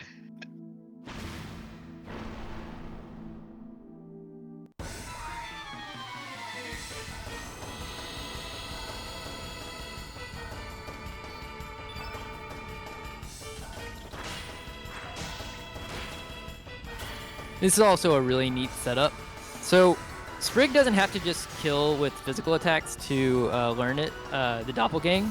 So what we're gonna do here is we're gonna do a perfect setup of the field and everything like that, so that Sprig's photon beam will be the last hit on the White Knight. So we do things like turning the White Knight black, because the white element will do more to it. Then we're gonna start getting all of our levels built up. Gonna magnify the field. Oh, well, we're gonna weak mind the White Knight. Then we're gonna magnify the field, fill the whole field white, and then let Sprig be the one to end it.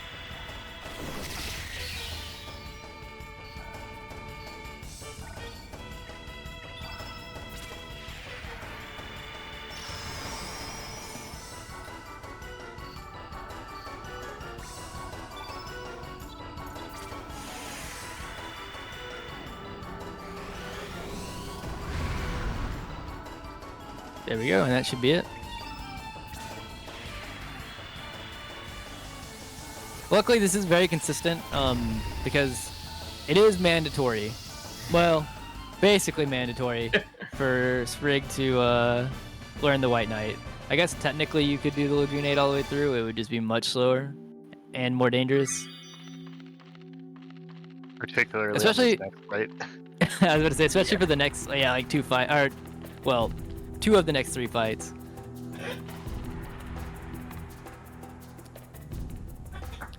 So Garai is similar to Fire Dragon, actually exactly on AP in terms of how fast Garai is. But Garai also, if we thought the Fire Dragon hit like a truck, Garai is like a train. True. Yeah. We are going to do our best to get a good start, turn into the White Knight or Doppelgang to the White Knight, and get Diminish off as quickly as possible. Because even with Diminish, the fight is dangerous. Without Diminish, you're taking a bunch of damage. This boss is definitely one of the times it's very nice that you're able to just kind of run, because if it starts to get into risky territory and you don't want to lose a run, it's just nice for that to be guaranteed. Yeah. Yeah. Because sometimes Garai, like, he does enough damage that he also sometimes just turns on, like, 300 IQ AI mode, and he attacks everybody you don't want him to attack at the exact... Like, he plays it like if there's a player on the other end, looking at, like, what's the best way to destroy the actual party. Yeah. Sometimes he knows who has the revive equipped. You're right. Yep. Yeah.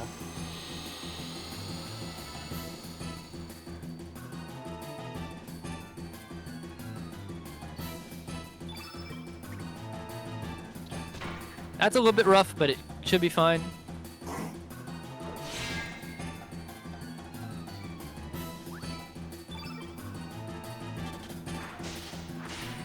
You'll see that even though Sprig missed, normally we would go and be like, okay, well, let's hurry up and get her to Doppelgang as fast as possible. But in this case, we're like, no. Diminish needs to happen. So we're going to be a turn behind just because of the start, but it should be fine. That did 84 damage with Diminish on the field. Yeah. Fortunately, the damage is distributed pretty well so far.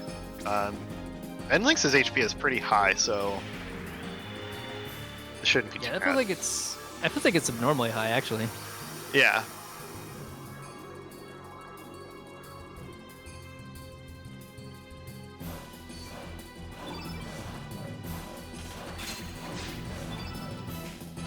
Yeah, so now we're starting to get set up here. Honestly, a good target for... maybe even targeting the White Knight here would be a good target. Maybe, or Lynx. Parl would be kind of sketch.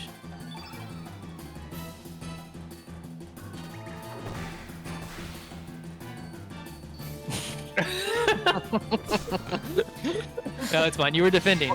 She is defended, yeah.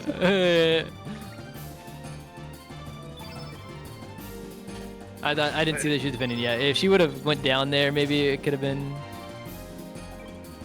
I think we're. I'm not Parl's gonna say HP anything. feel kind of above average too, so.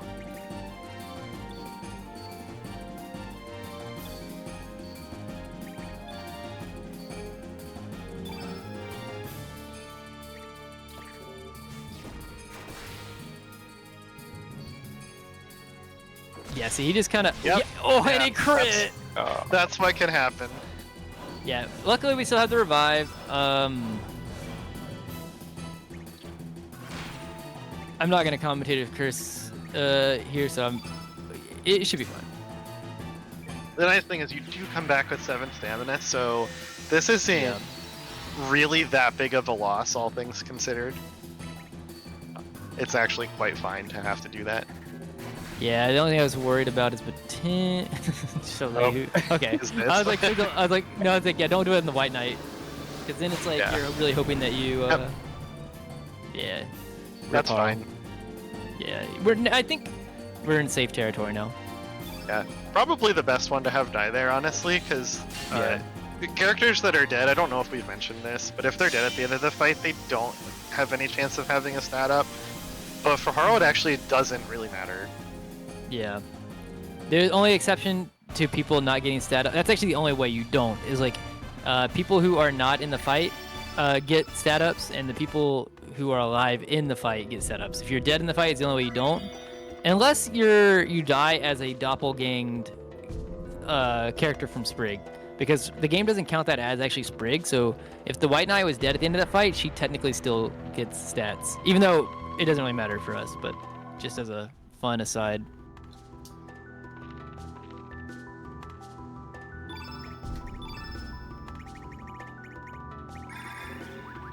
But yes, similar to Taurusoid, I think once you're if you're in a marathon or something like that, or a race where it's like kind of a no reset mode, getting past Garai is always a bit of relief. Yes. Because Garai is a jerk, as you saw. Honestly, so we saw how much of a jerk Garai was there, and that was kind of with him being kind with his targeting after the miss at the beginning. He could have turned on real jerk mode. Which is actually why the whole time. It's just like I was just gonna say, him killing one character is not that bad. Yeah, exactly. Like the commentator part of me was about to like trying to talk about like all the ways that it could go badly, but then I was like, I'm gonna stop because like last time I said that he went straight for that character. There's something about willing things into the universe by thinking about it. Yep.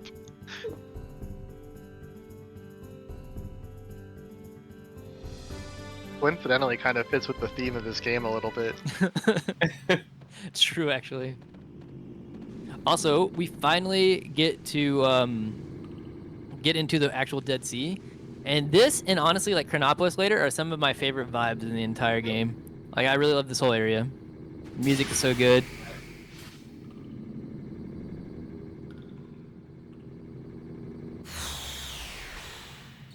Can anyone describe Murphy's Law, Chrono Cross? We just discussed it. Yeah, Murphy's Law in Chrono Cross is just whatever the worst character is to be targeted, they'll be targeted. I heard Murphy's Law was a study on Chrono Cross as a video game. Seems legit. Don't fact check that.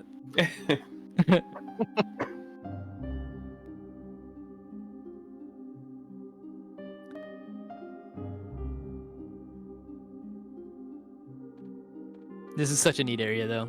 Just to continue off what I was saying just a minute ago, like the whole area just feels very neat.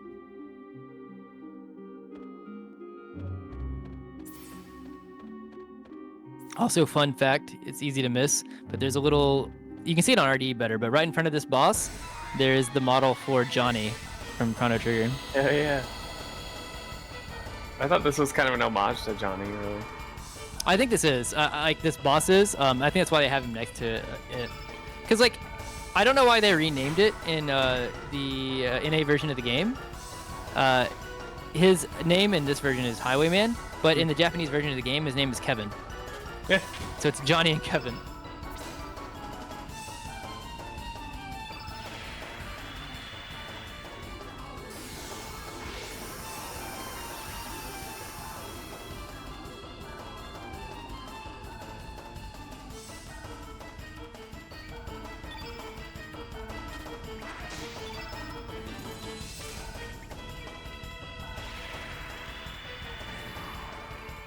Once again, we're following a similar pattern. This fight is a lot less dangerous, but we're just going to be buffing up the White Knight and then swinging. We got to see a little bit of the power of it in the last fight, but we were kind of watching to see if Garai was going to be a jerk, so we didn't get to explain it. But you'll see that the White Knight's accuracy, incredibly high, and the damage, incredibly high. It's just a very good doppelgang.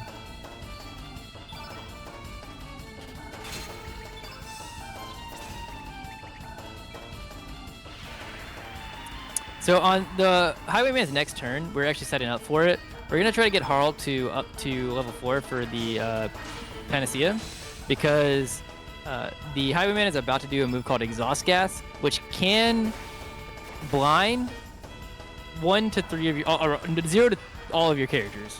It's random. It hit everybody, but we were set up for it, so. But because of that and because of the start we had, we will probably not kill this turn. We'll see Rampage. I think it will probably kill Harl, and I don't remember if it'll straight up kill White Knight, but it'll definitely kill Harl if it hits. It can, but it's not necessarily a big deal either way. Yeah, okay, we're gonna see.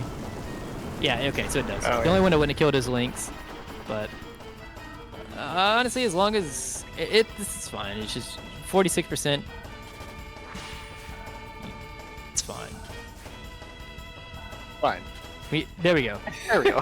It's fine.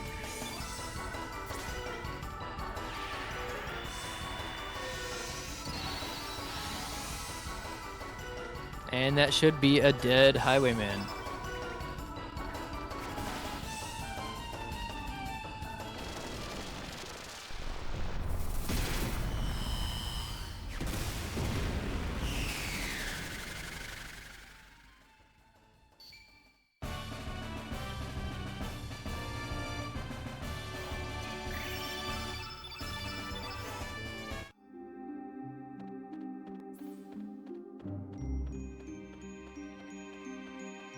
So, coming up is a boss that, if you know anything about the game, you probably remember, because casually, and I mean for the speedrun as well, but casually, it's like the difficulty in the game skyrockets out of nowhere.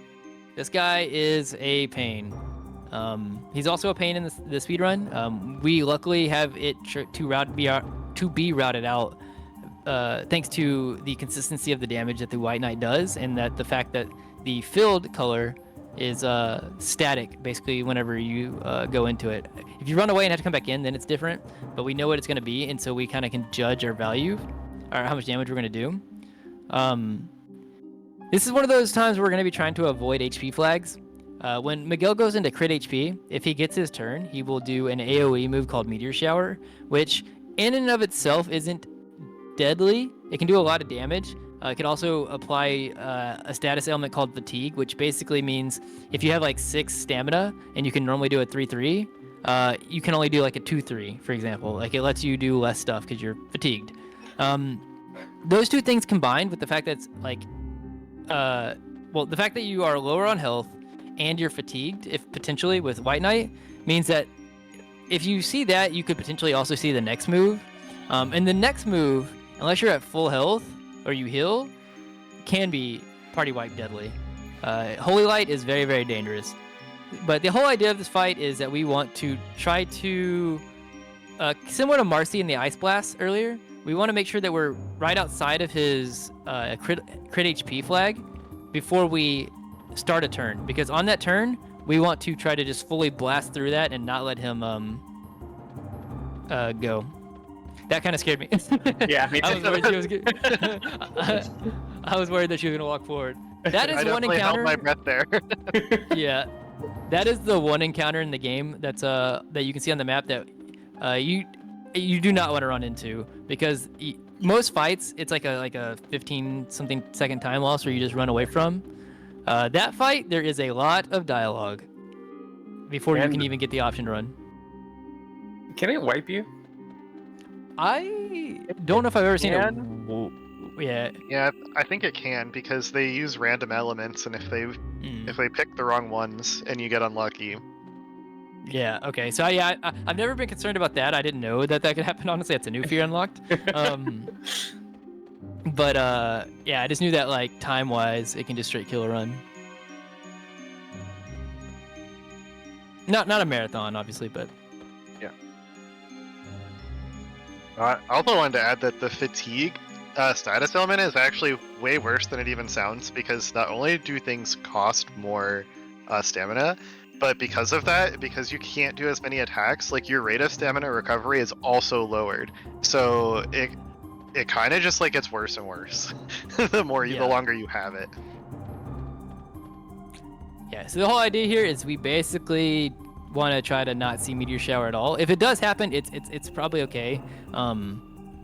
Probably can just kill, and then if not, you can always heal, because after Holy Light, he kind of goes back to his script where he starts with turn black and all kinds of things. Or no, he starts with anti-black, and then he just repeats the pattern. I know earlier when we were talking about being able to crit with our physical attacks, and Handi mentioned there's like exactly one spot where you really don't want to crit, and it's in this fight. Because we really just kind of want to dance around the HP flags that Miguel has. Yep. So that's why, yeah, exactly like that. Because if we're planning on like trying to be right outside of his HP flag, and then we accidentally get a crit that pushes him into it, it's worse than what it sounds. Than just pushing early. Because if you push early and he gets to take the turn, it's not like, oh no, he got to take the turn. But it's also meant that we expended the character that we need to kill him with stamina to push him into that. So the next turn following, we have to try to refresh that character back up to being able to kill on that same turn. So it becomes like kind of scary.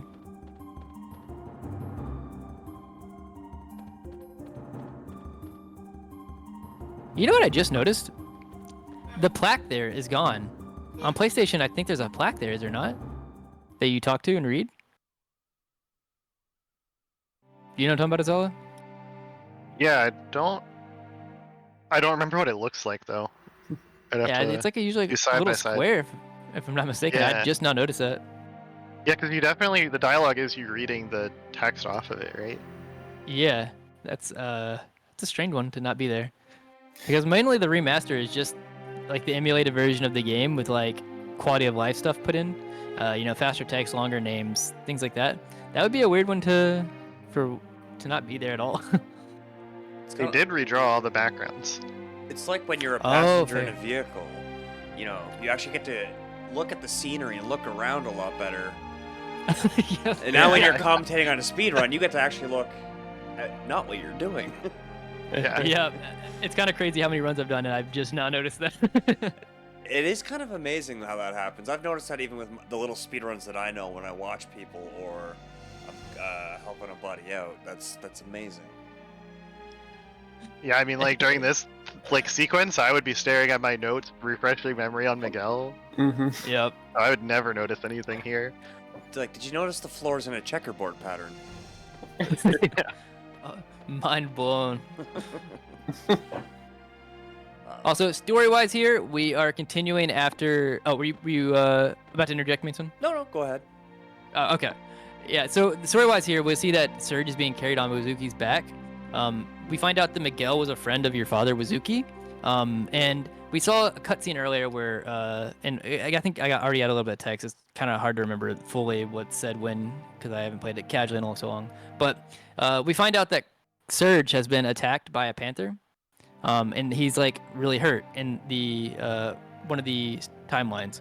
And so what Wazuki's doing is they get washed up onto this area here, and they get told by a voice that says, "Hey, bring him here. I can heal him."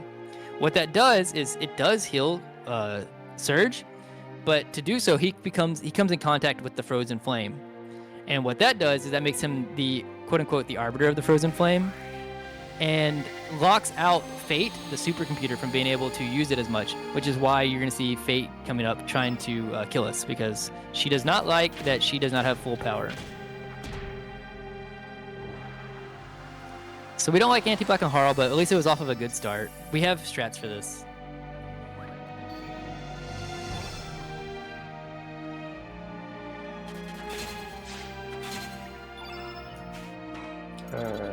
Oh.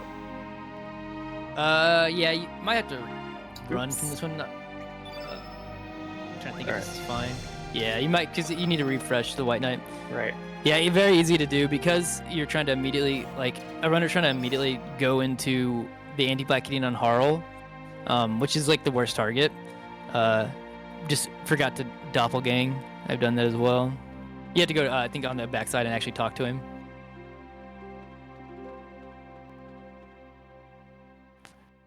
The only thing, which it should be fine, the only thing you might have to worry about is, I believe, whenever you run back into the fight, that the field effect might be slightly different, but it should be fine, I'm pretty sure. Good start. Different target, let's go. Actually optimal runaway.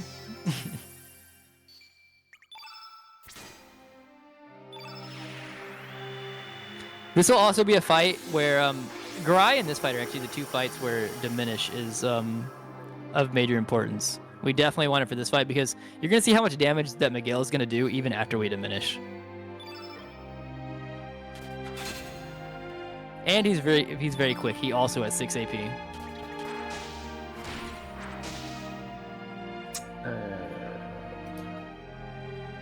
Yeah, it's fine.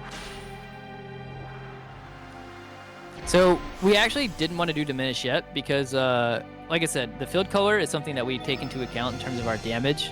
Like it's very, like we try to be very specific about the way we do things. So we want that strong-minded to happen first, so that doesn't, like when we start doing all these elements, it doesn't push off elements that we're expecting to have.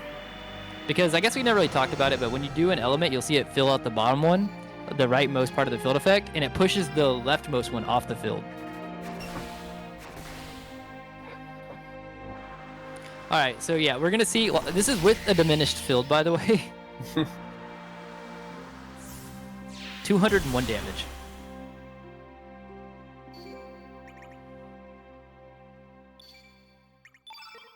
So what's that? 3, 4. Yeah.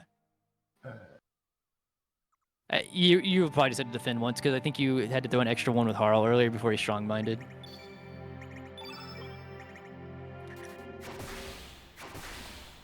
And that's where What a you really jerk. don't want the crit, but Okay, so this should be fine.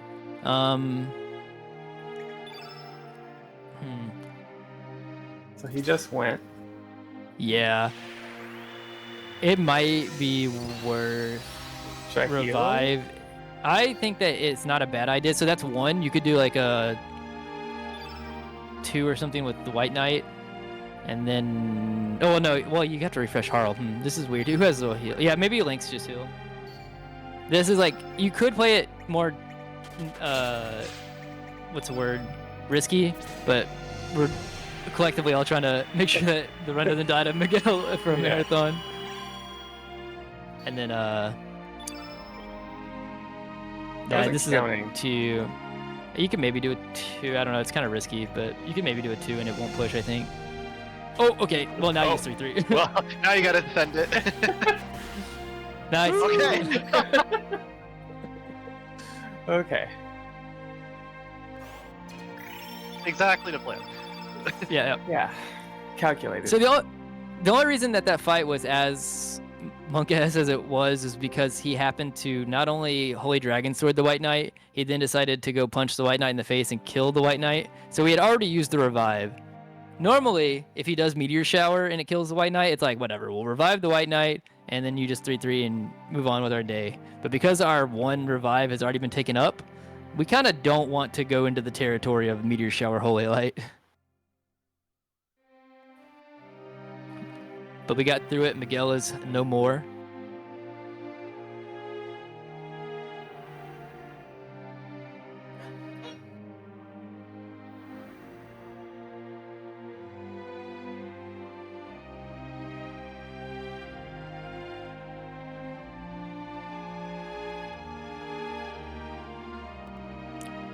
And now we're just getting more dialogue and exposition.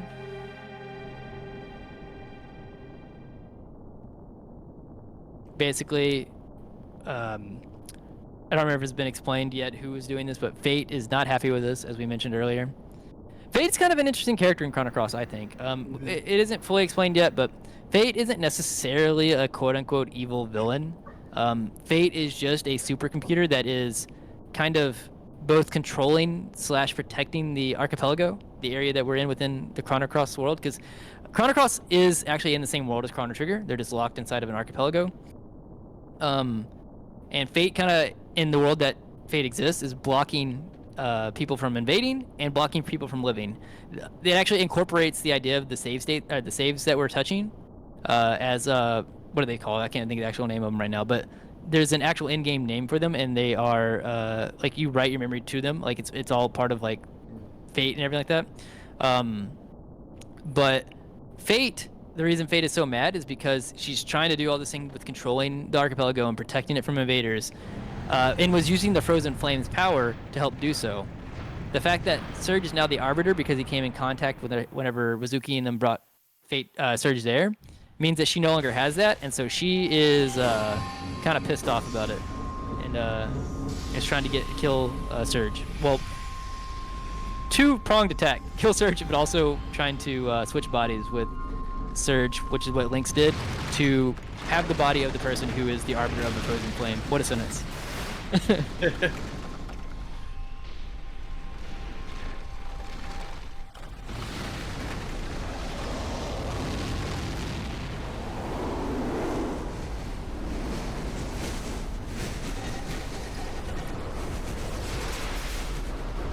I will say this, Chrono Cross does have a, well, no, so I'll say this. Chrono Cross has a very cool story, a very neat story, and it all is I wouldn't say it's messy because I think it makes sense, but it is complex. Yeah, it's not simple. It is. Straightforward. Yeah, it is not simple. In fact, like Yeah, if you really want to unfortunately, know, like, if you really want to know, you really need to watch like the YouTube deep dives that are out there, because otherwise it's like yeah, you do. That, or if you're someone who likes to do multiple playthroughs of the game, because I think that like on their first playthrough, you get the broad strokes of the story. You're kind of like, okay, I know I'm switching worlds, blah blah blah blah. There's these characters, there's fate, and everything like that.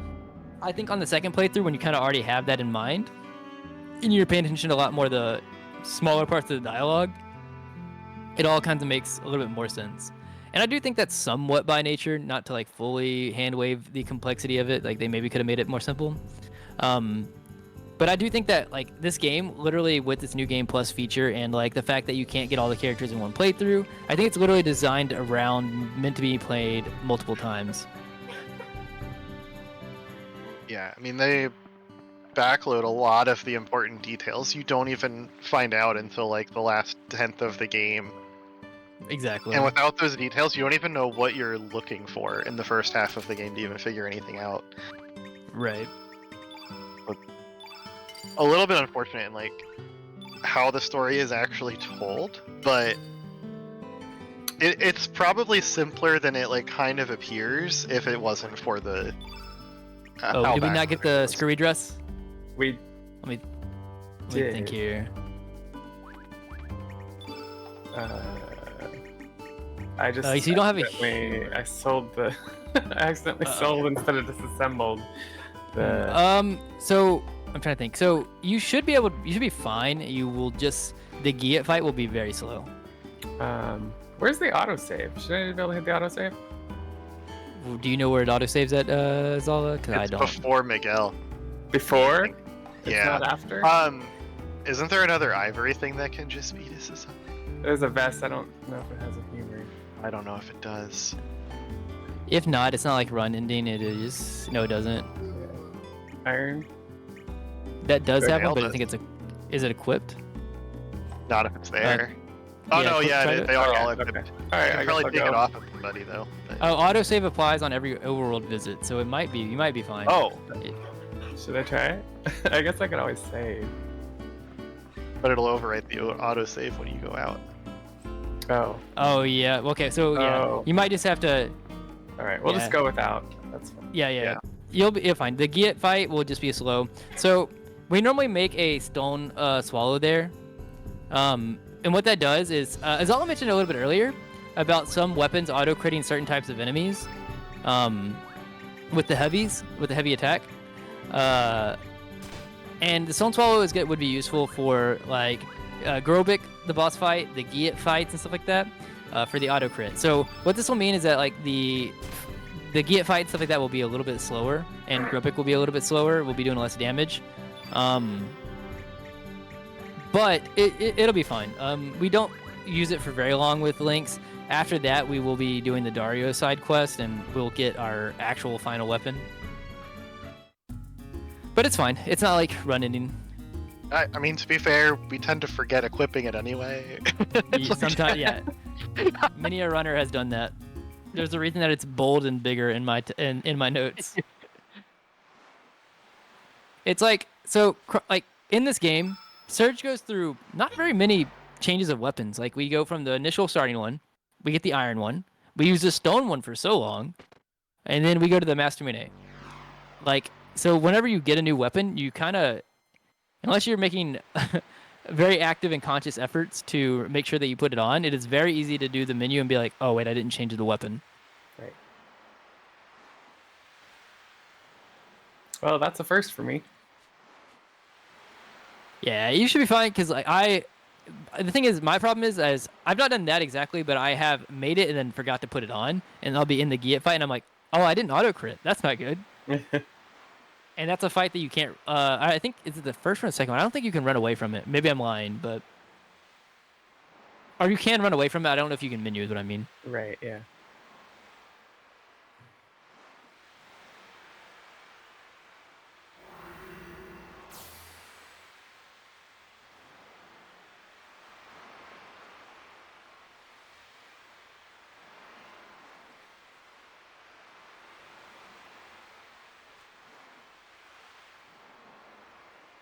I think the only other thing that it would mean is that like you'll probably see the heal on Grobik for sure. Mm. Just like less chip damage overall. But luckily for all of these fights coming up besides the Giat fight, Sprig is still our main source of damage. So.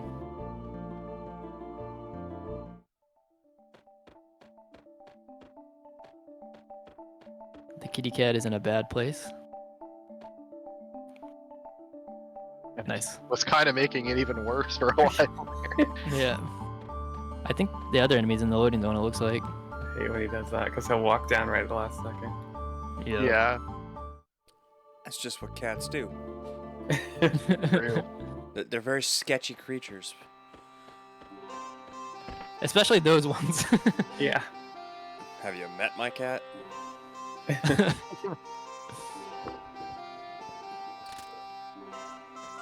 We don't know. Your cat could be one of Lynx's subordinates too. It's on my stream on camera half the time, and it does get sketchy. My roommate's cats like to lay right in the middle of the hallway at night, so you just like accidentally step on them, just like that one tried to be in the way there. Yeah, so here we're getting a little bit of a flashback to after the whole thing where we got sent to the dimensional vortex. You'll see, yeah, this is like very shortly after. Lynx, Surge Lynx, Evil Surge, whatever you want to call him.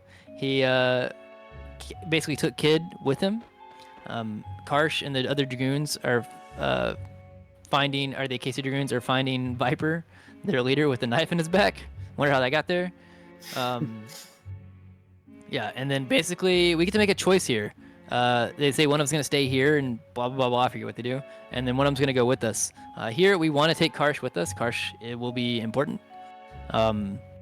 Unfortunately, Karsh, as strong as he is, casually, for the speedrun, he is kind of exempt from a lot of the run for one key factor we haven't really touched on, but one of the stats that characters innately have is a stamina refresh stat. And as we were talking about earlier, is like whenever someone in your team expends stamina, they refresh the other ones by that amount of stamina. The only issue is there is a multiplier to it that is innate to every character. All the ones that we use in the speedrun or that we try to use have at least a 1.0 or a 1.1. Glenn has a 1.1, for example, meaning that for every one stamina we spend, he refreshes 1.1. Karsh and some characters have less than that. They have a 0.9. And that might seem like, oh, it's just 0.1, that's no big deal. But it's actually kind of a huge deal over the course of an entire fight because you can't use part of a stamina point.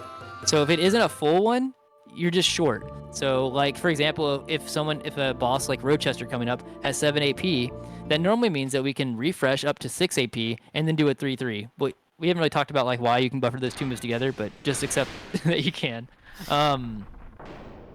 But yeah, so basically that means that we can normally refresh someone up to 6 stamina and then swing 3s. But for Karsh, that means that we're literally missing out on a whole other heavy attack because he cannot do a 3-3. He would have to do a 2-3 there. So it changes a lot of the fight.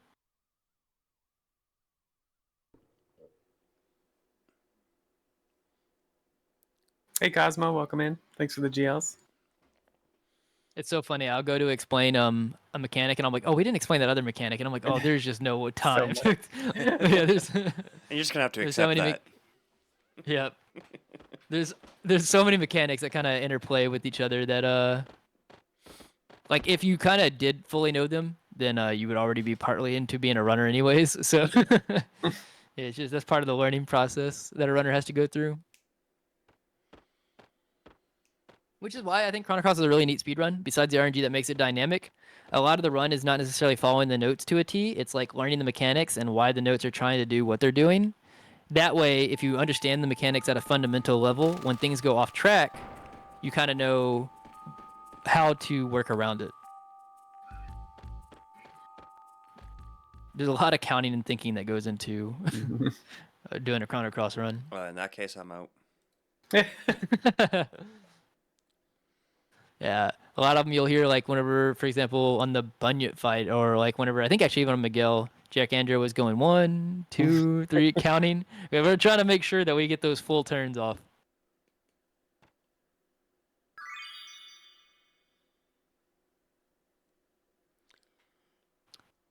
So coming up, maybe besides like Fish Dance and like the Pyrotor split late in the game, this is probably some of the hardest dodging to do in the game. These guys at the bottom here, these what do they actually call them? I'm drawing a blank on them right now. The spearmen, fishmen. I forget what they're called exactly, but they not only are they very fast. So when you run into them, and by fast I mean their AP is low. They very often can zero roll you, and they can do things like Ice Blast and things like that to your party, which you don't want to see. It's really slow. But the problem is you'll see here, like this one right coming near us. They randomly walk. They randomly switch directions, kind of drunkenly, and we're trying to dodge them. There is a couple of places where we got to be really careful because you don't want to get stuck in a single, like there's a hallway at the top here. You don't want to be in the hallway and then having one come from one end, the other one come from the other end, because you can get straight trapped. So this is usually a part where kind of turn focus mode on because these guys are jerks.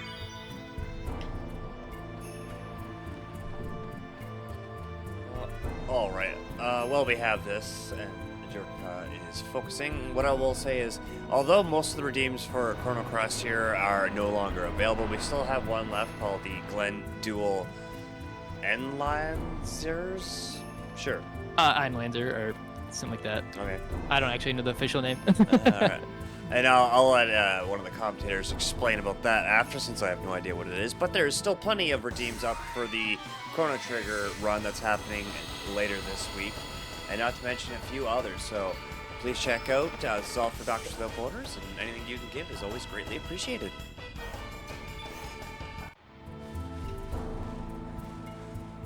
I should have stayed over there. You piece of crap. Okay. Okay, there we go. Luckily, you could fit by right there, but that guy was being a jerk. Because they can randomly turn, sometimes they just take the path that completely blocks you.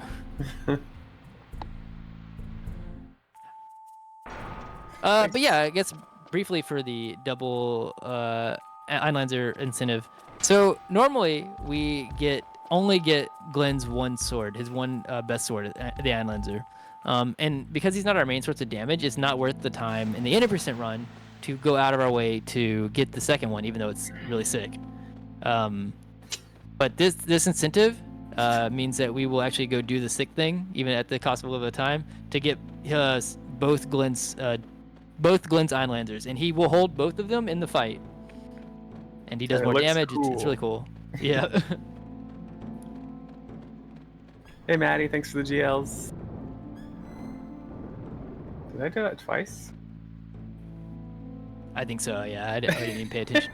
I saw it close and I was like, wait a minute.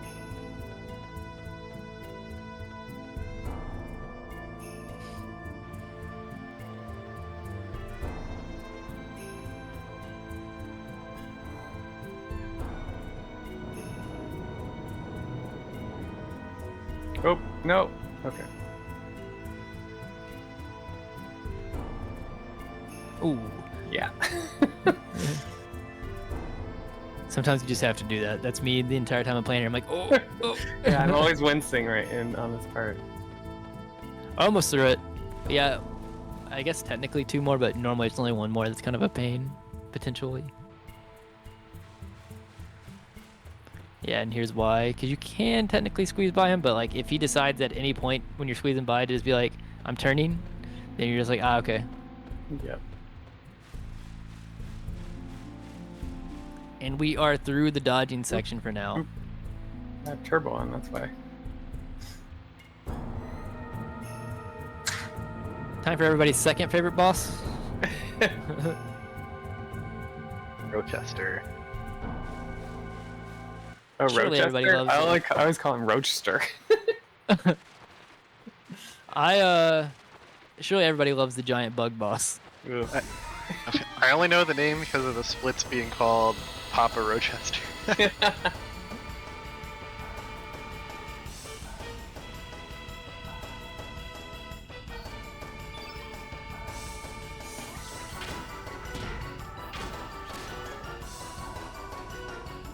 Oh, double miss, nice. Oop. Well, that's an extra. 2.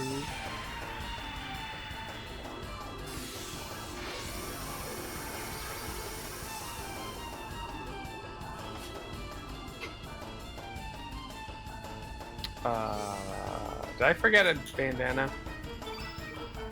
Maybe, but it should be fine. Yeah, so for anybody wondering, we do get a couple of bandanas throughout the run. We get 2, actually. One of them we don't have yet, but one of them we do. What one of them does is it actually... Normally, everybody in the beginning of the fight starts at 0 levels built towards their element grid. But what it'll do is it'll start you at +1.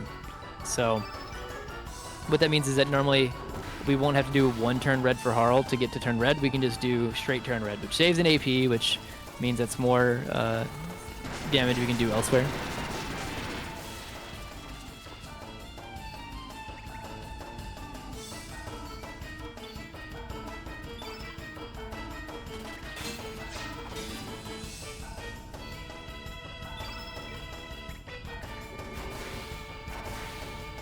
Nice. All I right. wasn't sure if that was gonna kill. I thought Me maybe neither. we would have.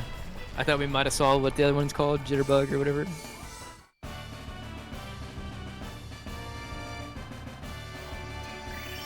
Wow, Lynx is at 30 Yeah. strength.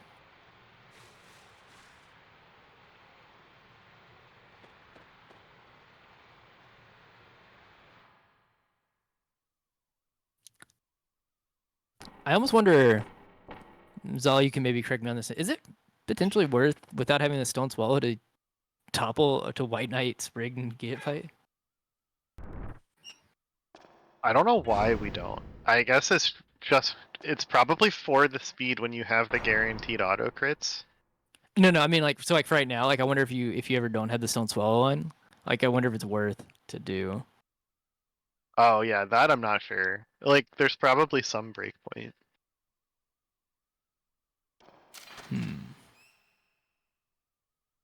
Otherwise, you'll Well, probably. that's I assume that the Giat probably just goes through the same attacks just for multiple patterns. Like it probably just does hot edge or attack, hot edge or attack. I just don't remember if he does anything serious after. Not that I know of. I think he just loops. Oh, okay. So yeah, then it should be fine. But I also haven't really studied that fight in particular either. Same.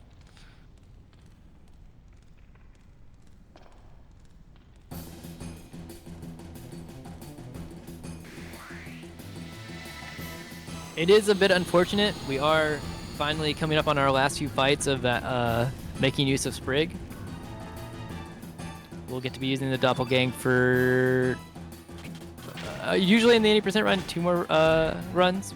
We'll see, maybe more, but or 2 more fights, but including this one. But we are at the point where we're about to be kind of outscaling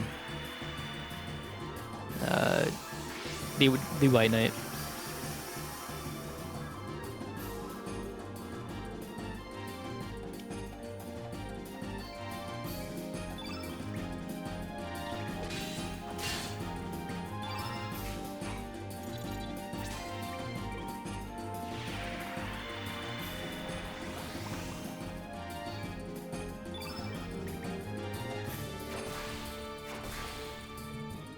It's good damage.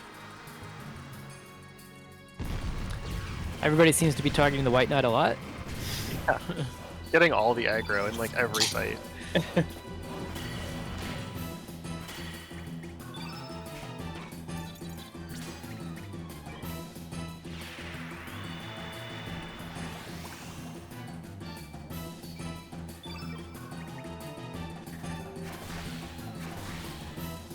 Nice, okay, at least we targeted somebody else here.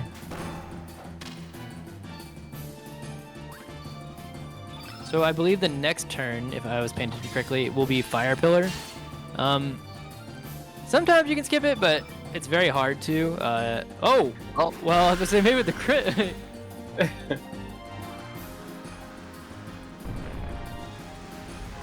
So I'm a little confused, maybe it was explained, but what's the bar graph inside the unit card all about? Oh, so those are your elements. So every time we swing, it's like, so you've seen the element grid we have. You can build, your grid gets bigger and bigger as you kind of level. Starting from the leftmost side being level 1, all the way up to however far to the right you can go, up to like level 7, you know, onwards, level 8.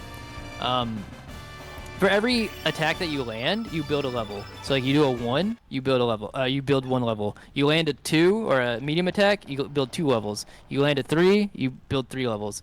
That lets you access those elements that you have on that grid. And the bar graph is just kind of a... Oh, good. Oh, yeah, sorry. I was just gonna say, technically, those bars don't show you any more information than just the element level. It's just a visual representation of what elements you have equipped in each of the levels. Yep, exactly. And they'll be, if I'm not mistaken, they'll be grayed out. I'm trying to remember without it being right in my face, but it's grayed out until you build it, and then it'll kind of start highlighting like how far up you can go into it.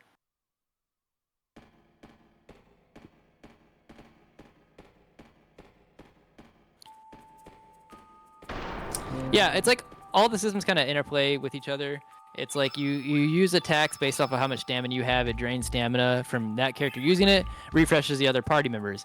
For however many physical attacks that you're landing when you're doing all that, it builds up your element level. When you're using that element level, it lets you access elements on that part of the element grid that you've already made. When you use those, you can no longer use them anymore. When you use an element, you can no longer use that element anymore, and it drains 7 stamina. So all the mechanics kind of connect to each other. Oh, here we actually, only time in the run that we actually get to see this. We actually get to see a really cool level 7 tech here.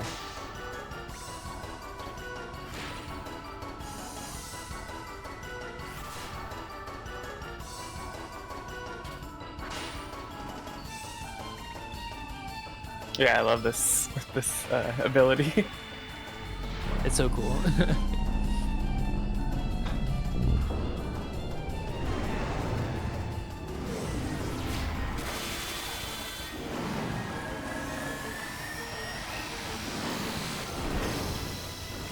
Nice.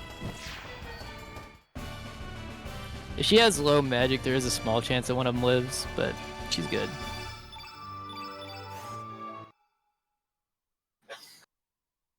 Alright, this is our last Sprig fight, I think? Well, like, Yep. Sprig as the main damage dealer, anyway. Yep. This Grobit can kind of be a jerk. Usually we try to kill before they heal all, but because we are down the Stone Swallow, I imagine that might be a hard ask.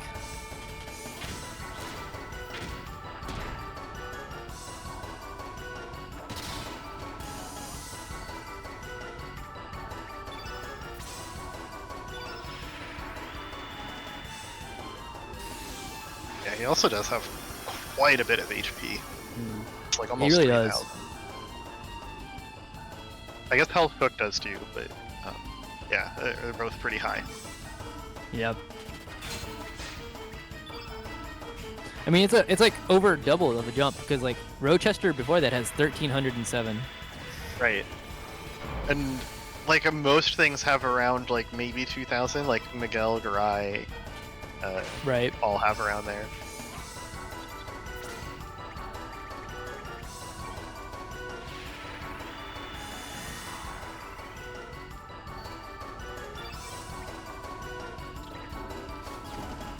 Definitely any crits from the White Knight here in this fight would be very beneficial. Yeah. It looks like he's targeting the White Knight. That kind of sucks because Hair Cutter might kill now. Oof.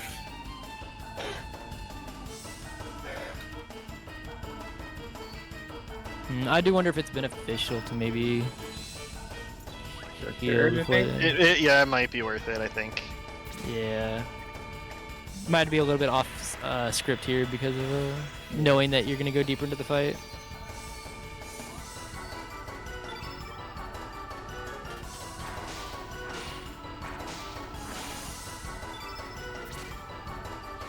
So because the field is a little bit off, we're pushing a white off the field here that would normally push off, I think, a black. So we're going to be down about 25% damage, but it'll be fine.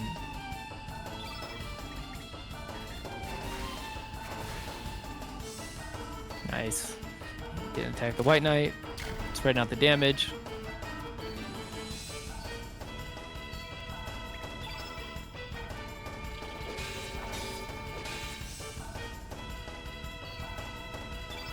So hair cutter should happen here. Yeah, there he goes. So you had 83 HP before the heal. I think that this would have killed. Yeah, definitely. Yeah. Well, it was going to be within yeah. variance for sure. yeah.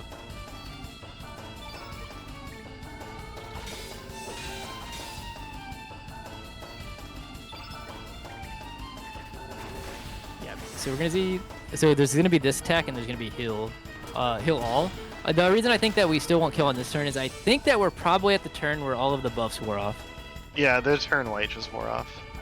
Yeah. Oh, okay. No, Link still has one. Yeah, you actually could redo it.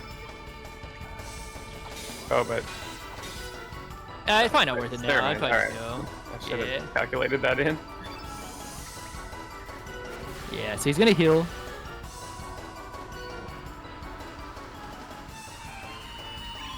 But we should probably kill on this turn, I think. Even with the heal. That's about 100 damage, 110 or something, and then these will do about 100 and something. Yeah. Nice. Yeah, that's fine. Not a problem. Hey, Nightbox! Welcome in, thanks. Nice. 31 HP. 31 strength on Surge, Lynx, whatever, is really good here. We will see, like, so on this next fight that we have, this Giat that we have to do twice, normally we try to kill within 2 turns at the very least. We will probably go a good bit deeper than that just from the fact of not having the Stolen Swallow.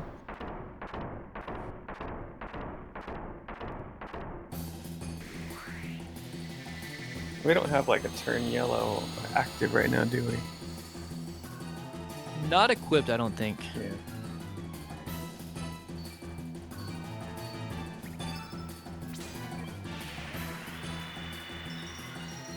But unless Lynx gets double... Oh, okay. Maybe You were we'll- saying? Maybe we won't get hot edge. Yeah. Oh, so There yeah, you go. You that's... just crit anyway. Alright. Yeah, I just saw that, but so 1051, those did about 60. Yeah, you definitely Yeah. might want to do the Aero Blaster and stuff. Oh. Uh-oh. Oh, well. That's fine.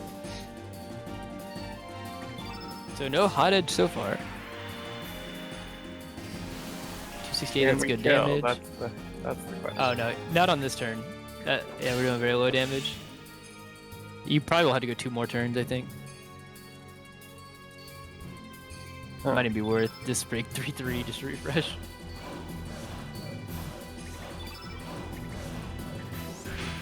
She's actually doing almost as much damage as Lynx.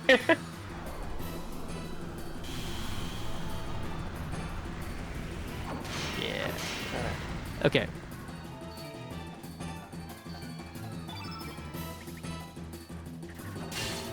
Oh my god. You probably just repeat 3s, I think, over and over. Oh my god. Don't Not target Lynx. Lynx. Oh, what a jerk. Okay. Well, And then we'll just do her probably, yeah, just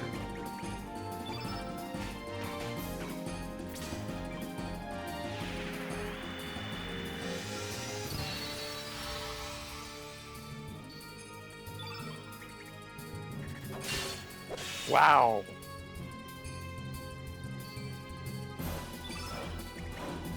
Hell yeah, we learned to get.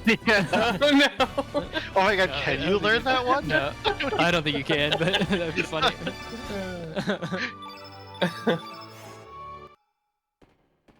Alright, what can I do on this next fight to make this better? Honestly, what you maybe could do is you could do the Eagle Eye with Harl. Do it 3-3. Maybe go ahead and do... You might have to sacrifice a whole turn here, but do the Strengthen with Lynx on himself. Defend to pass the turn.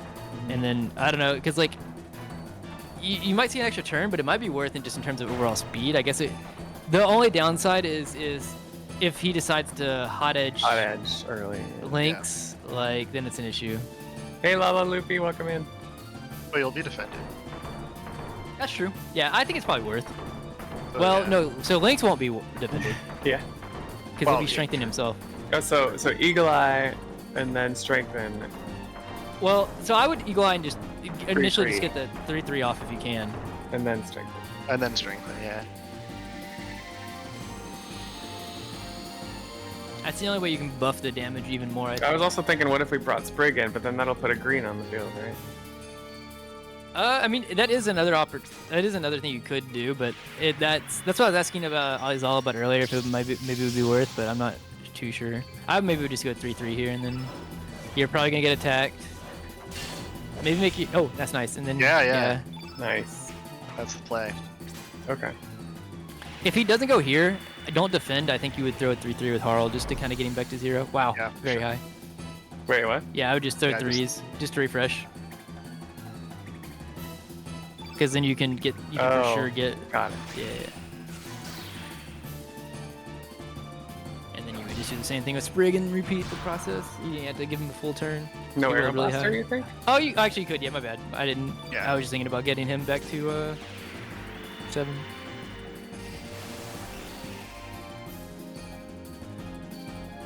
Okay. Oh, no. 3/3, you said? Yeah, maybe just to refresh him. Now you're kind of back on a cycle of just trying to do damage. Yeah, much better. I And he's think. crit already, so this is not bad. Yeah, I think he has less HP than I have in my notes, unless some weird shenanigans are happening here. I've never really looked into it, but I have 1051 in my notes, but I don't think we've done 1000 damage. Near. Well, 25% of that, so 800 or something. He should die next turn. I don't know. I have the same HP in my notes, so I don't know. We're probably both wrong. Yeah. It's Rick again. Bring again.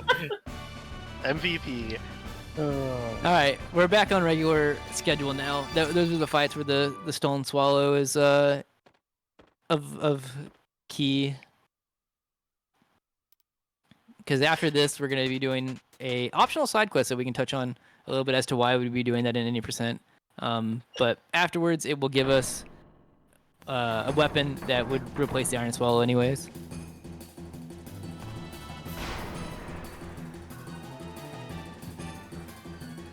Only lost us about 4 minutes. Because I accidentally sold. Yeah, not getting Stone Swallow there is definitely costly, but at least we cause luckily you can still get through the run. Yeah.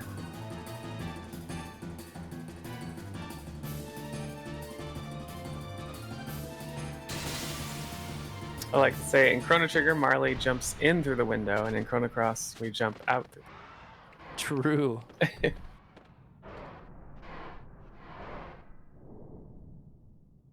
There's so many homages to Chrono Trigger in this game.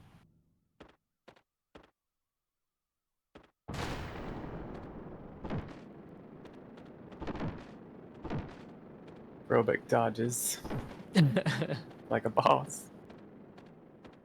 We need to send Grobik down there to do fish dance. Yeah, exactly.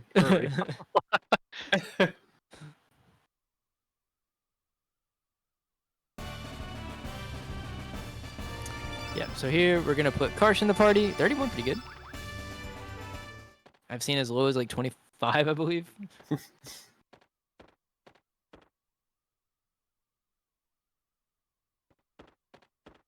So I did just mention that Karsh being at less than 1.0 stamina refresh rate means that he doesn't get used in the run. This is actually the only exception to it, and it's because he is part of a character. He's a character that is part of the story flag to start this optional quest.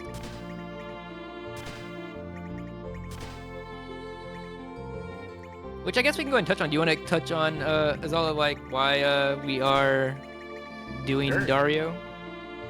Yeah, so the reason that we do this quest, even though it's optional, and even though it's actually fairly long, and just there's a lot of cutscenes and dialogues involved with doing this quest, but it ends up being worth it because the reward for doing this quest, and there is a pretty difficult boss at the end that we kind of trivialize by going off of a specific script, but we'll get to that.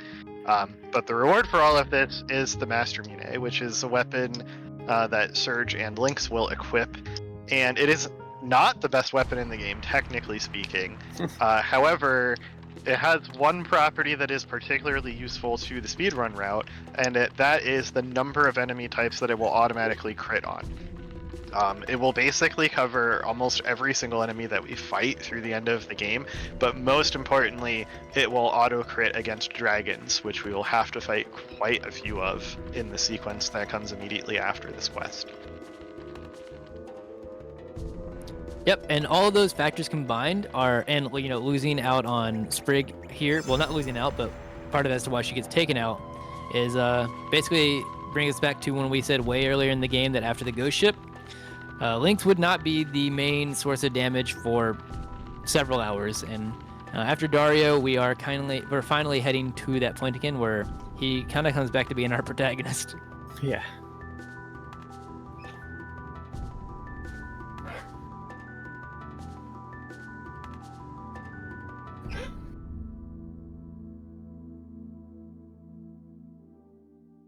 But first, before all of that, we do get some of those long dialogue and cutscenes that Azala was just mentioning.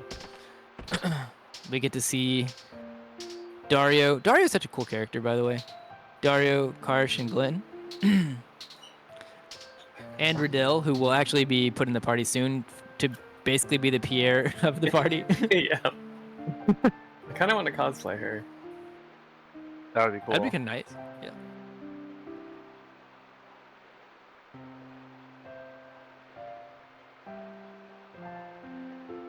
Also, baby Glenn. Oh, yeah.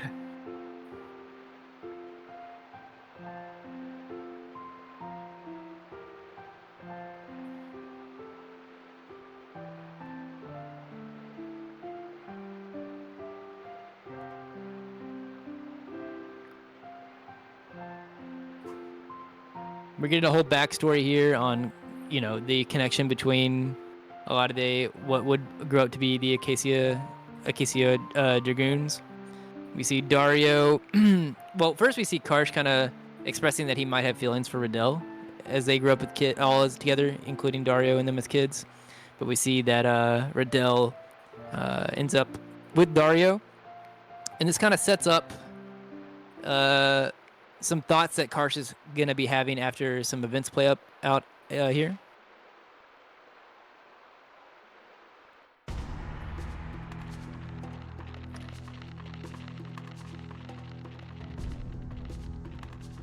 Starting to bring back flashbacks to the Rising.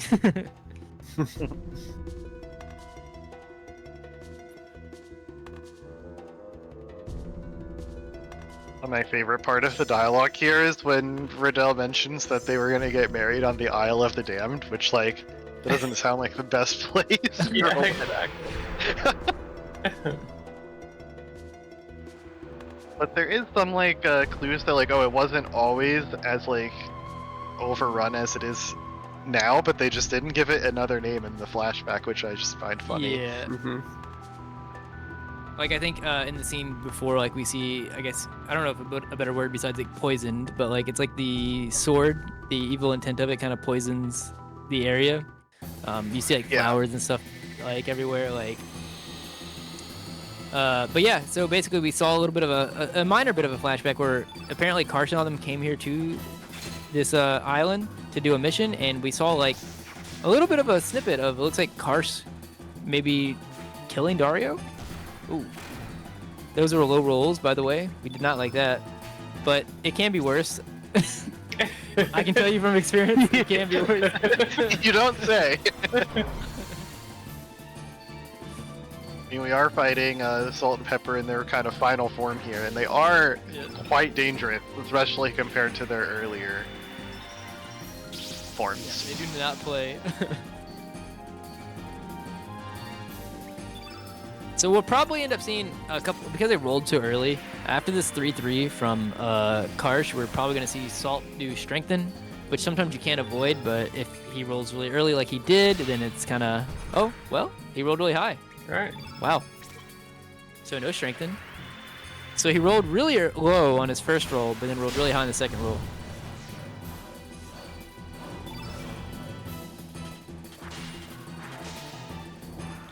So this one is fine. This is one you normally see. The next attack is the one that we tried to skip just because it is long and I don't remember how much damage it is. I don't think it's that deadly, but it is long. Thunder Snake.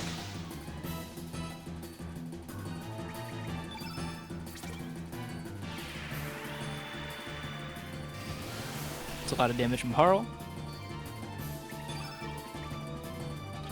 Oh yeah, we don't have the Stone Swallow. I actually just thought about that. It could be a point where Lynx could have killed potentially, but because he didn't have the Stone Swallow, he didn't. But it's okay because Karsh can come in. Still saw or didn't see Thunder Snake, so good fight. So no Stone Drop there. It is a rare drop, but you can get Stone Mail, which is, I'm not gonna say important to the run because you don't expect to get it, and obviously we do fine, but it is nice to have.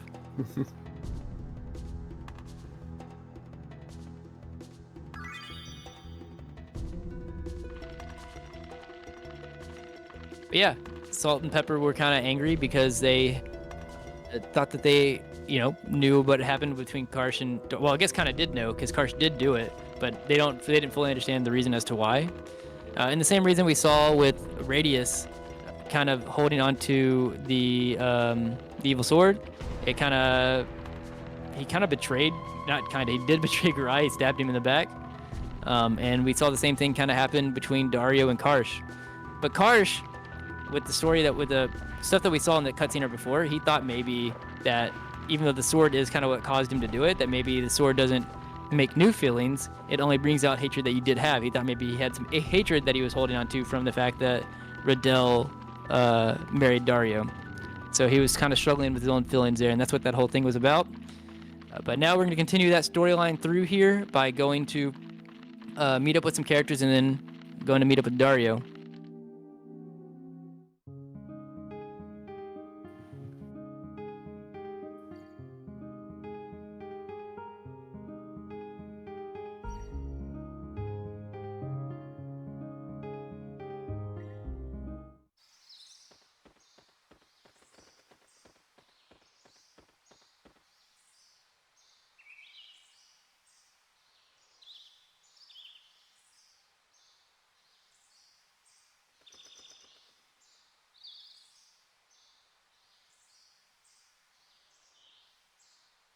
I guess we can kind of start talking about the Dario fight a little bit.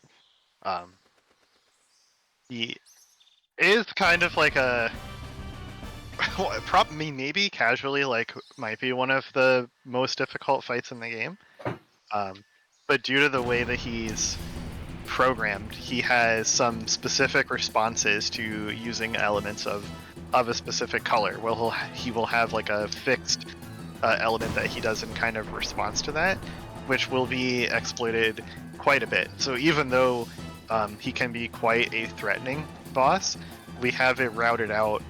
I mean, it's a pretty tight route that you kind of have to follow the script exactly, but as long as everything stays on script, the fight is actually very safe. It won't look like it. If you're not familiar with it and haven't seen it done before in the speedrun, it will not look like things are going well. I would actually say it's kind of accustomed to the way it looks like whenever people see FF9's last boss, where you live with one character at 1 HP, and it's like, oh my god. But it's like 100% scripted. But yeah, I would say probably similarly, it's one of those things where it's like, yes, it is one's like fully scripted, but as I was saying, if you kind of go off script at all, Dario does it. He shows you why he is the optional boss. Yes.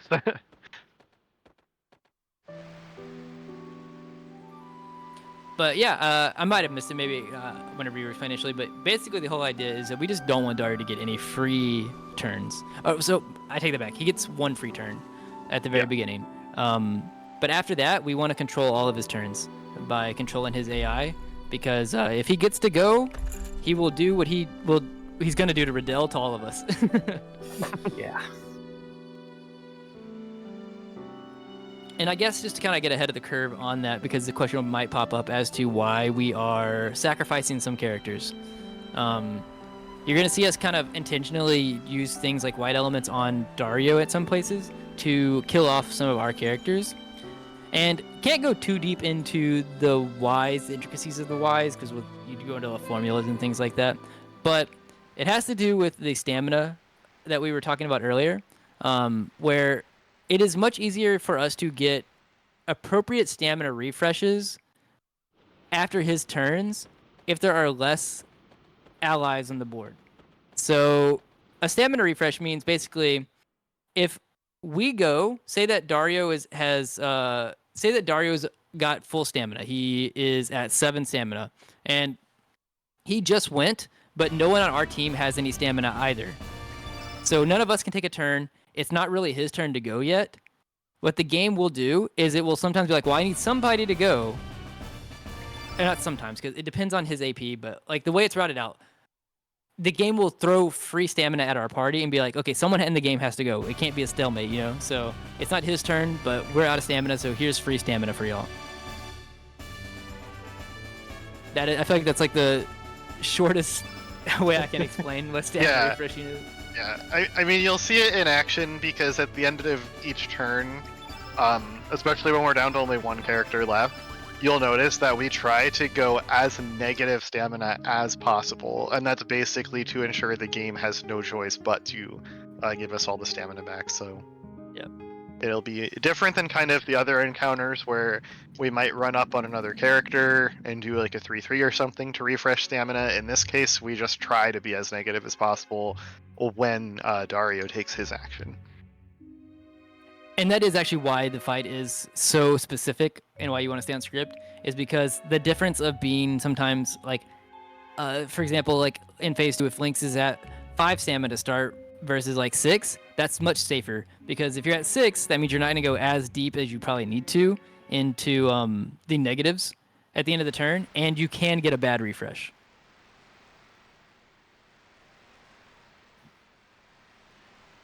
And luckily, this fight has kind of gone through some iterations over the years. It used to be, I believe it was either phase 2 or phase 3, the way that it was routed, you would just say, cross your fingers, please give me the stand refresh.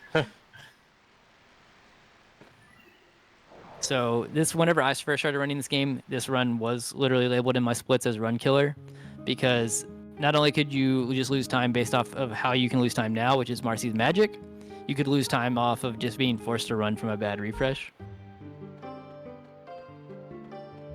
All right, we have the easiest dragon fight here. Oh yeah, that's true. Yeah, if you don't do the Marble side quest, if you don't activate that, then you don't have to fight the black dragon here. You just come in. This black dragon's like, I don't want to do it, and he gives us the black plate. I mean, the black relic.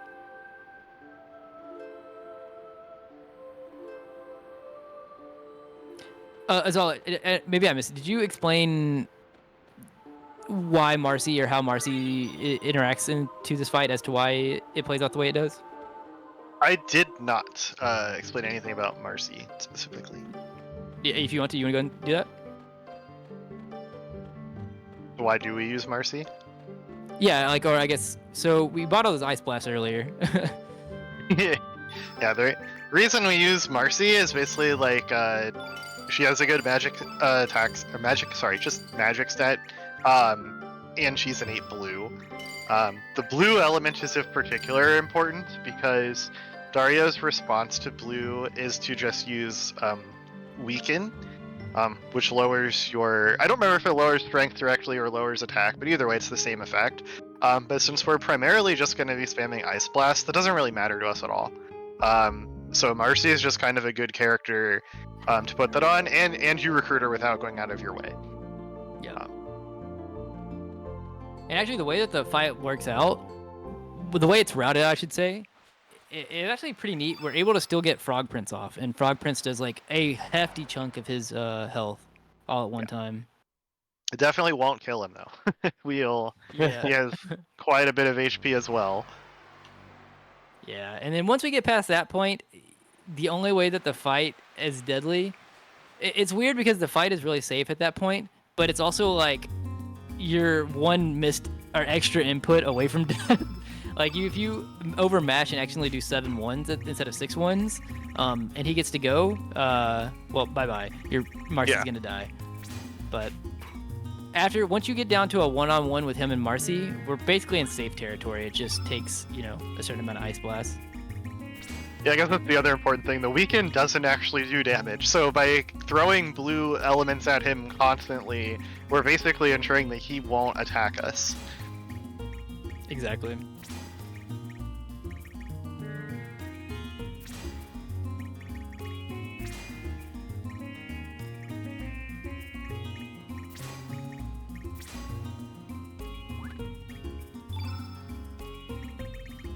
But yeah, this is how you'll see it, Jerica here do hella Ice Blast. Yeah, just Ice Blast everywhere. It is definitely possible, depending on the magic stat, to not equip enough, because in the interest of time, sometimes people try to save time by not equipping all of them. It can come back to haunt you. 23 magic, it's pretty decent. Yeah, so 23 is really good. Believe it or not, you can get as low as 14 magic here. Yeah, how would you know? Yeah, how would I know?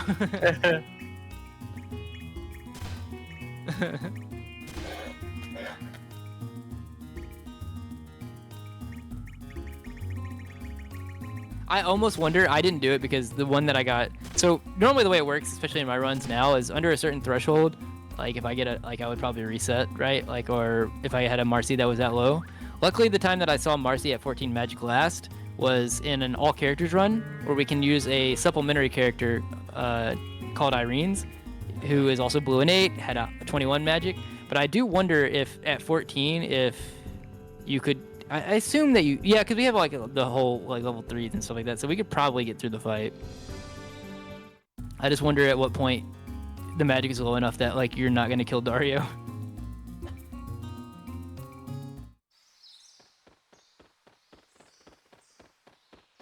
But we are set up, we are ready. We're gonna go see a little bit more text and cutscenes here, and then get to fight Dario.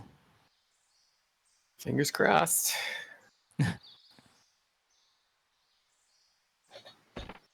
It's mostly fingers crossed on misses and not accidentally doing stuff. Yeah. No, it really can't be overstated that like even though we said that this fight is 100% like safe and consistent, it cannot be overstated just how easy it is to accidentally go off track. Like it is so easy. It's why like we like in the Chrono community we would always tell new runners that this is like a fight that needs to be practiced a whole lot, because even though it's 100% safe, I think it is one of the easiest fights to be like, wait, so this thing happened here. Do I need to swing again? What do I need to do? And then like it can just throw off stamina, it can throw off AP. Yeah, it's a very specific fight. Yeah, I tend to count on it, so be prepared. Yeah. It's probably not a bad idea.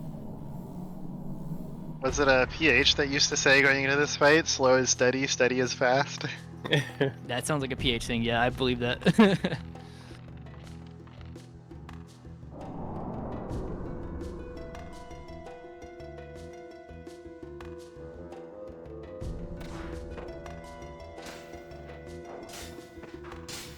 So we actually get to see what actually happened here. Dario picked up the sword, and Dario is now attacking Karsh. Karsh doesn't understand what's going on, really. He's fighting. Yeah, it's not till Dario says, I'm going to kill Riddle, Yeah. that Karsh actually kills him. Yeah, you can see Dario, like, the good-natured part of him is still fighting. Like, he's trying not to swing at Karsh there on the ground.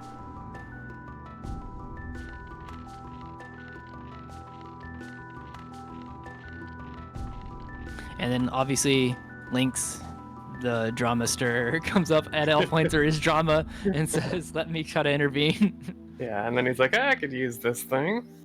Yep.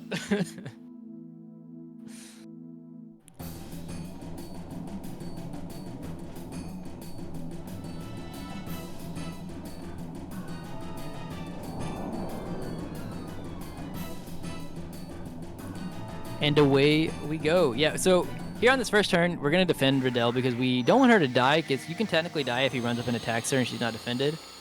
And then based off of that, phase 1 will go a couple different ways depending on when he goes. So he didn't go there, so yeah.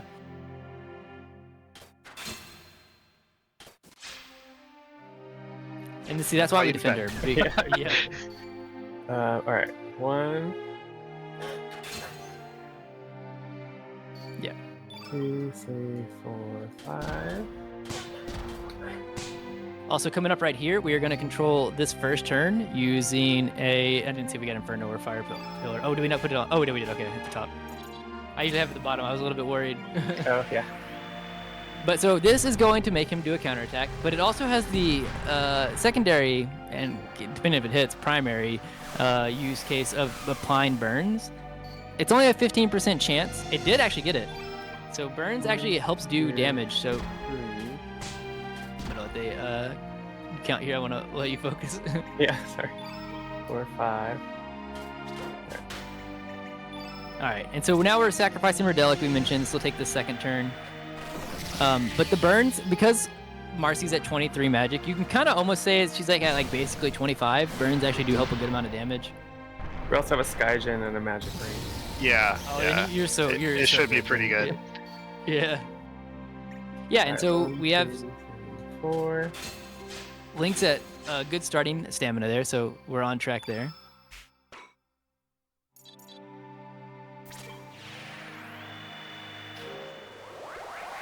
Buff Marcy, but also drain a little bit of her stamina. And then when we use the Magnify here, it'll drain Link's down to -5. He'll end at -4 because it gives Marcy 1 to do her final thing. We're going to use a red element on him, which, because of the way his AI works, he'll respond with a blue, which then helps us, after we get the refresh, to start filling the field completely blue.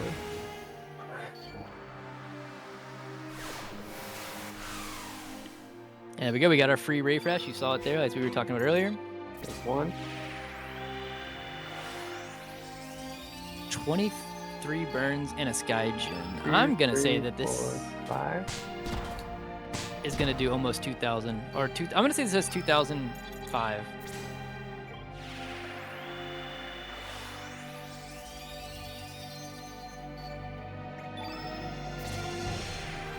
Maybe I'm overshooting, but It's gonna do a lot. yeah.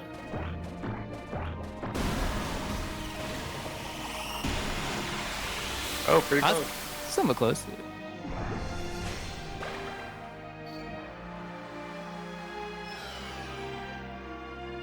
This is fine. So we didn't get a good refresh here, but this is fine. Yeah. You just defend can this probably one, just defend, yeah.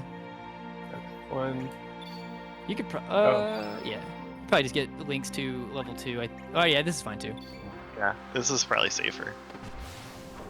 Yeah, there you go. And then you'll just go into the.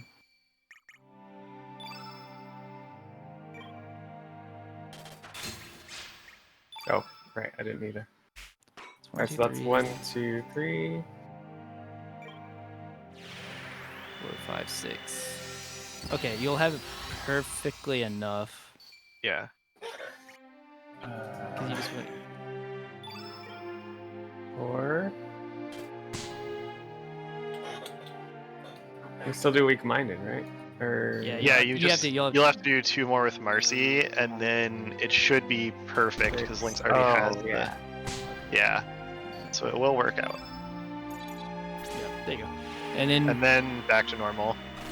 yeah, just make Your regularly keep the level- scheduled ice blasts. Yeah.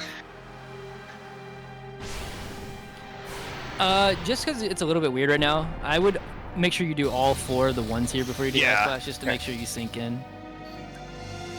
1, 2, 3, 4.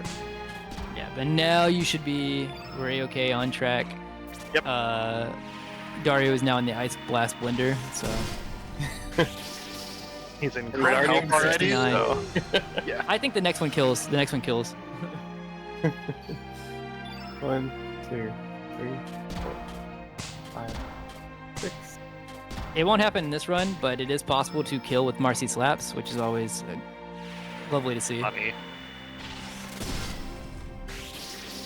Oh no, Marcy actually might kill with slaps. Actually, no. It's so close. It might. 1, 2, 3, 4, 5, 6. No, it's so close. That's a shame.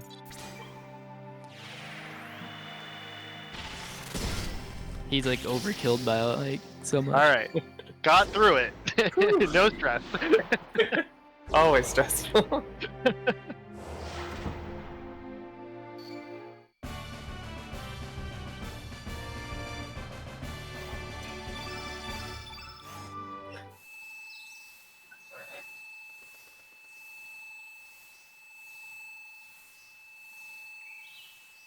But yeah, we do this optional boss. We do the Dario fight like so early. It basically at the point of the point of the game that we're at right now.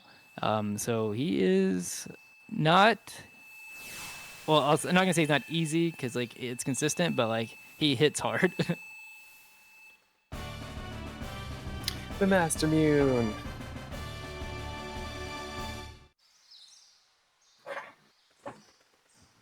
And so because we got this here, that actually is why, as like we were mentioning earlier, that it's not a big deal that we didn't make the Iron Swallow because it would be replaced here anyways. So we're back on track in terms of weapons and everything now. And now we get to go start our side quest of slaying all the dragons.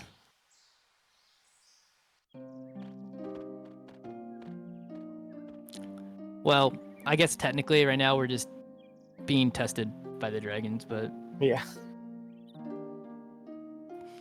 foreshadowing.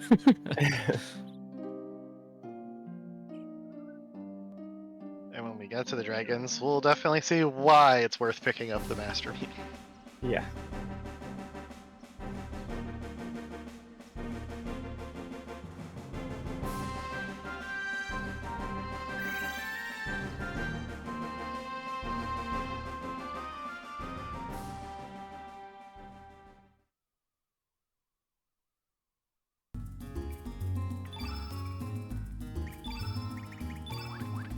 Well, Fargo's at 30 as well.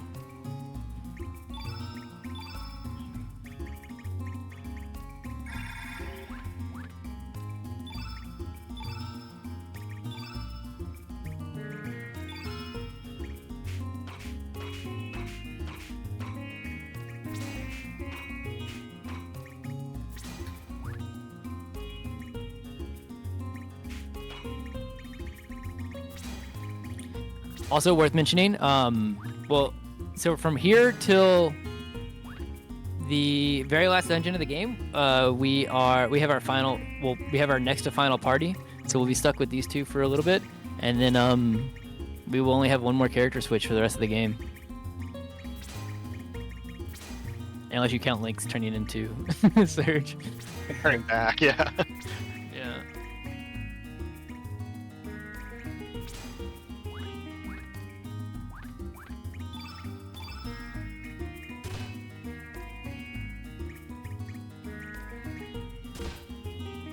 I was rather saying Iron Swallow earlier. I meant Stone Swallow. It was one that we didn't have. I didn't correct you. Who's counting? Sometimes I just say things.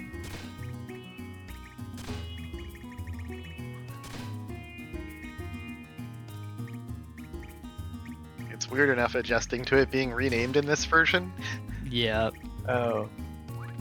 It's originally Steel. Yeah. Oh yeah.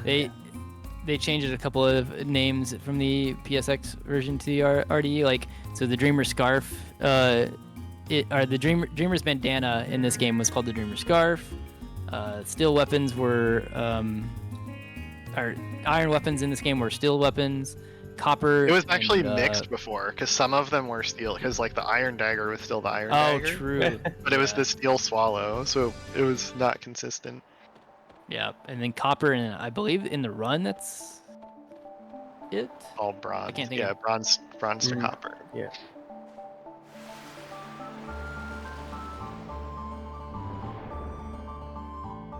And I've kind of recently jumped from RDE back to PlayStation, so my mind is mixed between the names of everything. Yeah, you don't even know which is which anymore after that.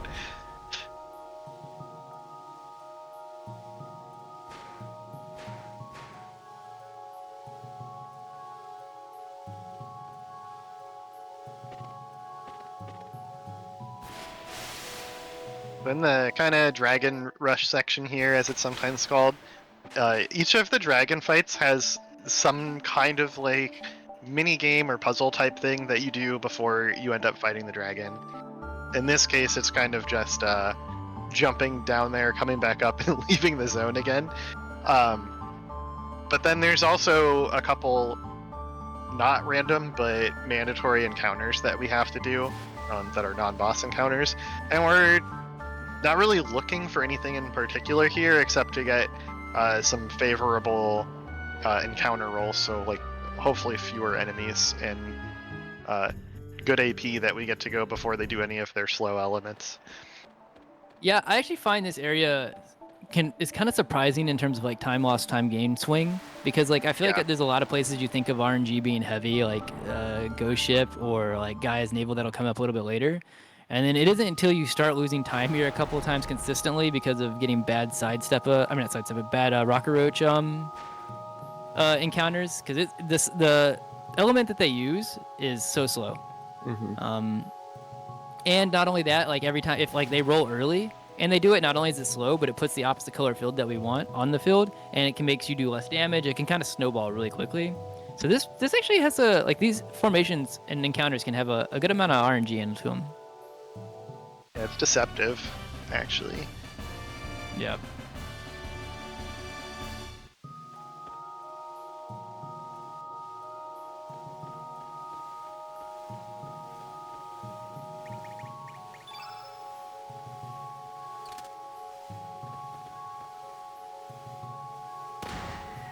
Yeah, we're basically, don't test the physics on it, but I'm guessing this works. We're gonna be clogging these holes here that are pushing out air and sand, so that the hole that we want to push us up to the top of that platform over there will start actually working.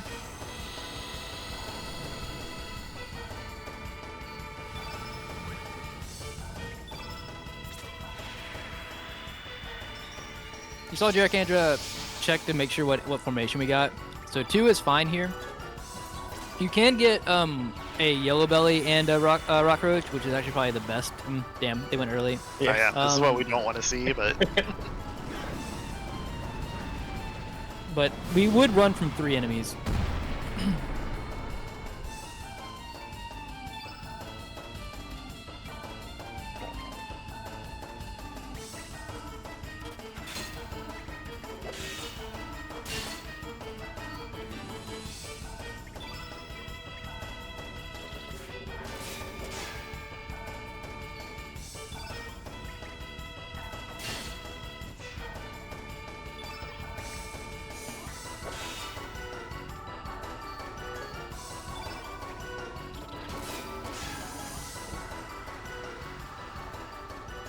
Yeah, sometimes these fights just go like this, especially if one of them rolls really early. Because these enemies have 21 AP. So that means on their beginning turn, they can roll anywhere between 0 up to, I don't know, a little bit above that, like 22, 23, 24, without doing the math in my head right now. So getting like 1 or 2 rolled or 3 rolled is unlucky.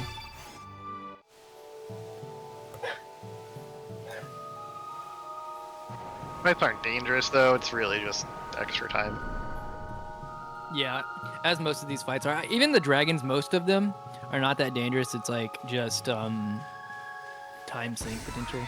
I would say there are a couple that can be, and we can touch on those when we get to them, but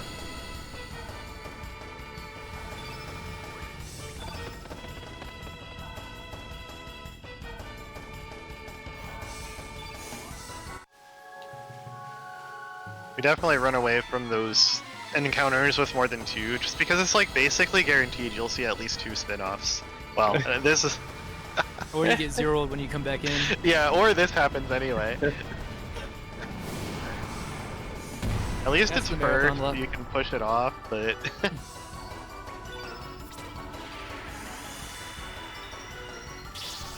Oh, that's actually true. If it's like before the Eagle Eye, then it's fine. Because I think it leaves the field the exact same color. Oh, it's not fine, because I think you can get a triple green, but it's better than after. Is the first thing on the field green at the end? Or at the beginning? I think so. Okay, I couldn't remember.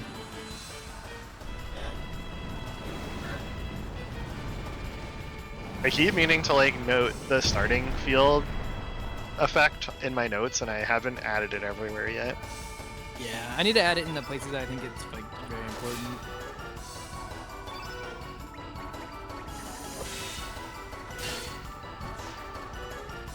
Luckily, strength is pretty good, so it could have been worse. I missed it. Were you at 32 when you came in here, or did you get? No, I 32 got it from on me? the last fight. Okay, nice. I guess something we never really touched on in the run. There are a couple of places where I mentioned you can get star fights, or in star fights you can get stat ups, and that you could get a mini star between any two big star fights. One of the mechanics of the mini stars is they're actually just mirrors of the upcoming star.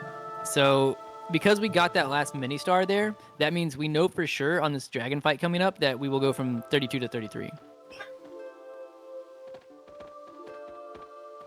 Unless they're just And dead. yeah, and if we miss it, the same thing applies. If we miss it, it's why missing a mini star sucks. Is it shows us that we're not only did we miss that mini, but we're missing the big star as well.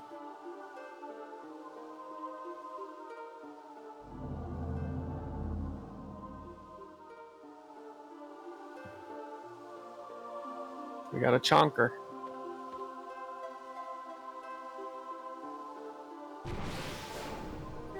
Honestly, the Earth Dragon like always looks kind of like the most friendly to me.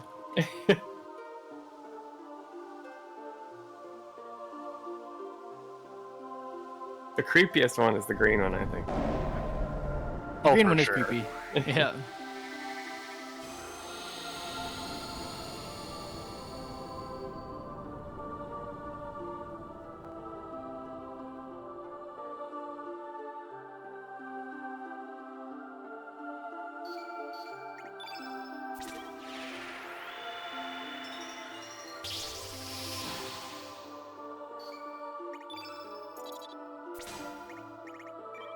So this is definitely one of the dragon fights that like you're not really worried about dying on. You're just trying to see how much time you're gonna save or lose. Good AP start. Got those auto crits in action.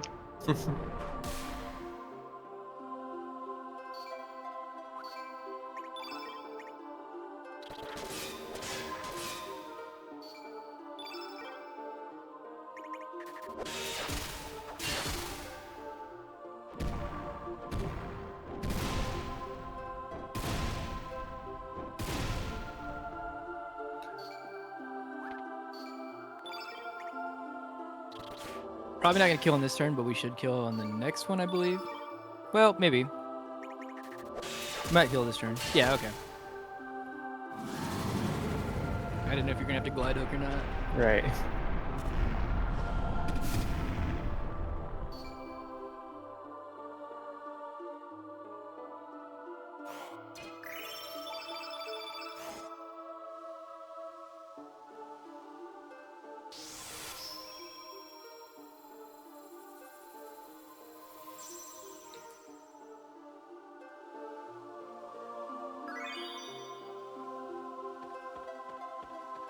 So we get the first relic, and we also got the blessing of the Earth Dragon. We need to go get all of the relics and the blessings so that we can bring that to the Sky Dragon. Otherwise, the Sky Dragon won't fight us.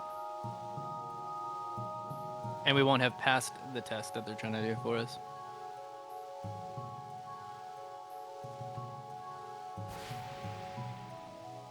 Again, physics. This time it'll send us the other way. Yeah, just gotta 100% believe. depends. Yeah. It's it's just straight on faith.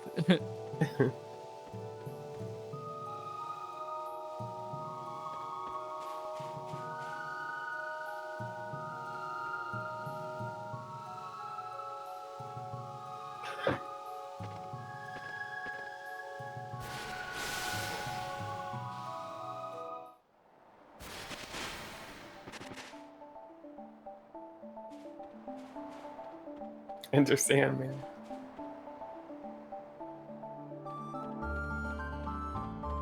Well, we definitely put him to sleep. Yeah. Yep, and so now we are heading to the Water Dragon Isle. Water Dragon Isle is a little bit, I guess, in terms of total encounters, means it's a little bit less RNG. We don't have to do one encounter, but technically, if you get some of the rare formations where there's 3 enemies, we would be running from those as well. Ideally, we're hoping to only get. This. Sorry. Oh, you're fine, good. It's like the puzzle for this area is definitely these lily pads because they do not always go in the direction it looks like they will. Yeah. So you kind of just have to know.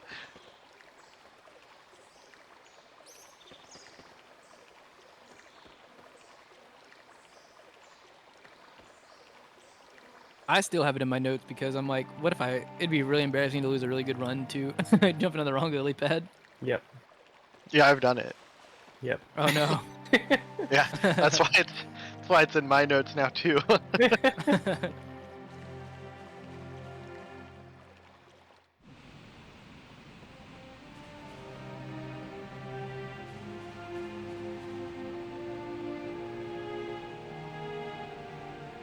Also, it doesn't really it's not really noticeable unless you're kind of familiar with the story. But the reason there's sad music playing here is because there are supposed to be fairies on this island, and they are not, so you can guess as to what happened to them.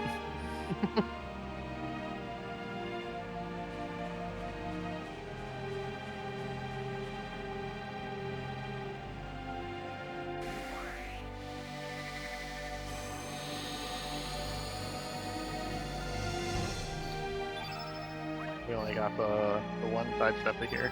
This can be very annoying if you get a different encounter. Yep. Especially if it happens multiple times. Yeah. Particularly cursed. Once again, how would I know?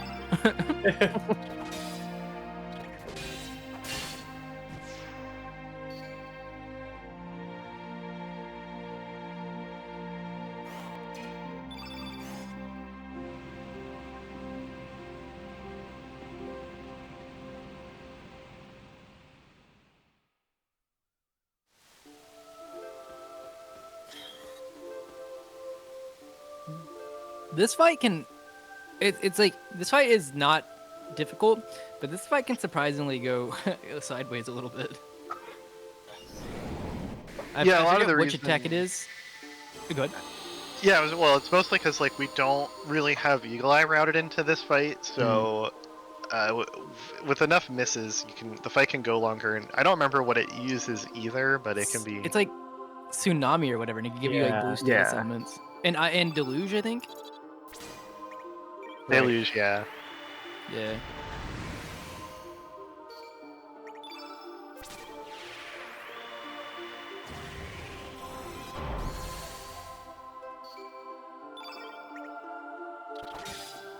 Of course, we're not gonna miss.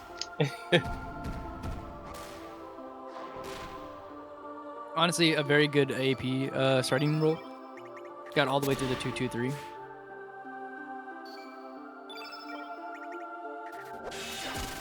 And then you just hit double 666. Surely not cursed. The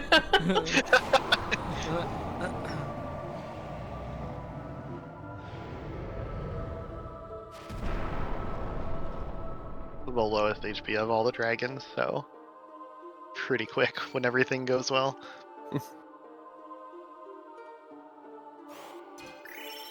I don't know why we as speedrunners just don't hit. Like, why do we decide to miss? Right, yeah. I know, what the heck?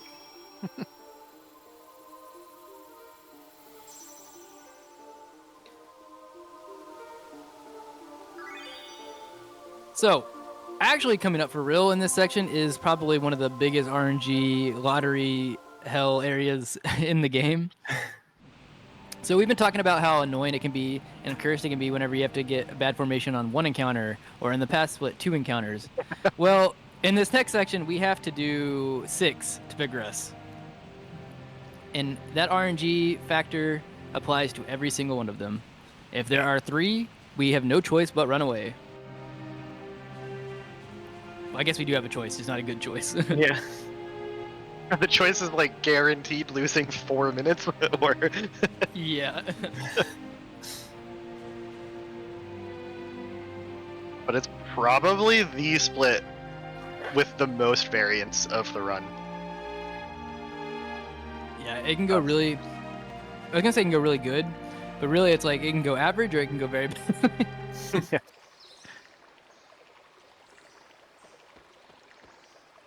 It's, well, like at the end we'll see, like, not only do we have the 6 encounters that we need good formations and decent AP on, but then at the end there's a boss that we have to steal a particular item from, and there's a number of ways that can go wrong that we'll probably touch on closer to that. But there's just so many variables in this next section. Yep. I would say if there are 3 key RNG, like sections that are like the biggest sections of RNG that runners are always a little worried about, it's like key RNG, it's Isle of the Damned, and probably this place. Yeah. I think. I mean, those this are the place big three. can easily be the worst, but because it's the further, like the furthest into the game, it doesn't get as much hype. Yeah. I feel it's like you're already kind of committed at this point, but it can easily be the worst. 100%. Oh lord, why does every speedrun have a failing lock? Is that a reference to 6? Yeah, it's a necessary.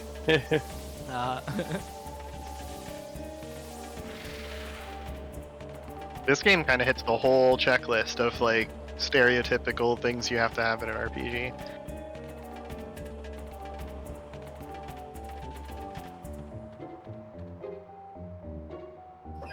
Also, we were talking about all other kinds of RNG as well. Technically, there's some hidden RNG. I wouldn't say hidden. If you're a runner, it's apparent, but you wouldn't notice it if you're someone who just casually watches speedruns of this game. These Bibas can, they either die really quickly or they decide to invite the whole party. Yeah.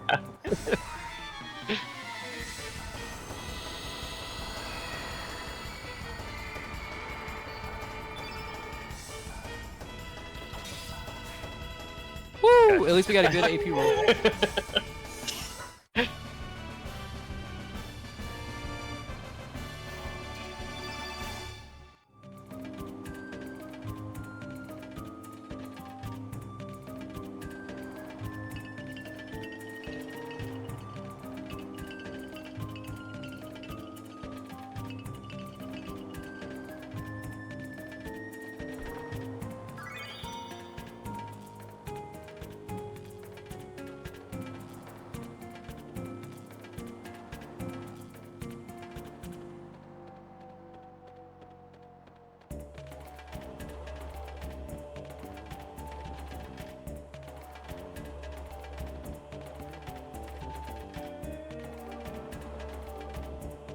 The music here is also really funky. I like it. So hardest boss of the speedrun. I don't think I can make that joke anymore after Wait, what? after that one fight. I used to always do a bit about being, oh god, here comes the hardest boss in the game, and we walk up and kill it in like 2 hits. But I had a run where I saw like 4 rounds deep because I missed every attack for like 4 rounds. Oh no. I got poison gassed. I got all kinds of things. I was like, what is happening?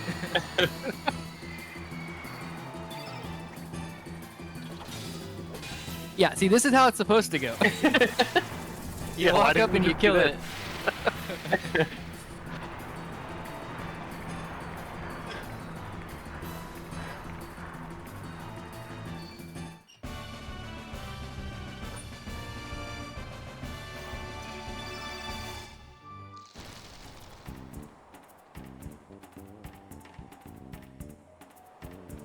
Remember when I first started running this game, I thought you had to go all the way back to the other dimension to do the second Biba. Oh no, go and switch worlds. Yeah. Oh, you don't even have to go all the way back here. You can just go one screen. Really? Yep, it's just one screen fade and then back in, and it'll immediately load it. Man, I always thought it was the next screen. Same, actually. Wow. Really? I think. I'm pretty sure I've always gone all the way down. I need to put Now I in the don't notes remember, again. actually. Yeah, the other mistake that I've made is walking back up into the area where you fight Wingipede and you fall down. No, don't do it. Nice, no Biba party. Whew.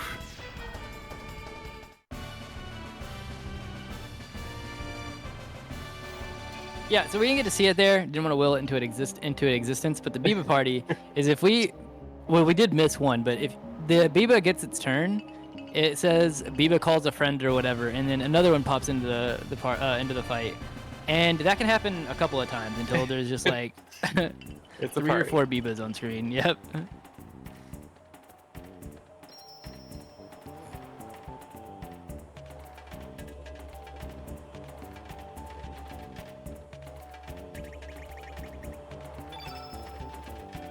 And now the real RNG lottery starts.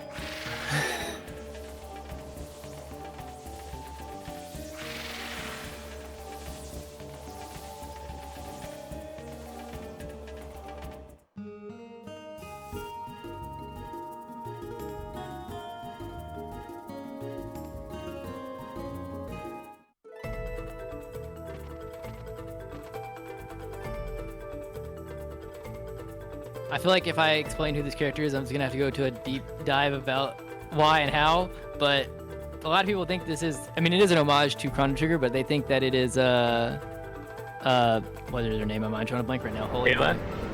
Ayla's daughter, but it is actually her mother.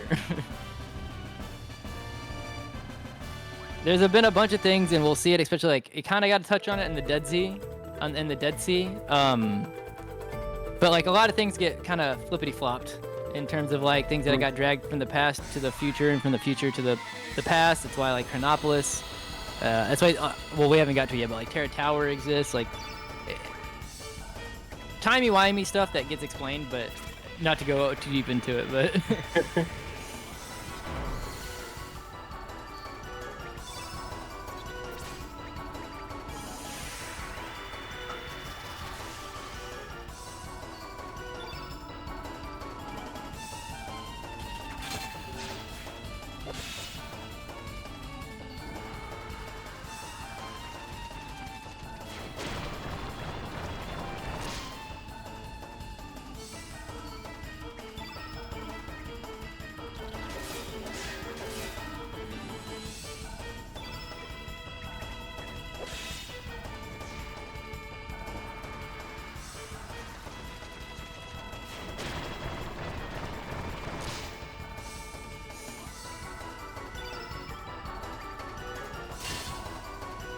It's I like just with realized- Earth Dragon. Oh, sorry.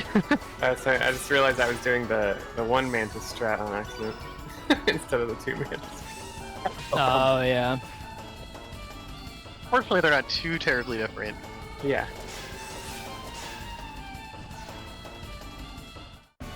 I was gonna say, just like the Earth Dragon Isle, we're primarily just trying to not feed the enemies new elements here, because Yeah. you saw the Stinger just takes up time. It doesn't do any real damage or pose any real threat, it's just time. Yeah. Also, this next fight right here, the second one we do here, is going to be our mini star between the 2-star fights that we're at. So it's where we're going to be watching to see if we're going to get the Tyranno star as well. Nice, we only got one. That's really good. And it's female. Like, Yep, so that helps as well. 10% less HP.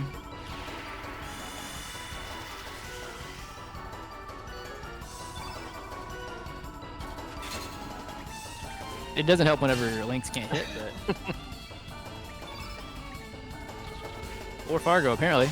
ooh. But it does help, I guess, that the Mantis rolled, like, an incredibly high AP. Yeah. Chrono Cross giveth, and Chrono Cross taketh, and then taketh, and then taketh. Ah, no mini star. Yeah, so that means we won't get... That is, I used to actually think whenever I was initially running this game that the mini star that we got here was the Green Dragons. It was like the Green Dragon mini star, but it's actually Tyranno. Oh, yeah. The Green Dragon, yeah, has its own specific one. Also, we just finally got a 3 encounter formation there. That is actually the worst of the 3. You can get a Pterodactyl into it, But that, like, okay, speaking Oh my of, God. sorry. But yeah, we just mainly don't want the other dudes in the center because they can do berserk and their whole thing is really slow.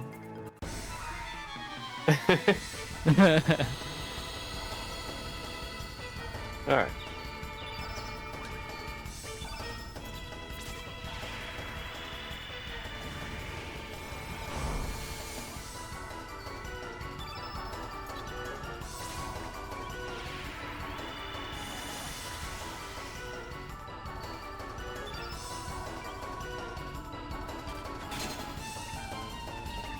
Nice, 3 down. That was probably the smoothest one so far. I guess it only took 2 runaways though to make the game decide to give you it. Yeah.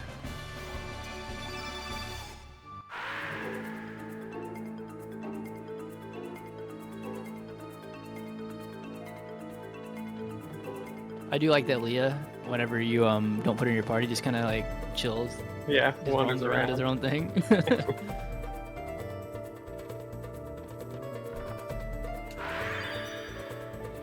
I mentioned like the typical RPG checklist, and like this is one of them where a boss that we fought before is now a regular enemy, Oh yeah. basically. Yeah, I think the first time that popped up in the run, unless maybe there's an earlier time, I can't think, but is the potential to get the deadheads on Isle of the Dam. Yeah. I'm trying to think if there's anything earlier than that, but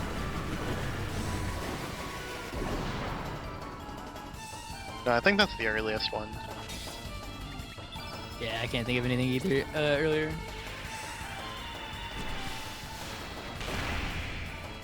4 down, let's go. It's nice when you get a single Pterodact as well.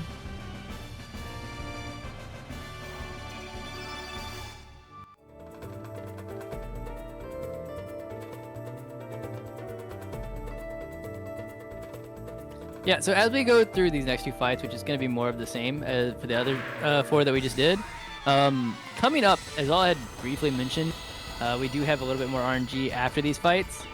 In the Tyranno split, where we're going to have to try to pilfer a power seal. A power seal is going to be +5 to our strength. It is so important. So if we don't get it, we run. It is so the way that pilfers work is it goes based off of the chance of your crit hitting, or I say your crit, sorry, your heavy hitting. So like whatever you see the percentage as for the 3 when we do pilfer, that's what the odds of the pilfer landing are. And additionally, you can also get a rare pilfer or you can get a common pilfer. The one we want is the common, so we expect it 90%. You can actually get a rare 10% earring of light, in which case it's the same thing as missing, we run.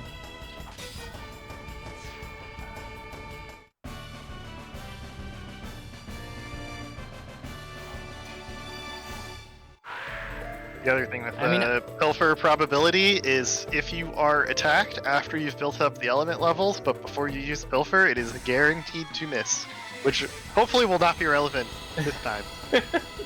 Well, the funny thing is from if I'm not mistaken, is in the remaster that actually isn't the case. It isn't. Oh right, PlayStation. right. They changed right, it. Yeah. Changed it. I don't know why they changed it, and I don't know if they intentionally went out of their way to change that specifically, or if they changed something small that kind of had an indirect effect on it. But whatever they did, it like no longer for sure misses. I don't know why, but yeah, like what Izal is saying on PlayStation, if you build up, if you do a 1-2 or whatever, and you get attacked, normally what it does is anytime you get attacked, your accuracy gets reset. But even if you get attacked after doing the 1-2 before the pilfer with Fargo or whoever, even if it resets your accuracy to say like, I forget what it starts at, like 65% or something, it's actually not 65% on PlayStation. It's like, no, if you do it, you're gonna miss. Do you think this is an homage to Black Tyranno? I think so, Probably, yeah.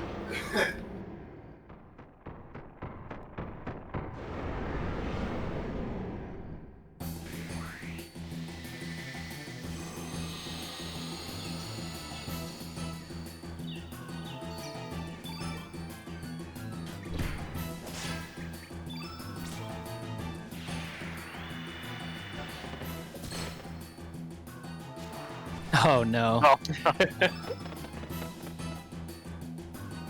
Well, it didn't miss. Does that count as a commentator's curse? It might. It might.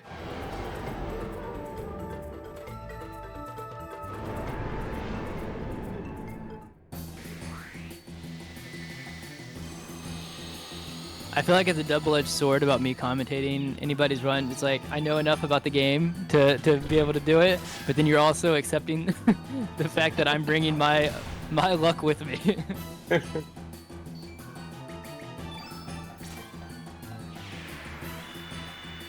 Oh. Azala, you say it now. That was his else. Okay, now... okay, now it might be the curse. And he did that. He did it after the attack too. Like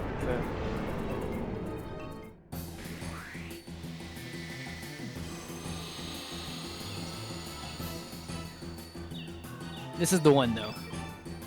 oh yeah. Surely, yeah, it has to be.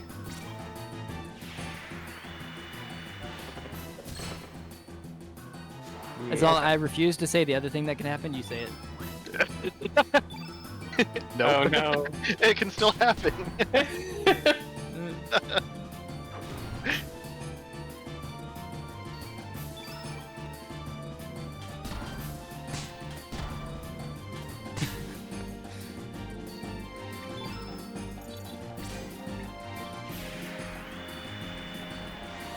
As we all held our breath.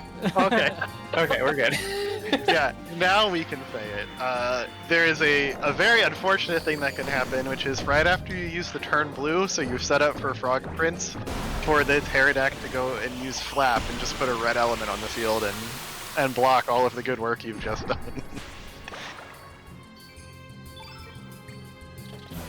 Unfortunately,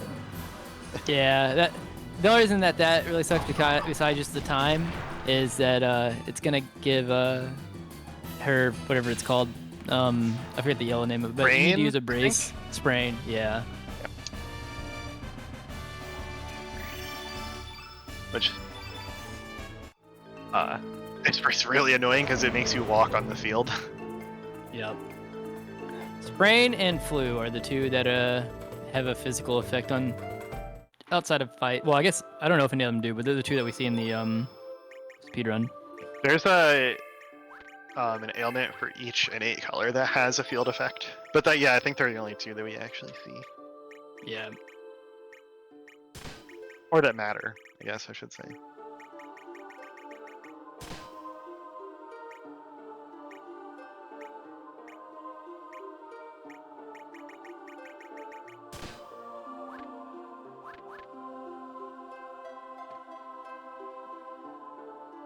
Yeah, so a really neat mechanic that we're gonna actually get to use here on the Green Dragon. By the way, Green Dragon is one of the fastest, if the fastest enemy that we fight. Fastest. Yeah. Yeah, so a lot of them that are fast are an AP of 6. The Green Dragon actually has an AP of 5, which is a lot low. Like, it's only 1 point, but that's like you're already getting to like very small numbers anyways. But we put the Pendragon sigil on here. And what that does, in short, is basically absorbs the power of an element that we get hit by and transfers it, or like kind of turns it into increased damage or attack that we're gonna do. So we're using an Eagle Eye here because a full green field whenever whenever Green Dragon goes means that he'll do Carnivore. We want him to do that, so we just did 238 and 236, right? So we're gonna take this Carnivore. It's gonna do a lot of damage to us, increase our attack, and we're about to strengthen. Then we're gonna turn yellow, and then we're gonna start swinging for like probably at our strength over 1,000, at 1,000.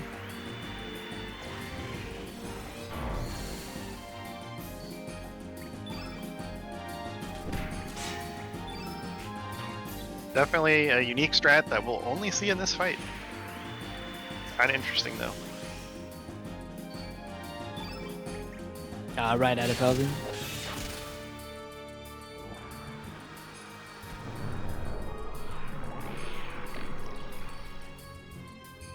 And here we were hoping for no bad status elements on Lynx, so we didn't have to waste time doing the Panacea or whatever.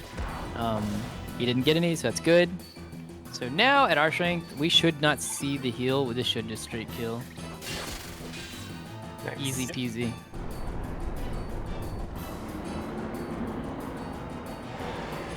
But yeah, as is always saying, I think it's kind of a shame that it is not optimal to do the Pendragon stuff anywhere else, really.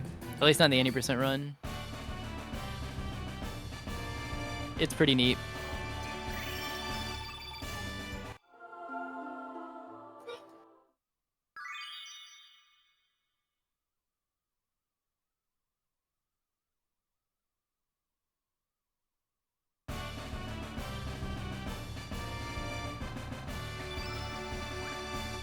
And now we're down to the last 2 dragons. Oh, we did get the flu.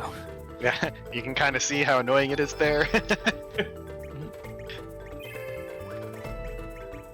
Yeah, it's probably safe to get rid of the poison. It's already in the menu anyways. Yeah, Fire Dragon can be a jerk. I think we said before the start of the dragon segment that like most of them aren't dangerous. The next one, we're gonna be doing a rematch with Fire Dragon, and just like the first time, he can just decide to be a jerk.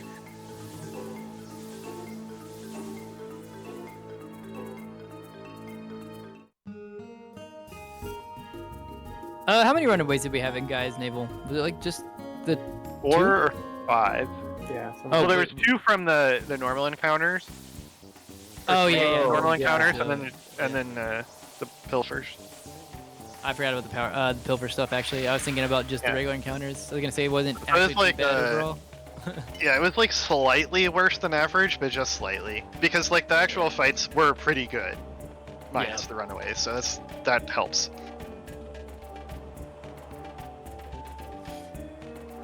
And you might be thinking that looked bad from how it looked going on it there, but if we're telling you that's good, I just want you to imagine just how just how bad it actually can be.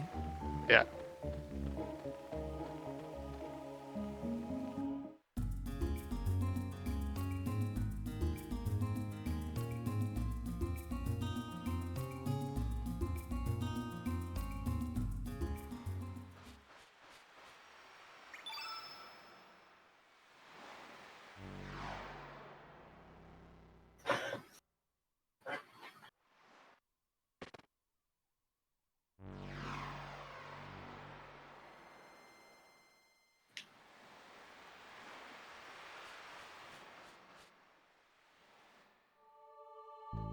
So we had to switch worlds because the last 2 dragons that we need to fight are actually in this other world that we weren't in.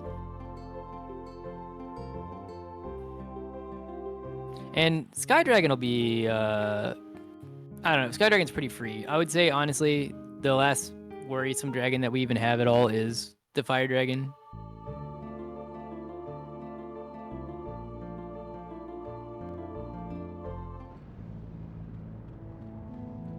There's also some of the most fun dodges leading up to him.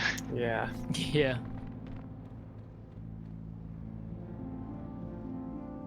Definitely fun in quotation marks. You don't like dodging all the dogs? No. That dog was nice. He's facing the wall. Yeah. Yeah.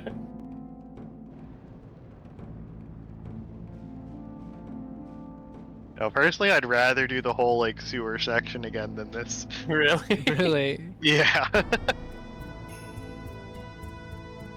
I hate this part. They're just so fast. Oh, And- crap. Yeah, they're so fast and they just kind of turn whenever they want to. Yeah. And they Oh, we- like they can spend a lot of time like behind stuff, like obstructed. Yeah. Yep. Yeah, I think it's more of like the fact that they're as fast as they are and that they turn randomly. But I think that would be fine on its own with the space that we have if the room that they were in didn't have like a bridge and stuff kind of blocking Yeah, that like, would be what different. you can see. Yeah. All They right, just here we didn't go. hide in the loading zone. Yeah. Alright. Yeah, so we are back at Fire Dragon.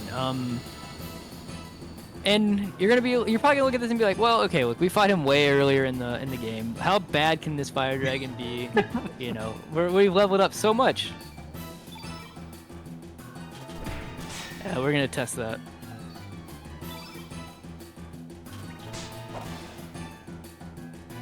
Good starting AP.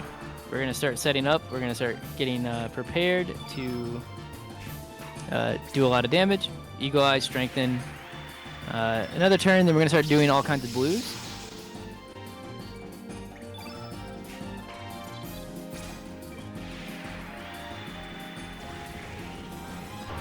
I mean, honestly, he hit us and we didn't take that much damage.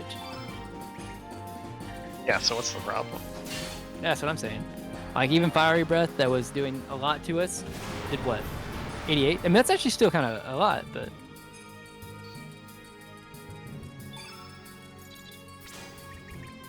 But now we're going to start trying to take away some of his damage, and we're going to start doing more damage to him, because we're going to start turning our characters blue, making a filled blue.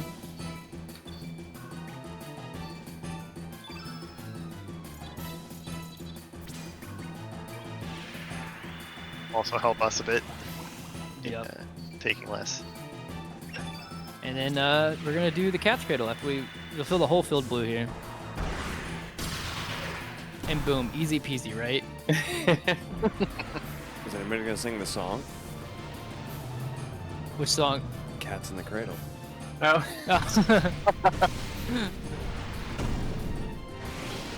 Yeah, he decided that no, he wasn't done evolving. And we get a big fire dragon this time. And this one actually, all the things we were joking about just a minute ago, he is not good. Whenever he gets, wow, that's a really good AP. That's really good. You'll see whenever he gets his first attack. So we saw Fiery Breath do 80, but now he's evolved and he has Fire Breath. And not only is it on, not only on one character, it's on our whole party, and it's gonna do way more. And that's with the full blue field. Yep. But luckily, because we got such a good AP start, there's like no risk here.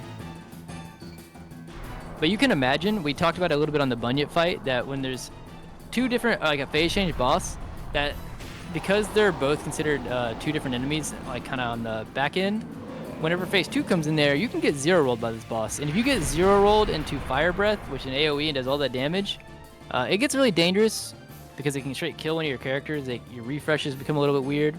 And he will do Fire Breath, a physical attack, I believe, and then another Fire Breath. Yes, that's correct. And then Inferno. But that's if you survive the second Fire Breath. Yeah. He does have a bit of like a Dario mechanic where he'll respond to using blue elements against him with Fire Breath, I think, so you can kind of use that to sacrifice like a character to prevent him from doing the Inferno. Oh my god. You really... Wait, that was That's why I crazy. hate the dogs. Did you see that though? Like, it looked like Yeah, you were running like, into him for a little bit. Against him for a second. Yeah. Yeah, well, they get like really weird when they're in the loading zone like that. Yeah. Yeah. I didn't even see the second one there. Me neither.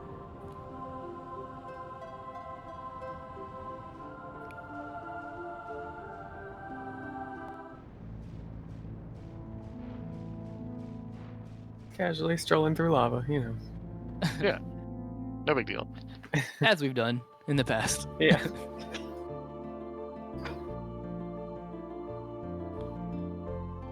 Actually, And it we'll do wasn't the again, past, actually. It was another world. Oh, true. Yeah, you thought this was called a Chrono Cross because we were traveling in time? No.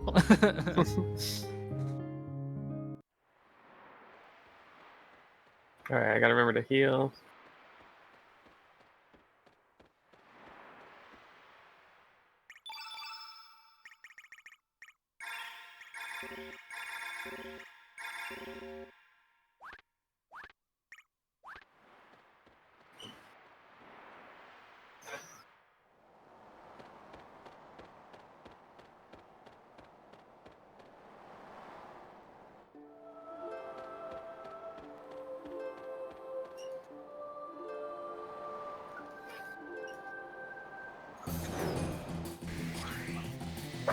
Another Chrono Cross rite of passage is to come up here to go fight the Sky Dragon, and then realize you're getting text instead of the fight starting, and realizing that you never went and picked up the Black Relic at the Black Dragon. It's true. And then picking up the Black Relic becomes an entire page in your notes for that reason.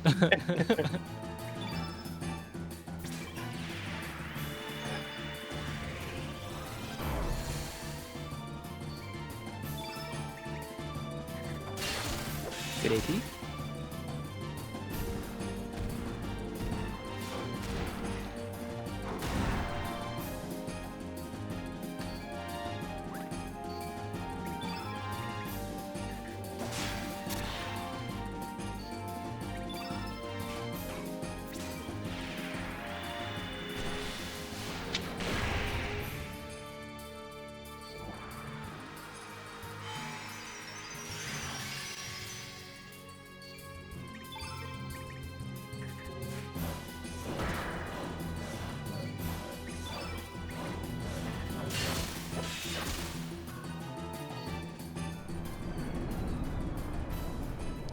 Yep, and the Sky Dragon goes down pretty easily, especially compared to the Fire Dragon we just fought.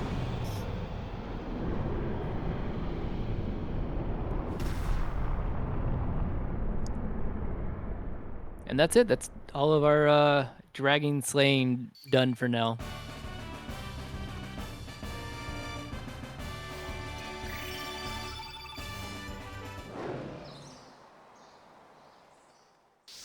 Also pick up an important element there at the end of the fight in Saints, which is the white summon. We'll actually see that a little bit later. Saints is so Captain good, Dorks. actually. Yeah, it's cool. We got to route more summons into the route Yeah. because there's a ton of awesome summons that you can get. The old route actually used to be full of them. I think Oh, that really? like on Dragon God they used to use Blue Whale as well. Oh yeah. Yeah, there's a couple of places I think they used to use them before they got routed out.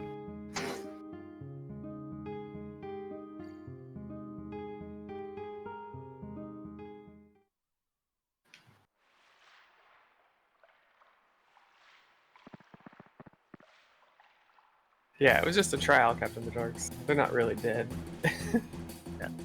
He's still talking to us.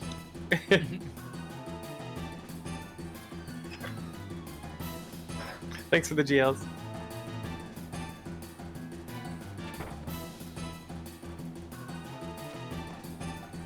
Imagine getting kicked so hard you turn into a 2D texture. Yeah. That's the power of Orla. Yeah. That's why she's the lucky start. Yeah.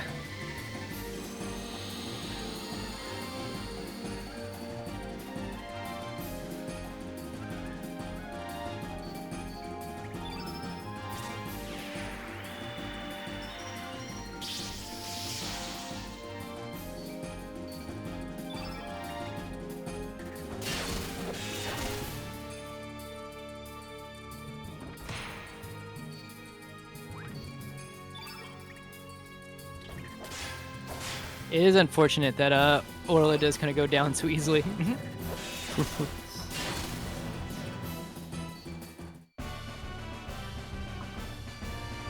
You'll notice though that even with the Eagle Eye, you only have an 88% chance of hitting because her like evade is just super high. Mm.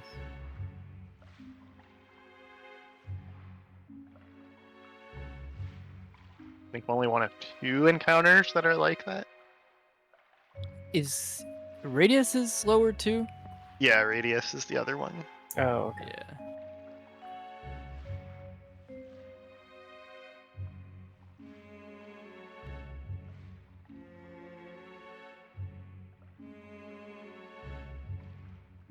So, fun fact: one of my first cosplays that I made was Kid, and I got my friend to do it with me, and so she made Orla. She's never played Chrono Cross, but she just liked the character look. So, That's pretty cool.